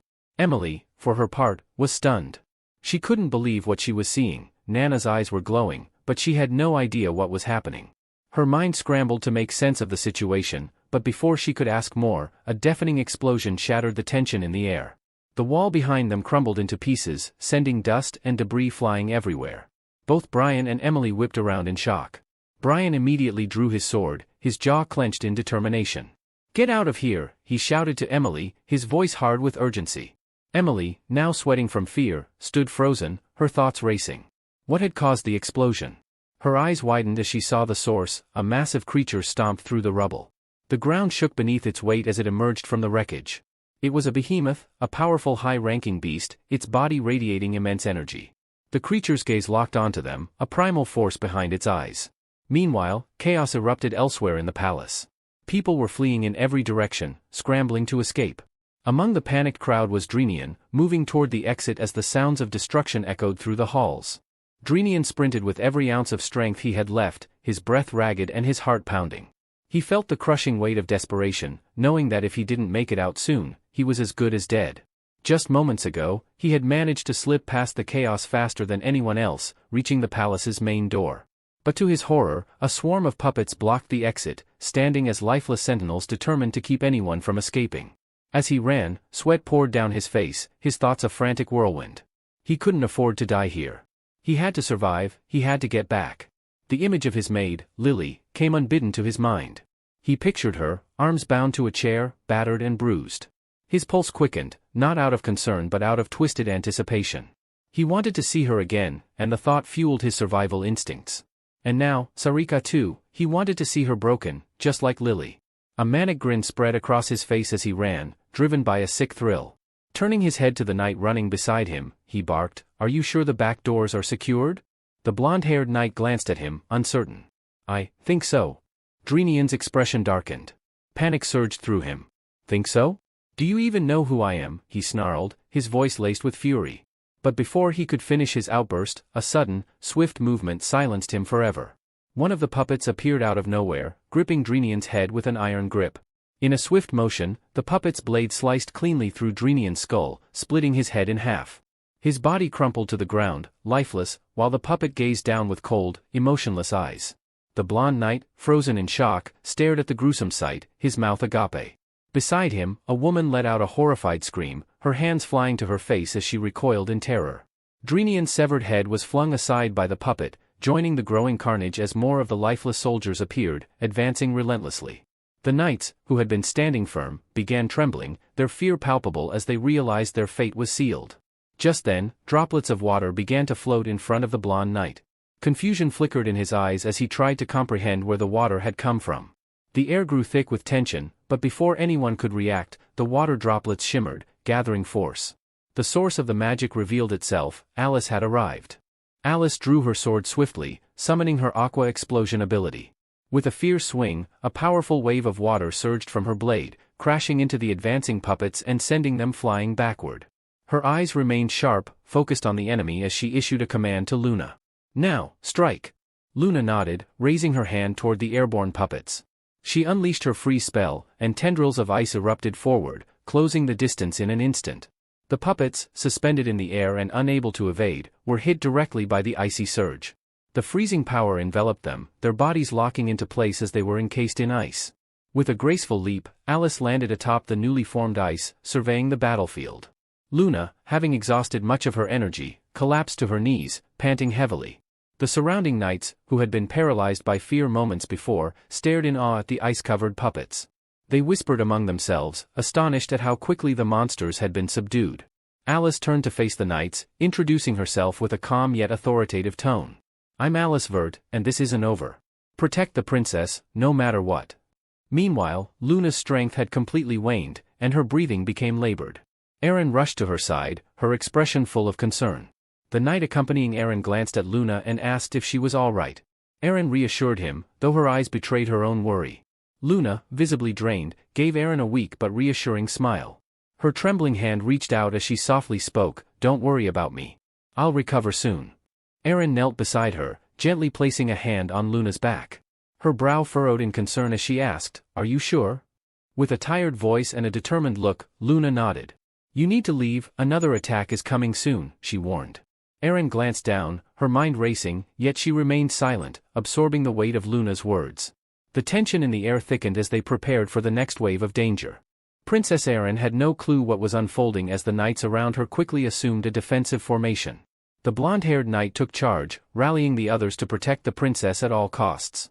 His voice was steady as he issued commands, ensuring every knight was positioned to shield the nobles and their leader from danger. Amidst this preparation, Alice gracefully descended from her elevated position, surprising the knights as she moved to assist. Without hesitation, she turned to the guardian knights. "Raise barriers," she ordered, her voice resolute. "Focus on protecting the nobles. Hold them off until we can finish this." The knights exchanged glances, but the authority in her tone left no room for question. They obeyed. She then addressed the royal knights. "Guard the princess. Support her if she falters." They followed her instructions in silence. Gripping her sword tightly, Alice walked towards the growing swarm of puppets, her body radiating with energy. Her eyes narrowed in determination, knowing that she would give everything she had to stop these creatures. But as she fought, it became clear that no matter how many she cut down, more continued to emerge, seemingly drawn to their location like moths to a flame. The ground was already littered with the broken remains of countless puppets, yet the tide showed no signs of stopping. Princess Eren's pendant, which began emitting a sinister energy, a malevolent force that pulsed in tune with the puppets. The red jewel embedded in the pendant was the source of the evil energy, an invisible force that could not be seen by the naked eye. Meanwhile, a distant rumble echoed through the palace as the behemoth, a massive ranking beast, slammed its feet against the ground. The force of its stomp shattered the earth beneath it, and its presence alone sent a wave of dread through the area. Brian stood his ground, both hands gripping his sword tightly, preparing for the inevitable clash. Emily, trembling in fear, clung to his shoulder, her voice shaky as she begged him to do something. "Stay behind me," Brian commanded, his voice calm but his eyes never leaving the behemoth. The creature lumbered toward them, its body pulsing with immense power. Brian's thoughts raced as he realized the gravity of the situation. A high-ranking monster appearing in the palace could only mean one thing: something far more sinister was happening, just as Cyan had predicted. Emily clung to Brian's back, her body trembling in fear. She had always relied on Cyan to protect her, but now, Brian knew it was up to him. He had to be the one to keep them safe. Despite the tension building within him, he forced himself to stay calm, hiding any sign of weakness. A bead of sweat rolled down his forehead as the reality of the situation set in. He was their only defense. Feeling Emily's grip tighten, Brian heard her soft voice whisper, "I believe in you." Her words made his heart race, and his face flushed bright red, though he tried to stay focused. Ahead of them, the behemoth drew closer, its massive jaws opening wide, preparing to strike. With determination, Brian gripped his sword in one hand, his knuckles white from the pressure. "Stay close," he instructed, not daring to look back as the behemoth lifted its enormous paw and sent a devastating attack their way. Just before it landed, Brian swung his sword with all his might, meeting the beast's blow and managing to deflect it. Relief washed over him for a moment, and he couldn't help but grin, thinking they might actually survive this. But the behemoth wasn't done. It unleashed a relentless series of strikes, each more powerful than the last. Brian met each blow, his sword vibrating with the force of the impacts, but he was tiring. The creature's overwhelming strength began to push him back, and soon, he was thrown off balance. His arms felt heavy, his breath came in ragged gasps, but he forced himself to stand his ground. Emily's voice cracked with fear as she cried out, "Are you okay?" "Yes," he replied through gritted teeth, though his body was trembling from the strain. "Don't worry, I'll protect you." But even as he said it, doubt crept into his mind. He could feel his strength fading. Suddenly, in a blur of motion, the behemoth was right in front of them, its mouth wide open, ready to deliver the final blow.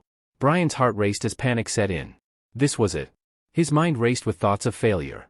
"Cyan. I'm sorry," he muttered under his breath, bracing for the end. Then, out of nowhere, a shadow moved above them. In a split second, something struck the behemoth's head with immense force, slamming the creature into the ground. The impact shattered the earth beneath it, leaving cracks where the massive body lay. Brian stood frozen, staring in disbelief. Emily peeked out from behind him, her eyes wide with shock. Before them stood a figure with large, majestic wings, descending gracefully from the sky. Both Brian and Emily were left speechless, watching as their savior touched down. The behemoth, once so unstoppable, lay motionless, defeated by this mysterious winged figure. Nana stood before them, her body radiating with intense energy, the behemoth lying unconscious at her feet from the sheer force of her attack. Brian and Emily exchanged bewildered glances, struggling to believe that the person in front of them could be Nana. Her eyes shimmered with an otherworldly glow, and a warm smile spread across her face as she turned to look at them. Outside the palace, the moon had fully risen, casting a pale light over the chaos. Inside, the sound of clashing metal filled the air as the puppets, swords drawn, charged toward Alice and the others. Princess Erin's gaze was sharp with determination as she clenched her teeth and raised her hands, summoning golden magic circles in front of her. Knights nearby struggled to hold the line, one managing to cut a puppet in half with a swift strike of his sword. Alice moved with blinding speed, her sword slicing through the puppets with lethal precision. She dispatched several before landing back on the ground, her body worn and face scratched from the relentless battle. Looking around, her expression grew serious. This fight wasn't going to end unless something changed. Whoever orchestrated this had planned meticulously, and Alice sensed the knights were beginning to tire, just like she was. Amid the chaos, a knight managed to strike one of the puppets across the face, causing its mask to fly off and fall to the ground. Alice's heart skipped a beat as she caught sight of the creature's true face beneath the mask, an undead, its hollow eyes glowing faintly. The realization hit her like a ton of bricks. These puppets were resurrected by dark magic. The once lifeless corpse let out a bone-chilling roar, its grip tightening around its weapon as it resumed the attack. Alice quickly understood that these weren't ordinary enemies.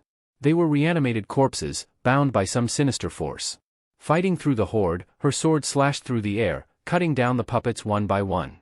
Her mind raced for a solution, something strong enough to counteract dark magic. As her blade tore through another puppet, the name of the god of light, Lumendal, flashed through her thoughts. Light magic. That was the key to overcoming the darkness surrounding them. Without wasting time, Alice focused her thoughts, determined to invoke Lumendal's light to vanquish the dark magic that had brought these creatures back to life. Lumendal's light magic held immense power, capable of obliterating the undead with minimal effort. If someone could harness that light in a spell, their chances of victory would significantly increase. As the chaos of battle raged around her, Alice quickly deduced that this was their best option. Amid the ongoing fight, Princess Erin raised her hands, channeling her energy into golden magic circles that formed a protective barrier around the knights. Alice caught her eye and urgently called out, asking Erin to infuse her sword with mana.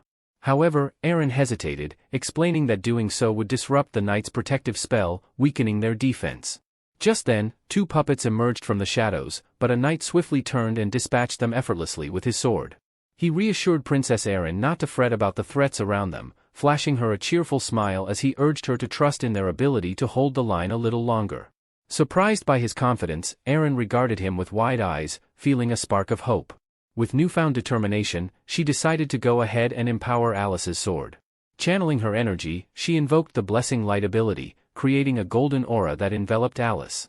As the mana coursed through the sword, Alice felt its power surge and couldn't help but smile in response to the encouraging energy. A bead of sweat trickled down her cheek, but her eyes sparkled with excitement. She realized that combining their two types of mana was challenging, yet she was optimistic.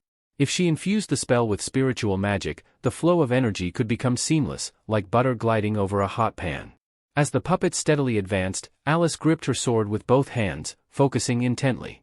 Suddenly, a spirit, a woman formed of shimmering water, materialized above her, smiling down at her. Though uncertainty lingered, Alice felt a surge of courage. She was willing to take the risk, ready to unleash the combined power of light and spirit against their foes. Corpses littered the ground as Cyan inspected them carefully.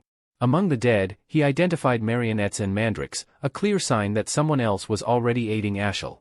At that moment, he recalled when Boris had first sworn loyalty to Ashel. Karam, who had also been examining the scene, noticed traces of necromantic dark magic and was left stunned. Ancient magic like this, wielded by a human in their era, was almost unheard of. Cyan chimed in, mentioning a familiar tactic often employed by the mysterious figure, the rapid enhancement of monsters using daze stones. He explained that the mana from these stones naturally drew in beasts, empowering them. Karam confirmed that she sensed mana from these stones coming from a particular direction, leading Cyan to make a quick decision. The entire battlefield had turned into a slaughterhouse, and Cyan prepared to move, but he had something to take care of first. He decided he needed to change before setting out. Meanwhile, Alice was locked in an intense battle.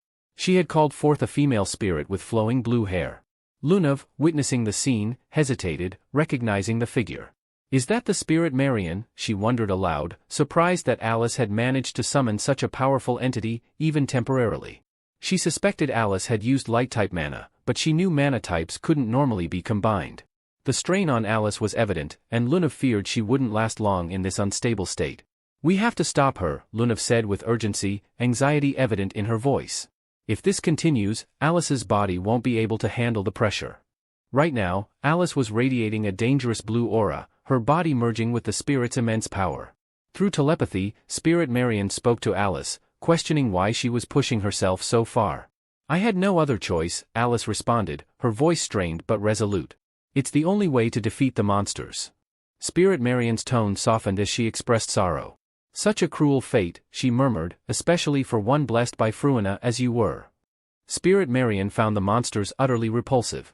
With a wave of her hand, she unleashed a powerful force that obliterated their bodies in an instant. Aaron stood in shock, amazed at the sheer strength Marion displayed with just a simple motion. Yet Lunav's face remained tense, she knew it wasn't over. The monsters were already starting to rise again, undeterred by the spirit's power. Alice, stop. You'll die if you keep going. Aaron shouted, her voice filled with desperation. But Alice understood the stakes. If she backed down now, the situation would only worsen. She had to finish this. Summoning her resolve, she activated Spirit King's authority, Rongomient, a skill of immense power. But before she could fully unleash it, a hand grasped hers. Alice froze, as did Spirit Marion. Even Aaron and Lunav were taken aback. None of them had sensed the man approaching. Cyan in a mask, he could easily be mistaken for another marionette, yet the aura he exuded was entirely different, unsettling. Alice, still reeling from the shock, also noticed the ominous black fog that began to swirl around her as his grip tightened. She couldn't move, her strength slipping away, overtaken by this stranger's dark presence. The man's hold on Alice was unrelenting, and worry crept into her mind as the fog threatened to consume her. Suddenly, Spirit Marion broke the silence. Goodbye, Alice, she said softly, her voice tinged with sorrow. This is where our journey ends. Her parting words were filled with bittersweet wisdom, reminding Alice that farewells, though painful, could also bring peace. With that, Spirit Marion vanished. Alice felt an overwhelming weakness, as if all her energy had been drained in an instant. She wondered if it was the black fog that had caused this, as her body became heavy and unresponsive. In her final moments with the spirit, she heard Marion's parting message, remember, Fruina will always welcome you with open arms. And then, the spirit was gone. Meanwhile, Aaron turned to Lunav, her voice laced with urgency. What's happening? She asked. Lunav explained that the masked man had disrupted the flow of mana, cutting off the spirit's manifestation. Yet even with her explanation, there was still uncertainty in her mind. Was this masked figure even human? As the next wave of monsters surged forward, Alice knew they stood no chance. It was over. But then, something unexpected happened. The monsters turned their attention to the masked man, launching their attack, but he dispatched them with terrifying ease. Alice's eyes widened in disbelief, this mysterious figure was on their side. He continued to cut down the monsters effortlessly. In the midst of battle, the masked man paused for a brief moment, surveying the battlefield. He realized something: if he stepped back, even slightly, the monsters would immediately be drawn to the group surrounding the princess. It was as if some unseen force was pulling them toward her, irresistibly strong. Cyan, the masked figure, turned to Karam with a question. Do you sense any unusual mana from anyone here? Karam hesitated for a moment before clarifying, you mean aside from Lunav? Cyan nodded, brushing off the mention of Lunav. Yes, Lunav's always like that. Karam considered his question carefully, then pointed to the princess's necklace. I've sensed a strange, monstrous mana coming from that necklace. Cyan's expression hardened as he formulated his next move. I'll need your help to close the distance quickly, he requested. Karam groaned in response, her voice laced with frustration. You only ever call on me when it's something like this. At that moment, Cyan initiated his spell, Creation, Space, Fog Domain. A crimson mist rapidly expanded across the battlefield, blanketing everything. It resembled a domain, warping the environment around them. The royal knights were immediately on edge, warning everyone to stay vigilant as they had no idea what the fog was capable of. It felt as though they had been transported to an entirely different dimension. Monsters, particularly the marionettes, continued charging toward Aaron. But as they crossed into the black fog, something unexpected happened, they halted. Alice watched in shock as the fog began to devour the marionettes, their forms slowly dissolving until they completely vanished into the mist. Silence fell across the battlefield, as if the monstrous onslaught had never occurred. Erin stood stunned, her gaze locked on the masked man. Did he kill all of them? She murmured to herself, still trying to comprehend the overwhelming power he had just displayed. A thought nagged at her, who exactly was this mysterious masked figure? Before anyone could answer, Lunav suddenly collapsed to the ground. Erin rushed to her side, calling out, "Lunav! Stay with me!" She had no idea that a black fog was already creeping up behind her. Without warning, Cyan appeared behind Erin. She let out a startled scream, and the royal knights sprang into action, weapons drawn. Cyan moved faster than they could react, pressing a dagger to Erin's neck. "Release her," one of the royal knights shouted in alarm, but Erin's eyes widened as she caught a fleeting sense of recognition. There was something disturbingly familiar about him. Cyan's next move was swift and precise. Instead of harming the princess, he drove his blade into her necklace. Panic spread among the knights and onlookers, they feared that the princess was finished. One of the royal knights lunged at the masked man, but he missed his mark. Cyan had already vanished, disappearing into the fog in an instant. Confused and disoriented, the knight scanned the area, his vision obscured by the dense black mist. But then, as if stepping out of nowhere, Cyan reappeared, this time standing next to Lunav. Erin's eyes widened in horror as she saw the masked man next to Lunav. "No!" she screamed, her voice echoing through the air. "Get away from her!" Fueled by panic, she unleashed her skill, God Stinger, sending a powerful attack toward Cyan. But he was ready. As her attack closed in, Cyan's body dissolved into a thick fog, allowing the strike to pass harmlessly through him. A calm but unfamiliar voice broke through the tension, cutting through the chaos. It was Cyan.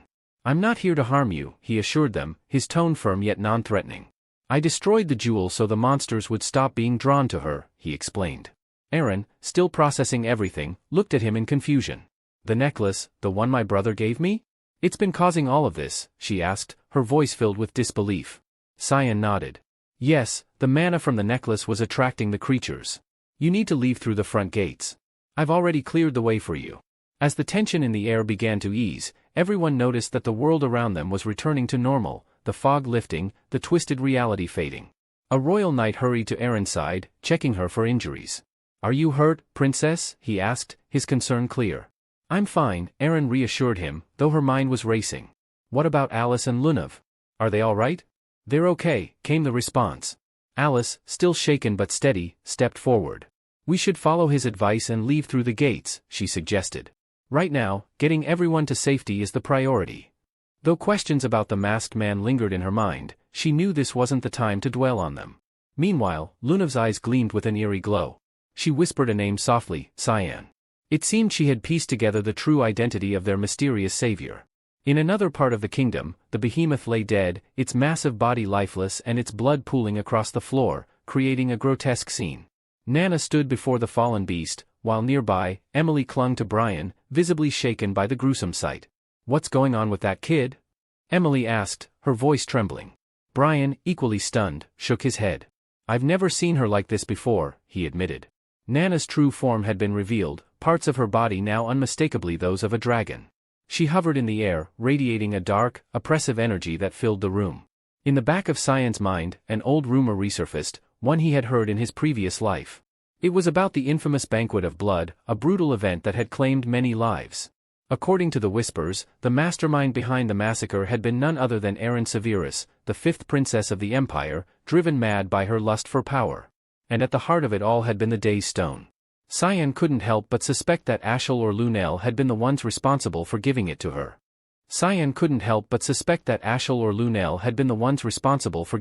her.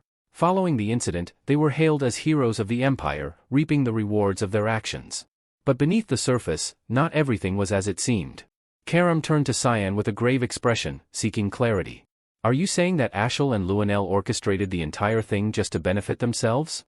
I can't believe they'd sacrifice their own people for personal gain." Her voice dripped with disbelief. "Humans are worse than demons." Cyan's response was dark and unsettling. "What they've done pales in comparison to what they'll do in the future." A shadow passed over his face as he recalled his past life, where he had played a part in far worse atrocities, bloodier massacres. He couldn't shake the feeling that, in some ways, he was no better than them. Rising to his feet, his decision was made.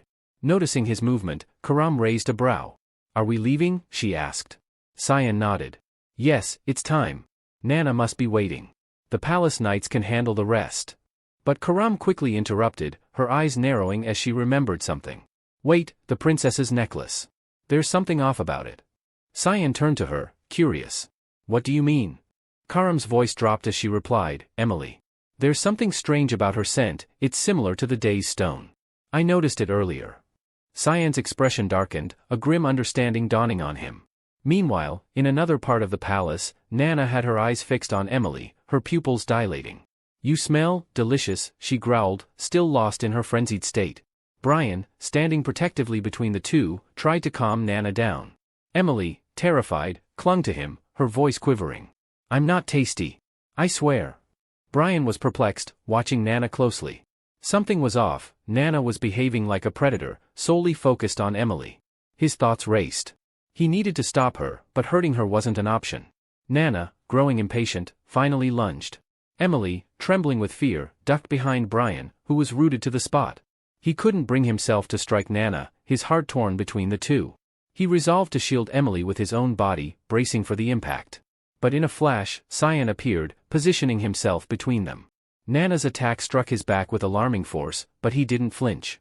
Both Brian and Emily were stunned by his sudden arrival, their eyes wide with shock. Behind them, Karam moved swiftly. She reached toward Emily and snatched something, a necktie that had once belonged to the young master, Ashel. Emily gasped, panicking as Karam tossed it to the ground and crushed it underfoot. What are you doing?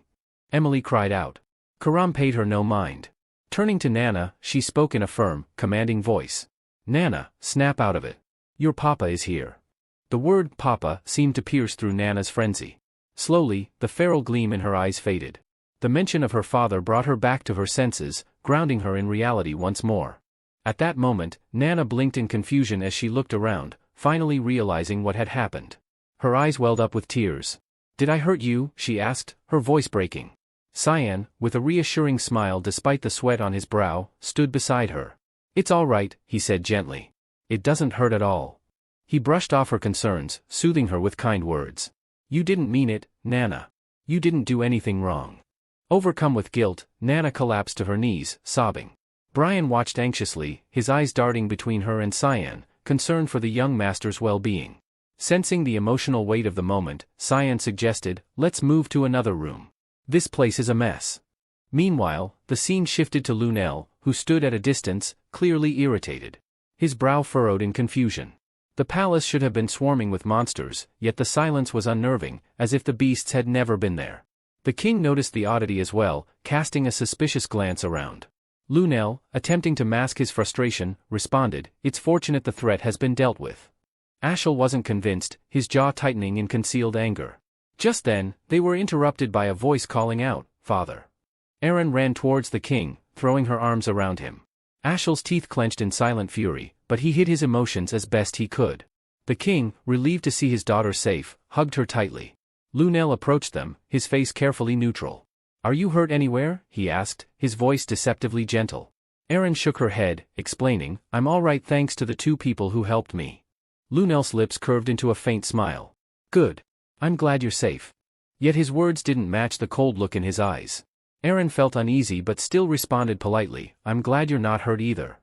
She had many questions for Lunel and Ashel but chose to focus on more pressing matters for now. Just then, Alice stepped forward, bowing slightly. Your Majesty, she greeted the king. The king turned to her, his expression softening with gratitude. Thank you for protecting my youngest daughter, he said warmly. I will reward you handsomely. Erin, meanwhile, noticed Lunel and Ashel whispering to each other on the side. Her curiosity piqued, she strained to catch snippets of their conversation. Before she could gather anything useful, Lunel's face twisted into a malicious grin. Without warning, he drew his sword, pointing it directly at Lunav. A hush fell over the room as Lunel's voice rang out. I know who's behind this entire incident. He paused dramatically, his eyes sweeping the stunned crowd before settling on Lunav. She is the granddaughter of the Garam Mage Association president. Gasps of shock and disbelief filled the air, all eyes now on Lunav as the accusations hung heavily over the room. Lunel swiftly arrested Lunav, much to the shock of those around him. Alice watched in confusion, struggling to understand what Lunel was trying to accomplish. His actions seemed erratic, almost as if he was testing everyone's reactions. The king, visibly displeased, reprimanded Lunel, warning him that he was crossing a dangerous line. Lower your sword, the king commanded sternly. Aaron also spoke up in defense of Lunav, explaining how she had saved numerous lives alongside her during the chaos. But Lunel was quick to dismiss her words. It's all a deception, he countered, his voice dripping with suspicion. The Garam kingdom has long been waiting for the perfect moment to strike the Ushav Empire. He went on to claim that Garam's true goal was assassination, aiming to plunge the empire into turmoil. Lunav, remaining composed despite the gravity of the accusation, replied calmly, "You speak of conspiracy as if you have proof, Lunel." At this point, Ashel stepped forward, supporting Lunel's claim by stating that they had detected a suspicious aura of mana near the location where Lunav had been staying. The king, now more uncertain, turned to Lunav. "Is this true?" Aaron, alarmed, tried to intervene, but the king silenced her with a raised hand, warning Lunav to choose her words carefully. Seizing the opportunity, Lunel assured the king that he had invited the delegation from Garam in good faith, but had been cautious all along. "With enough time," he promised, "I will find the evidence we need." After a tense moment, the king reluctantly agreed, and Lunav, along with her group from the Garam Mage Association, was placed under arrest for further investigation. As she was led away, Lunav couldn't help but wonder if she had fallen into a trap, one perhaps even orchestrated by her own grandfather. Meanwhile, in the streets, funerals were being held for those lost during the massacre, including Marquis Drenian, the Empress's younger brother. Despite Cyan's efforts, which had saved far more lives than in his past life, the tragic event still came to be known as the Banquet of Blood. Later, we find Cyan in a quiet room, his injuries being tended to by Alice. He protested lightly, "You don't need to do this, Alice." But Alice, determined, insisted on helping her brother. "I'm your sister. Of course, I'm going to take care of you." Her voice softened as she continued, "It was dangerous. I'm so relieved you managed to get away." She paused, her thoughts lingering on the mysterious figure. "If it weren't for that masked person, I wouldn't be here either." Intrigued and unable to shake the memory of their savior, Alice quietly wondered who the masked man truly was. As Alice continued tending to Cyan, she suddenly noticed something. She paused, her eyes narrowing in realization, which made Cyan tense up. But to his surprise, her next comment wasn't about his behavior but his physique. "You've gotten stronger," she said, her voice playful. "And all these scars? You've been training hard, haven't you?" Cyan, trying to brush it off, responded casually, "Of course." Alice, amused by his attempt to play it cool, teased, "Ah, are you embarrassed now? Can I feel your muscles?" She reached out playfully, but Cyan immediately backed away, warning her, "Stop making fun of me." Before their banter could continue, the door opened, and Ashel entered the room with a knowing smirk. "You two are still as close as ever," he said, sounding almost envious. "Makes me a little jealous." He turned his attention to Cyan. "Are you fully recovered?" Cyan's demeanor shifted instantly, his expression growing cold and guarded. "Yes," he answered stiffly, his eyes narrowing slightly as he gauged Ashel's intentions. Alice, noticing the sudden tension, wondered if her brother had also realized that Ashel wasn't as harmless as he appeared. Ashel then mentioned why he had come, shifting the topic to the ongoing investigation. He revealed that they had found a bracelet in Lunav's room, embedded with a day's stone. Lunav claimed it had been a gift, which piqued Cyan's curiosity. "So, whoever gave her that bracelet is now a suspect," Cyan remarked, his mind working through the implications. Ashel gave him a sly smile. "Exactly. You're sharp." He leaned in slightly, his tone more serious. "Did you happen to receive anything unusual from anyone at the banquet, Cyan?" "No," Cyan answered firmly, his guard still up.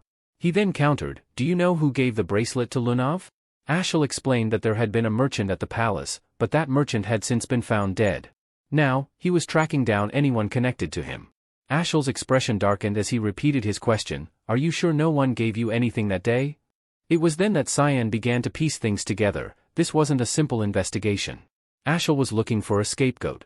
His questions weren't genuine, but a subtle way of casting suspicion elsewhere. Meanwhile, in another part of the palace, a woman hummed quietly to herself, completely at ease despite the chaos that had unfolded earlier. This woman was Emily, and as she sat, she felt the presence of an armed man approaching her. Her instincts kicked in, sensing danger. At that exact moment, Cyan's eyes widened, he felt a sudden jolt of awareness. He realized that Emily was in grave danger. Before Ashel could get a response, Cyan suddenly complained about a throbbing pain in his head. Wasting no time, Cyan skillfully played the part, apologizing to his brother and explaining that he still wasn't fully recovered. Alice, always quick to believe anything Cyan said, especially concerning his health, immediately stepped in to support him. Turning to Ashel, she explained that Cyan had lost a significant amount of blood during his ordeal and that the doctor insisted he needed more rest. Ashel, caught off guard by the situation, wasn't expecting this explanation but found Cyan's performance convincing enough. He nodded in agreement, suggesting Cyan should get the rest he needed. Just as Ashel was about to depart, Cyan's voice stopped him in his tracks. Cyan, maintaining his act, claimed he didn't recall receiving anything from anyone. Even if someone had tried, he doubted they would have survived the chaos of that night. Ashel's face lit up with satisfaction, his suspicions seemingly laid to rest. He thanked Cyan for the clarification, reasoning that the monsters likely took care of anyone who might have tried to interfere. Ashel felt relieved, thinking there was no one left to eliminate. However, there was a flicker of disappointment within him. Deep down, Ashel had been hoping the chaos during the banquet would be his opportunity to dispose of Cyan once and for all. This fleeting moment of malice didn't go unnoticed by Cyan, who sensed the faint bloodlust. Alice, always attentive to her brother, noticed Cyan's subtle change in expression. Worried, she called out to him and, without warning, playfully slapped him on the shoulder, urging him with a mix of affection and concern to lie down and rest. Meanwhile, elsewhere in the palace, the sound of blood dripping echoed in the dim light. A maid, trembling with fear, slowly backed away from a figure looming over her. Her voice quivered as she asked why this was happening, her eyes wide with desperation. She insisted she had done exactly as instructed, handing Princess Erin the cursed necklace as planned. With a sword hovering dangerously close to her throat, the maid pleaded for her life, promising that Erin would never uncover the truth about the necklace's purpose. But the mysterious figure simply gazed at her coldly, stating that while she had indeed played her part, but his role was not yet complete. And, as a part of that role, he regretfully had to carry out the grim task before him. The mysterious figure was none other than Boris, the same man our Cyan had clashed with earlier in the chapter. As Boris stood over the trembling maid, he let out a bitter chuckle, muttering to himself how things had gone awry despite all his careful planning. The frustration was evident in his voice as he remarked how much the situation disgusted him. In an instant, blood splattered across the room, painting the walls red. Boris turned away from the lifeless body of the maid, muttering a cold farewell for her to rest in peace. Just as he was about to leave, Boris paused, remembering something. He muttered under his breath, mentioning a corpse that had been discovered previously, likely referring to the merchant Ashel had mentioned earlier. Boris knew he couldn't afford another oversight. To prevent a repeat of that situation, he retrieved his grimoire, and from its pages emerged a terrifying black creature with countless eyes and razor-sharp fangs. Grinning darkly, Boris ordered the creature to consume the remains. Meanwhile, in a peaceful corner of the palace gardens, Emily was humming a soft tune, unaware of the presence behind her until a voice called her name. Startled, she turned to see Brian approaching with a friendly smile.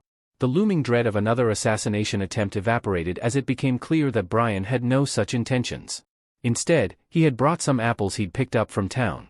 Grateful, Emily immediately took one, biting into it with the enthusiasm of Snow White enjoying her first taste of a forbidden fruit. The two of them sat side by side, exchanging casual conversation.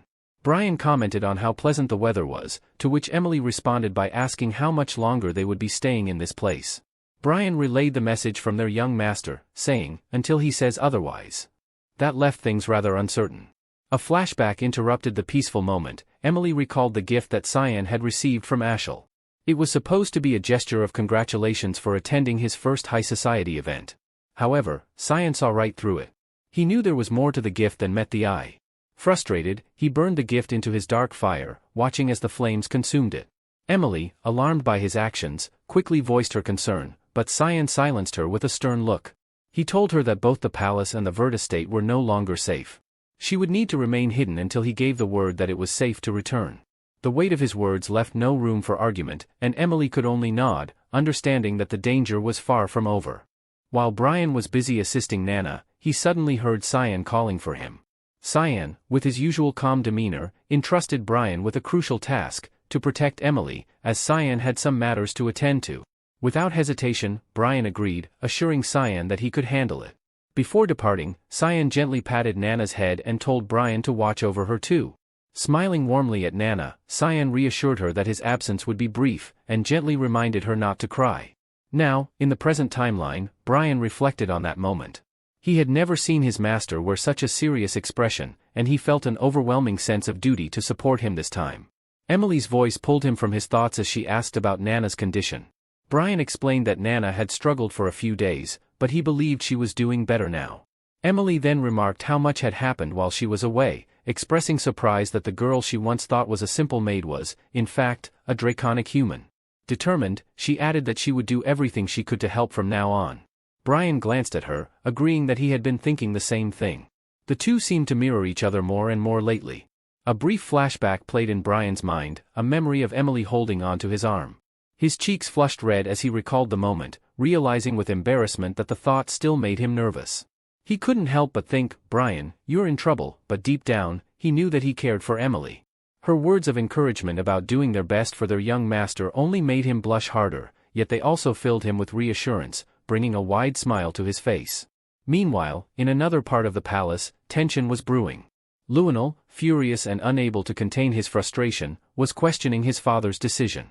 He protested angrily about letting all the suspects go, despite having clear evidence against them. The emperor, his voice stern and unyielding, warned his son, "Watch your mouth, Luenel. I've already made my decision." Luenel's anger only intensified. He couldn't comprehend how his father could be so soft in such a crucial moment. Raising his voice, he demanded to know how his father expected to seize control of the continent if he continued to be so lenient. "What about the Garum Kingdom?" Luenel spat in frustration. "Are you so afraid of them?" As soon as those words left Luenel's mouth, a blinding holy beam shot past his face, barely missing him. The emperor had clearly had enough. With a cold gaze, he reminded his son that he had never aimed to conquer the entire continent. While it may sound ambitious, it was also reckless. The Ushif Empire shares borders not just with the Garum Kingdom, but also with the Demon Realm, Sparnia, and Fruina. Declaring war on Garum would leave them vulnerable, unable to contain the forces of the Demon Realm. If the borders were compromised, monsters would flood into the continent, plunging everyone into chaos.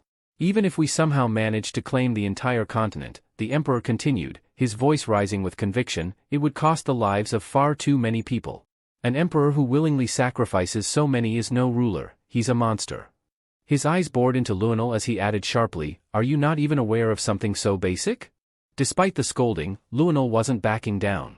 He pointed to the evidence they had, determined to prove his point. But before he could elaborate, the emperor cut him off with a scathing retort. "Are you referring to the Day's Stone?" That one phrase made Luenel freeze, his confidence shaken. How could his father know about that? His own men hadn't finished their investigation yet. The emperor's eyes narrowed. "Your face says it all, Luenel. Ever since you were a child, you never knew when to quit." Luenel broke into a cold sweat, stammering out denials, but the emperor wasn't having it. "Enough," he snapped. "You fool. How did you turn out like this?" Turning his back on his son, the emperor delivered the final blow. "Even Eren would make a better ruler than you.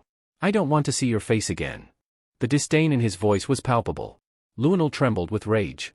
He couldn't believe it, compared to Eren, of all people? Gritting his teeth, he tried to hold back his fury. Eren Severus, he seethed inwardly. That wretched girl ruined everything. In his blind anger, Luenel stormed through the palace halls, his face contorted in rage. Reaching someone's chamber, he ignored the guards' protests, shoving the door open with force. Inside, Leximus, startled by his sudden intrusion, immediately warned him, "Eren needs rest." But before she could finish, Luenel silenced her with a brutal punch, sending her sprawling. Eren, sitting at her bedside, gasped in horror. She called out for Leximus, but before she could rush to her aid, Luenel slammed the table, stopping her. Eren's eyes blazed with anger, but her voice was calm and composed when she asked, "What is the meaning of this, Luenel?" The once fragile and broken princess of the Ushif Empire was no more. Eren had changed, and now, with strength in her voice and fire in her eyes, she confronted her brother head-on. Luenel, clearly rattled by her transformation, stammered out in a trembling voice, "I came here to talk, with my precious sister." But Eren wasn't fooled.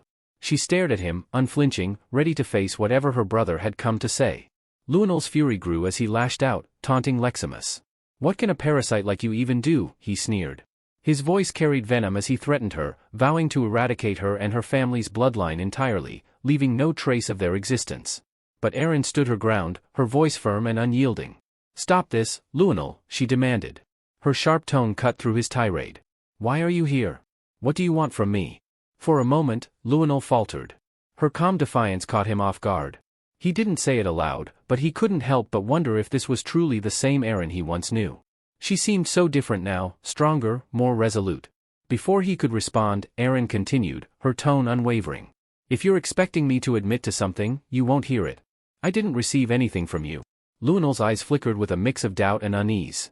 Earlier that day, the Emperor had summoned Aaron to discuss a troubling matter. He had asked her directly if there was any connection between her and Lunal regarding a certain jewel. Aaron, keeping her composure, had firmly denied it. The Emperor, however, remained skeptical. The jewel in question isn't an ordinary one, Aaron, he explained gravely. It's a day stone from the Black Blood tribe, an artifact tied to forbidden dark magic. Such stones are rumored to have the power to control monsters, though they are loathed and feared for their corruption. Aaron's expression had betrayed her shock, but she said nothing as the Emperor continued.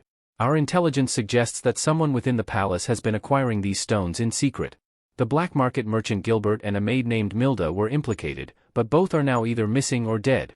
Her father's next revelation hit even harder. Those two had frequent dealings with Lunal, he said, his voice heavy with implication. Are you certain he didn't give you anything, perhaps a necklace?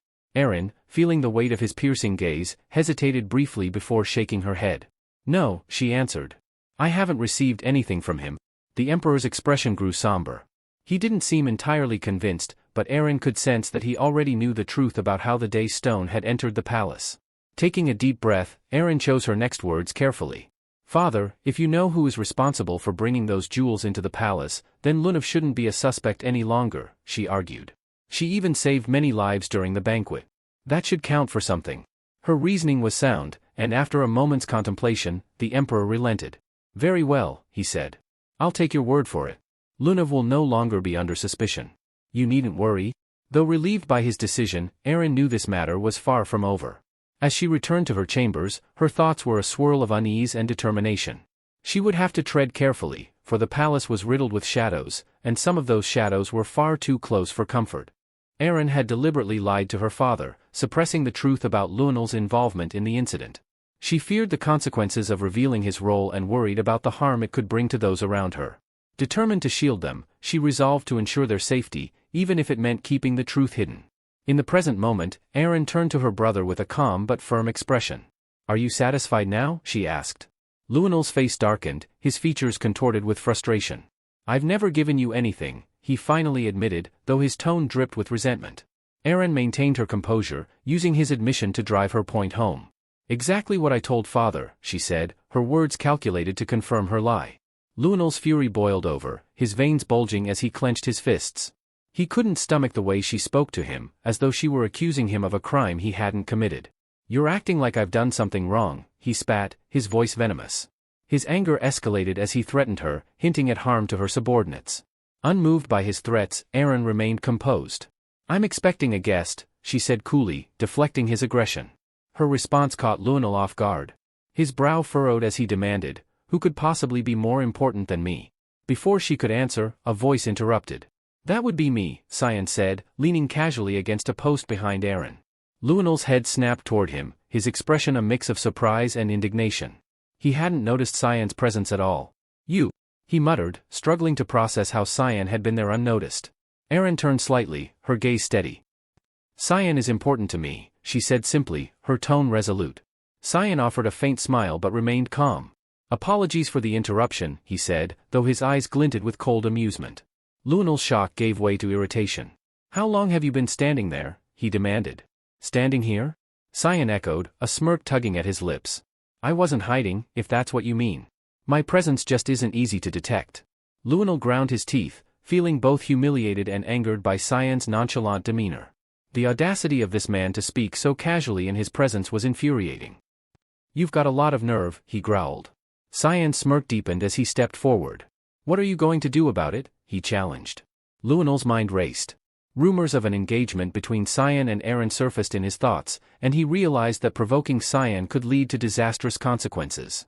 Cyan wasn't just the son of his father's trusted ally, there was also something unsettling about him, something Lunal couldn't quite place. He recalled a conversation with Ashel, where he had voiced his desire to remove Aaron from the throne. Ashel had cryptically mentioned that Cyan was hiding something significant, something that irked him to no end. Now, standing face-to-face with Cyan, Lunal understood what Ashel had meant. Cyan exuded an aura of quiet menace, a subtle but undeniable intimidation that set him apart. Lunal's glare lingered on Cyan, but he ultimately backed down, forcing a strained smile. It seems there was a misunderstanding, he said with false cheer, retreating toward the door. I'll take my leave now. As he exited, Cyan's sharp gaze followed him, and his thoughts drifted to Luenel's infamous reputation as the insane emperor. In this moment, however, Cyan found him less unhinged than he had been in Cyan's past life. Luenel turned to Leximus as he passed, offering a curt apology. "I shouldn't have acted so rashly." Leximus, though still wary, nodded. "It's fine," she replied softly. "I apologize as well if I came across as rude." With that, Luenel left, his mind spinning with frustration and unresolved tension. Cyan, meanwhile, stood at Aaron's side, his presence both reassuring and formidable. Luenel shot a sharp glare at Leximus before leaving, his voice laced with venom as he warned her to watch out. The tension in the room dissipated slightly once he was gone, and Leximus exhaled deeply, visibly relieved. "That guy's a real piece of work," she muttered under her breath. She turned to Cyan, offering her gratitude. "Thanks for stepping in back there." Cyan gave a casual shrug. "I didn't do much," he replied nonchalantly. His gaze shifted toward Aaron. The one who really did the heavy lifting was Princess Aaron. Aaron's cheeks flushed at his compliment, and she hastily tried to deny it. "I didn't do anything special," she stammered, clearly flustered. Her words faltered, however, when Cyan, without warning, sat down beside her. "My legs were getting tired from standing," he explained, leaning back slightly. "Mind if I sit here?" Aaron, her face now as red as a ripe tomato, quickly shook her head. "It's fine," she managed to say, though her voice betrayed her nervousness. Leximus observed the interaction with a faint smirk, thinking to herself how clueless Cyan could be at times. He seemed entirely unaware of the effect he was having on Aaron. Cyan broke the silence, glancing at Aaron with an amused expression. "I'm impressed you held your ground against him. Not everyone can do that with someone like Luenel." Aaron fumbled for a response but was clearly too flustered to form coherent words. Meanwhile, Cyan stood up and began making his way toward the door. "Now that we've convinced Luenel that we're together, he'll think twice before targeting you," he said, offering a brief wave. "Take care." Aaron, still flustered, saw him off at the door, though her thoughts were a mix of embarrassment and frustration. How can he be so clueless, she wondered. Does he really think he can just swoop in, do what needs to be done, and leave like that? Elsewhere in the palace, Ashel found himself backed against a wall, a hand slamming forcefully beside his face. Luenel stood before him, his face a storm of fury. "How do you plan to fix this mess?" Luenel bellowed, his voice echoing through the corridor. "You swore your plan was flawless, and now look where we are. The people we wanted to get rid of are alive, and I've lost Father's trust because of you." Ashel, unfazed by Luenel's tirade, glared back at him but remained silent. Luenel's anger only escalated. "This is a disaster," he shouted. "I was supposed to be the savior of the damned Ushif Empire, and now everything's falling apart because of your incompetence." Before the argument could escalate further, a calm voice interrupted. "There was some progress made, Your Highness." Luenel turned sharply to face the newcomer. "Who the hell are you?" he demanded. The man gave a polite bow. "Boris Lelm, at your service," he introduced himself respectfully. Luenel's irritation did not abate. "Where have you been all this time?" he snapped. Boris remained composed. "I was carrying out an order from Lord Ashel," he explained. Ashel, his frustration evident, pressed Boris for more details. "Emily disappeared," he said bluntly. "How exactly do you define this as progress?" Boris gave a small, knowing smile. "We've been underestimating the people surrounding Princess Aaron," he said, holding up a small mana crystal. Luenel's skepticism was evident as he asked sarcastically, "And how is that supposed to help us?" Boris held up the crystal, its surface gradually becoming clouded with a dark mist. "This crystal contains traces of mana used during the recent battle," he explained. "Most of it is ordinary, but this mist? It's incredibly rare and deeply sinister. A power like this could be considered not just dark, but outright malevolent." Both Luenel and Ashel stared at the crystal in silence, its ominous aura raising more questions than answers. Boris revealed the grim truth as he examined the dark mist swirling within the mana crystal. "This isn't ordinary mana," he stated, his tone laced with gravity. "It belongs to the demonic sword. This means one of Princess Aaron's allies is in possession of that forbidden weapon." Meanwhile, in a hidden sanctuary far removed from the palace's chaos, an unusual feast was underway. A large, segmented centipede lay on a plate, its shiny carapace reflecting the dim light. Brian's face turned ghostly pale at the sight. He had expected crab stew but instead was presented with this monstrosity. He couldn't fathom how Cyan and Nana could eat it without batting an eye. Emily smiled warmly as she watched Nana devour the dish with enthusiasm. "Slow down, Nana," she teased gently, clearly pleased by the sight of someone enjoying her cooking. Brian, on the other hand, sat frozen, his expression a mix of disbelief and dread. His eyes widened in horror when he noticed something on the plate twitch slightly. Is it moving? He thought, his stomach twisting. His doubts about Emily's culinary prowess solidified, and he mentally swore off her cooking. A few moments later, Cyan pushed his plate aside and stood. I'm full, he announced, his tone as casual as ever. Emily, not one to let a guest leave the table hungry, encouraged him to eat more. You should have another helping, she suggested cheerfully. Cyan shook his head. I appreciate it, but I really can't stay long, he explained. Ashel might notice if I'm gone too long. I just came to check on you all. His voice softened as he added, it's still not safe for you to return. If you need anything, just send Brian. I also have people keeping watch, so you'll be safe here for now. He turned to leave, but Emily called after him, her tone warm and sincere. Don't forget to come back soon. I will, Cyan assured her with a small smile. He glanced briefly at Brian and added, take care of them. Brian stared at Cyan, his expression blank but his thoughts clear. Please, anything but this food. It was a moment of silent desperation that Cyan completely missed. As Cyan exited the room, he caught the sound of someone muttering, what a lovely family. The sentiment hung in the air only briefly before Cyan was confronted by a cloaked figure waiting for him in the shadows. It was Sarika. Her eyes burned with suspicion as she stepped forward. You need to explain yourself, Cyan Vert, she demanded, her voice sharp and unyielding.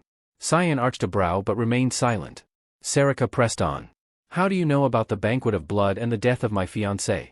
You're not supposed to have that kind of knowledge. Everything you've done, it's as if you already know what's going to happen. Her tone turned icy. I'm warning you. Depending on your answer, I may have no choice but to see you as an enemy. Her words carried a weight that even Cyan couldn't ignore. He stared at her calmly as she added, who exactly are you, Cyan Vert? How do you know about the banquet of blood, about Drennan's fate? And don't try to evade, no one but me knew he was my fiancé. Cyan's expression didn't waver. His voice was steady as he replied, does it really matter?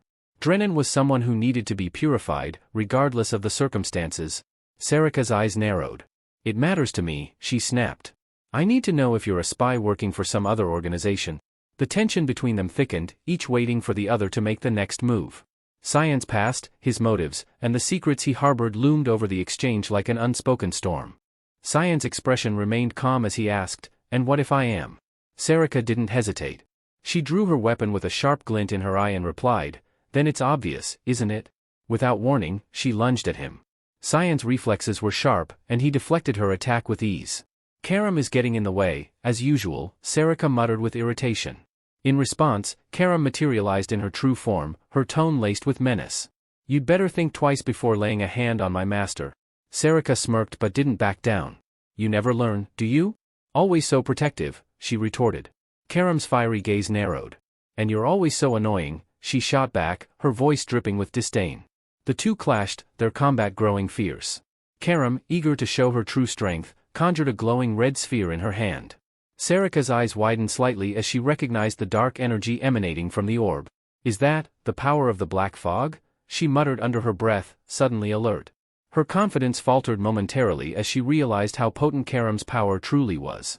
If that thing hits me or even grazes me, I'm done for, Sarika thought grimly.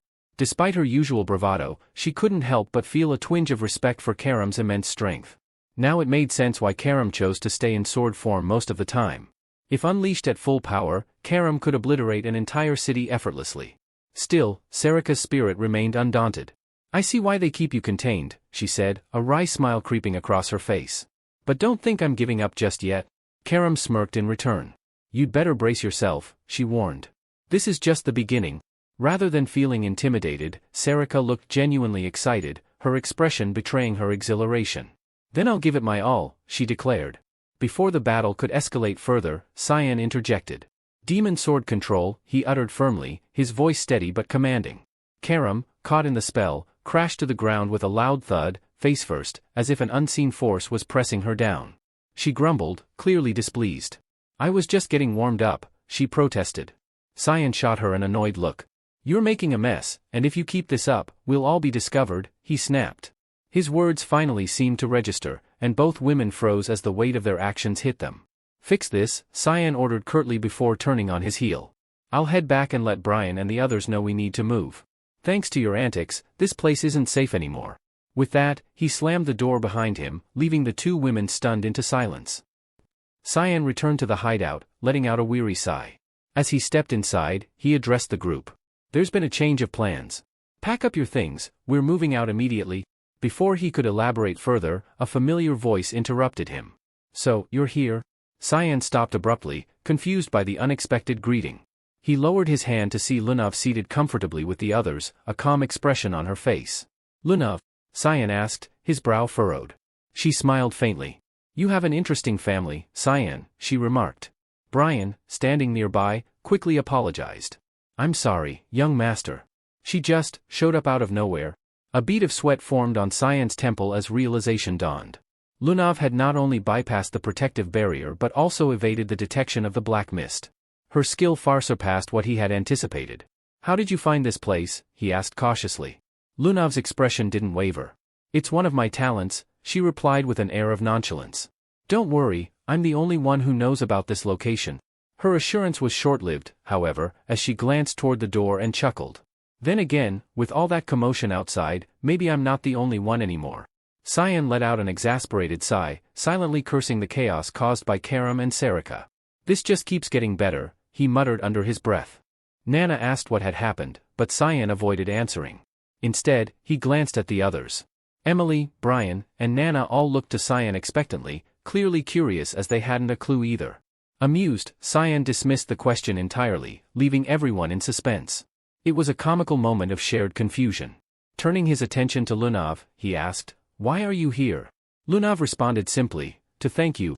Cyan frowned slightly. For what exactly? You already know, Lunav replied cryptically. Then, without hesitation, she added, That day, when you came into me. The room fell silent. Both Emily and Brian immediately shot Cyan judging looks, their expressions a mix of shock and disapproval. Nana, however, seemed completely oblivious to the underlying insinuation. Cyan, on the other hand, felt a wave of awkwardness wash over him as he recalled the event she was referring to. Back then, he had thought Lunav was unconscious when he transferred his mana to her during an emergency. As if to demonstrate her gratitude, Lunav conjured wind in one hand and fire in the other, effortlessly blending the two elements together. She explained with pride, I can use all elements of magic, combining or altering them at will. I can even track specific individuals through their mana. It's a gift from my grandfather.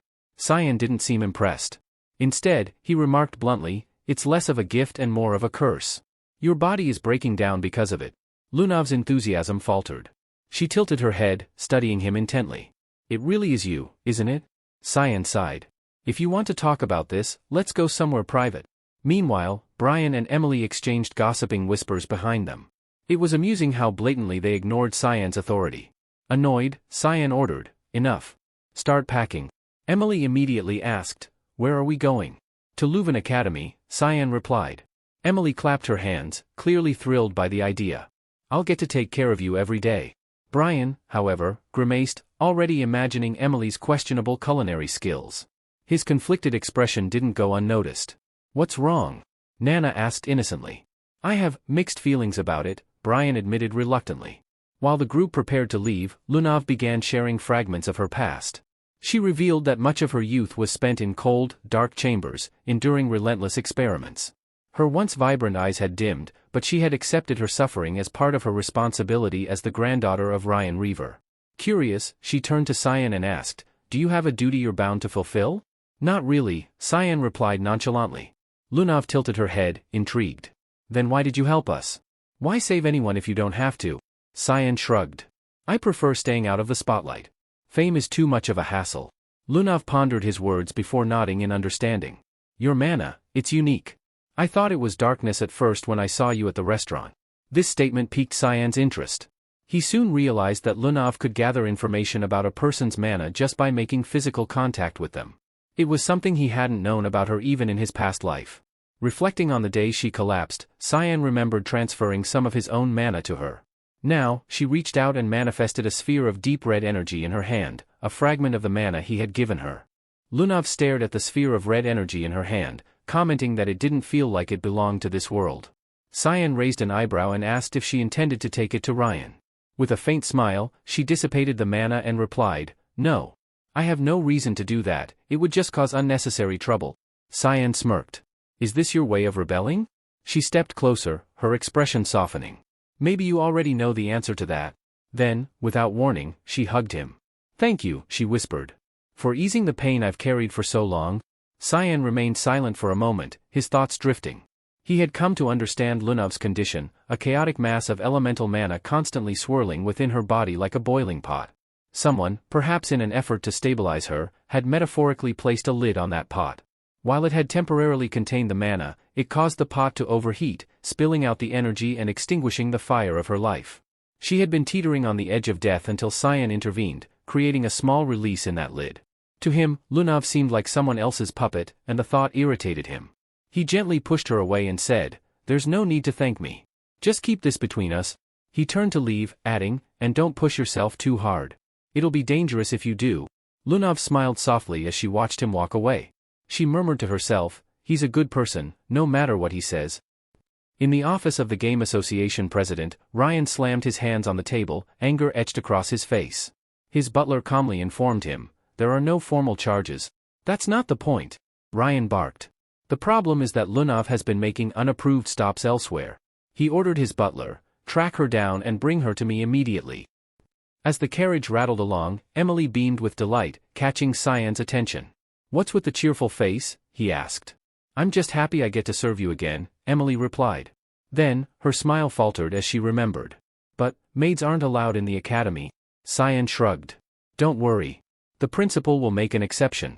Upon arriving at the academy, the principal greeted them with a firm refusal. "Absolutely not," he said, crossing his arms. Cyan raised an eyebrow.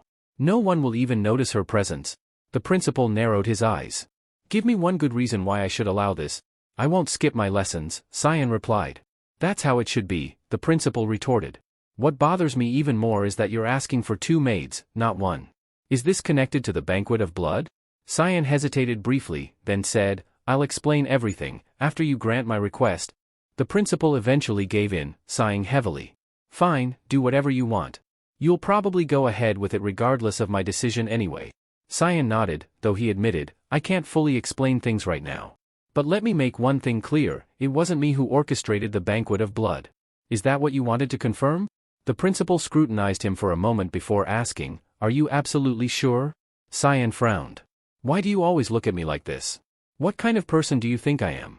The principal avoided the question entirely, instead advising, "Just make sure you don't skip your lessons." In the end, their conversation went relatively smoothly. However, Cyan couldn't help but wonder how the principal, Kundal, would react if he learned that the true mastermind behind the banquet of blood was his own grandson. Based on what Cyan knew, it couldn't have been Lunel himself, he wasn't meticulous enough. It was far more likely that Ashel had planned everything, and Boris had executed it, as they always operated as a team. When Cyan returned to his room, he was greeted by an unusual sight, a man doing push-ups outside his door. Seth was already well past his 1000th repetition. Noticing Cyan, Seth stood up and grinned. "Hey, let's spar." Cyan didn't even acknowledge the invitation, brushing past him and entering his room. Undeterred, Seth shrugged and muttered, "Next time, then," before resuming his workout. Inside the room, Cyan froze. Lying on the floor in a puddle of dark liquid was Brian, pale as a ghost. Cyan briefly wondered if he was dead. Before he could investigate further, Emily entered the room, munching on something unidentifiable. "What happened to him?" Cyan demanded. Emily tilted her head innocently. "No idea. He just collapsed after eating the cookies I baked for you." She held out a plate of what she called cookies, though they looked more like something dug up from a swamp. Cyan grimaced. "Never cook for Brian again." "Why not?" Emily pouted. "Just don't," Cyan insisted, sitting down with a sigh. He already had enough to worry about without adding Brian's potential poisoning to the list. He glanced at the table and noticed an envelope sitting there. Picking it up, he asked, "Where did this come from?" "Brian got it, but he didn't say much else," Emily replied, still sulking. The letter was from Lunav. Cyan was about to open it when someone suddenly called his name. Turning to see who it was, he was surprised. "Lunav? How did you get here?" Emily quickly stepped in front of him, her protective instincts kicking in. "Who are you, and what do you want?" "It's me," Lunav said calmly. I ran away from home." Elsewhere, in the city sewers, 2 robed figures made their way through the damp and narrow passages. "The guards from the Garam Association will be here soon," one of them muttered. "Don't worry," the other responded. "I've already handled that." One of the figures was an elderly man wearing glasses. He glanced at his companion and said cautiously, "Remember, this is the only way to stop Ryan Rainreaver." The other figure, a woman, scoffed. You're worried I'll feel guilty, aren't you? I have to consider that possibility, the man admitted. You were once my student, after all? The woman, who was none other than Nella Aronis, an instructor at Lewin Academy, shook her head firmly. Don't mistake me for a fool. I'm not foolish enough to pity that monster. The man nodded solemnly. It's good to see your resolve, he said before Nella turned to leave. Her destination was set, she needed to act quickly, as their colleagues had already located Lunav. The man bowed slightly, murmuring, "Glory to the Garam kingdom."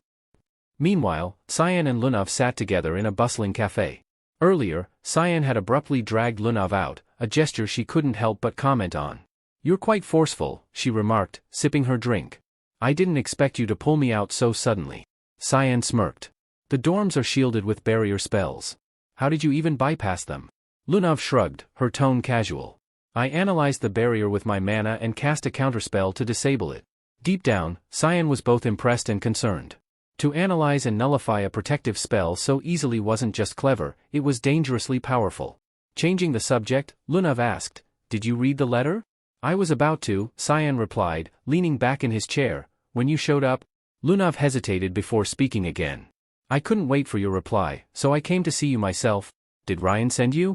Cyan's voice turned cold, his gaze narrowing. Lunav faltered, clearly caught off guard.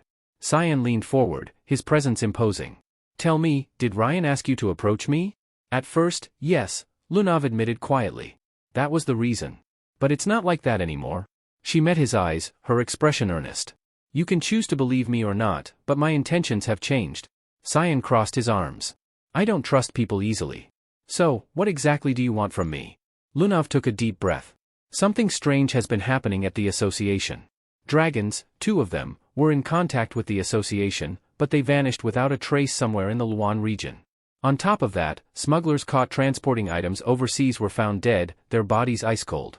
All of these events, they seem to connect back to you. Her gaze turned sharper, more certain. I wasn't sure at first. But now I am. You're involved in some way, aren't you? Cyan frowned. He hadn't known about the dragons or their connection to the association. And what are you planning to do about it? Lunav's expression softened, and for the first time, she looked vulnerable. I won't have the time to figure it out. My body, it's beyond repair. I probably have 3 years left, at most. That's assuming nothing else happens to me before then. Her words caught Cyan off guard, though he masked it well. 3 years? Thanks to me, I assume. She nodded. Yes. Your intervention helped stabilize me, but I know my condition is terminal. I've accepted it. Cyan stared at her, his frustration growing. You're awfully casual about dying. Doesn't it bother you at all?